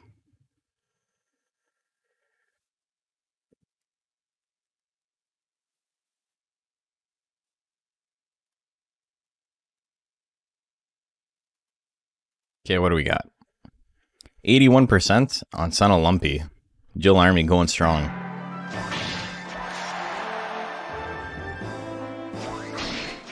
The punch. The punch misses. 1, 2 straight. That's big damage. Ooh, low kick. The double low kick. Ganymede gonna take it.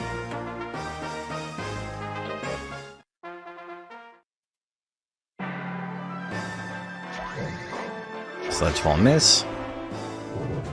Ooh, double slap's gonna miss as well. Sledge fall doing big damage on a crit, but not enough. He dodges the kick. He's staying alive. Hits double slaps, that does a lot of damage. He only needs one more. He hits another crit. Didn't need the crit that time. Sunolupi hanging in there, bringing it to game 3.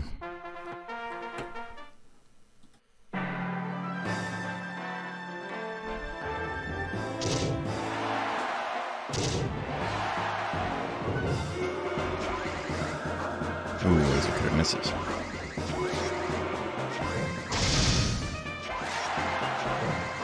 Sledge fall's gonna miss on the second attempt. More double slaps, needs one more, leaves him with 1 life. The natural grit, look at that. 10 seconds left. Lumpy just swinging. He's gonna take it. He wanted it more than his opponent. That's it. Sunolupi going to grands. Just so you guys know, if you look on my YouTube community page where like I post updates and stuff when I'm going live, I used a specific image to show that we were doing heavyweight. You guys want to go take a look at that and let me know if I'm if I actually do have the gift of prophecy or like what's up. Guts and Zing up next.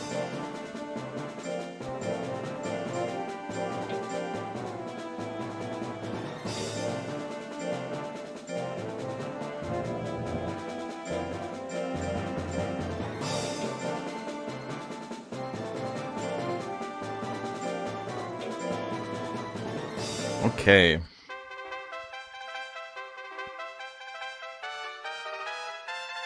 Prediction is live. Moostradamus, I'm pretty good at guessing. I'm a good guesser. Prediction is live. Who do you like? Can Lumpy get the 2-peat? He won the off season, right? Right after I won the lightweight. We had the Jill Superiority month. Yeah. Is this a recording? I'm technically not recording right now, but it will be live at some point. I have to catch up on all the stuff. I had somebody helping edit my videos, and they just kind of stopped responding to me. So I have a huge backlog of shit I need to get done.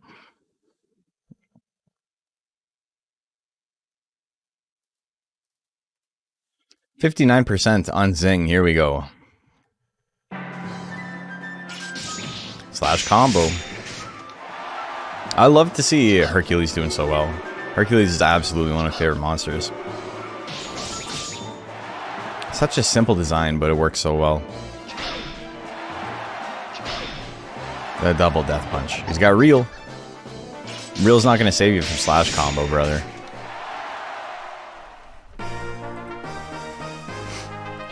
Okay, game 2, here we go. Sneezing. The Deathbringer? Look at that damage, man. And the cut in 2 finishes it off. Guts is going to grands. It helps when you have 2 techs that do nothing but blow up tanks to run into tanks over and over again. You know? Not that it's not a good build, but bracket luck definitely helps a monster with Deathbringer, for sure. We take a look at today. He had to fight a tank that he beat, and then a speed monster that he lost to, and then a tank that he beat, and then a tank that he beat. Is there another losers match? Yeah, we got Ganymede and Guts. Ganymede's who knocked Guts into losers. Yeah, I made it's not quite over yet. I think it was Ganymede? Yes. Okay, so Ganymede has the ability to double eliminate Guts.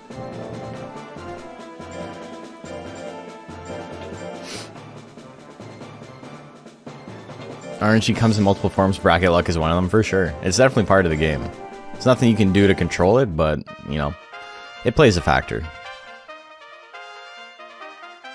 Okay, prediction is live. See 2 rematches in a row? We could.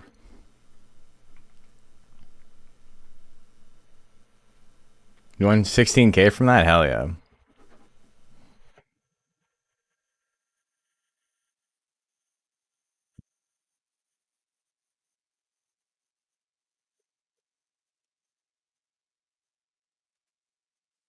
Okay, about 50-50 on the bets. Oh, it actually ended at about 70% in Ganymede's favor right before close. Laser Cutter gonna kill him, but he's got the grit. Seems like Durhan's best format. Durhan's good in a lot of formats. He doesn't benefit much from mixed attacking. Also, this is a format where slash combo gets to shine, but I think middleweight is probably his best, because he's probably one of the strongest anti-tanks in the game just overall, and that's probably the strongest format for tanks. Also, 2 in a row, that's all it takes. GG's. He's actually in grands now.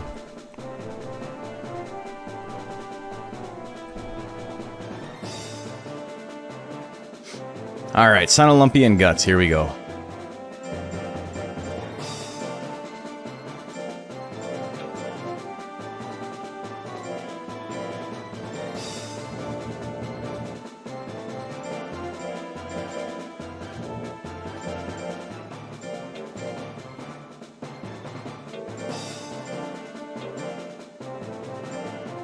Okay. Prediction is live. You get a minute to bet on this one. What you're betting for is that Lumpy only has to win 1 set. Guts has to win 2 sets back to back. So if you're betting on Guts, he is the underdog, regardless of how good he is. He needs to win twice as much as his opponent does. So this is what you're betting on. That's how the bet's going to work. We're not going to do a second bet for the second set. If it resets, we're just doing the 1 bet. And that's that.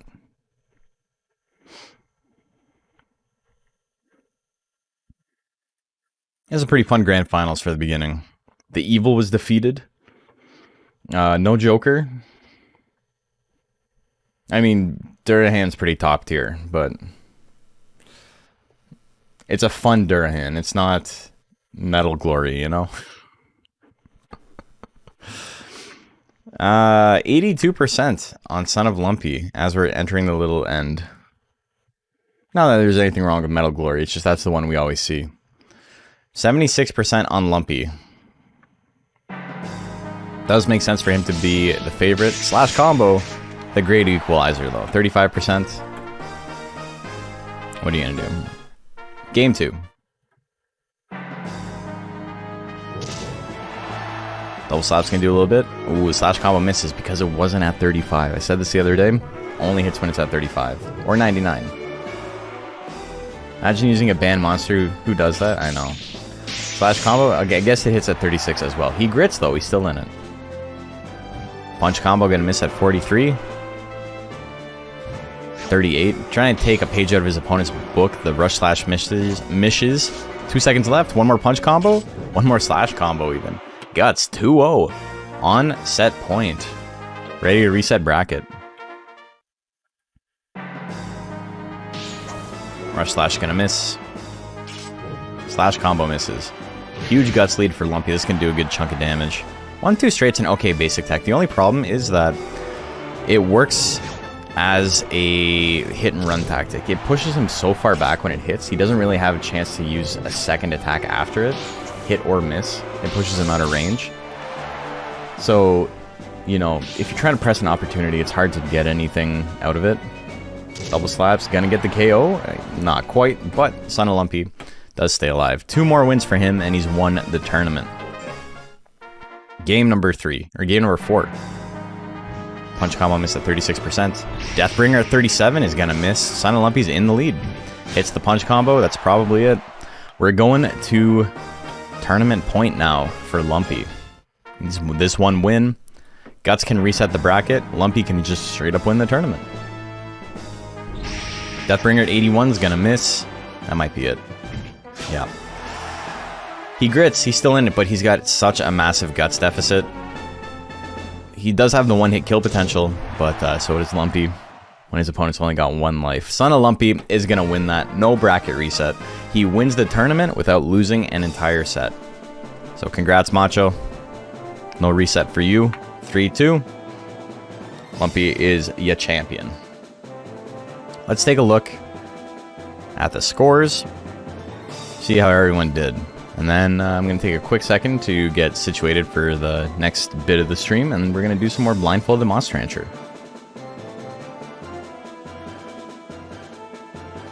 Okay.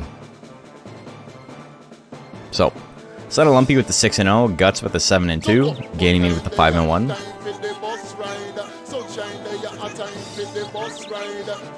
Zing is going to get extra points because he got the 7 wins. Metal Lamer's got the 5. Missing X ends up 5th place. 13v2 and Sex with a Man both get 7th. So JP doesn't get any points for this, unfortunately. But, you know, I think the system works. Glimmeow and Switchblade at 9th, along with Golden Brown and UFOO, Arcturon, Control V, Ladybug, and Updog. Those are the monsters this tournament that got points. Take a look at the full results real quick. After that, you know, we've got Articuno V2, Fruit Punch, Laputa, Little Duende, Lunaria, Miss Muter, Seabiscuit. So close. 1 win away. Could have got another point. And Sir Static just barely missed the cutoff. And then the rest. And the rest are here on Gilligan's Isle. I'm not going to go through all of them. You guys can exclamation mark bracket and see how everyone did. But until then, yeah, I hope you guys enjoyed this tournament.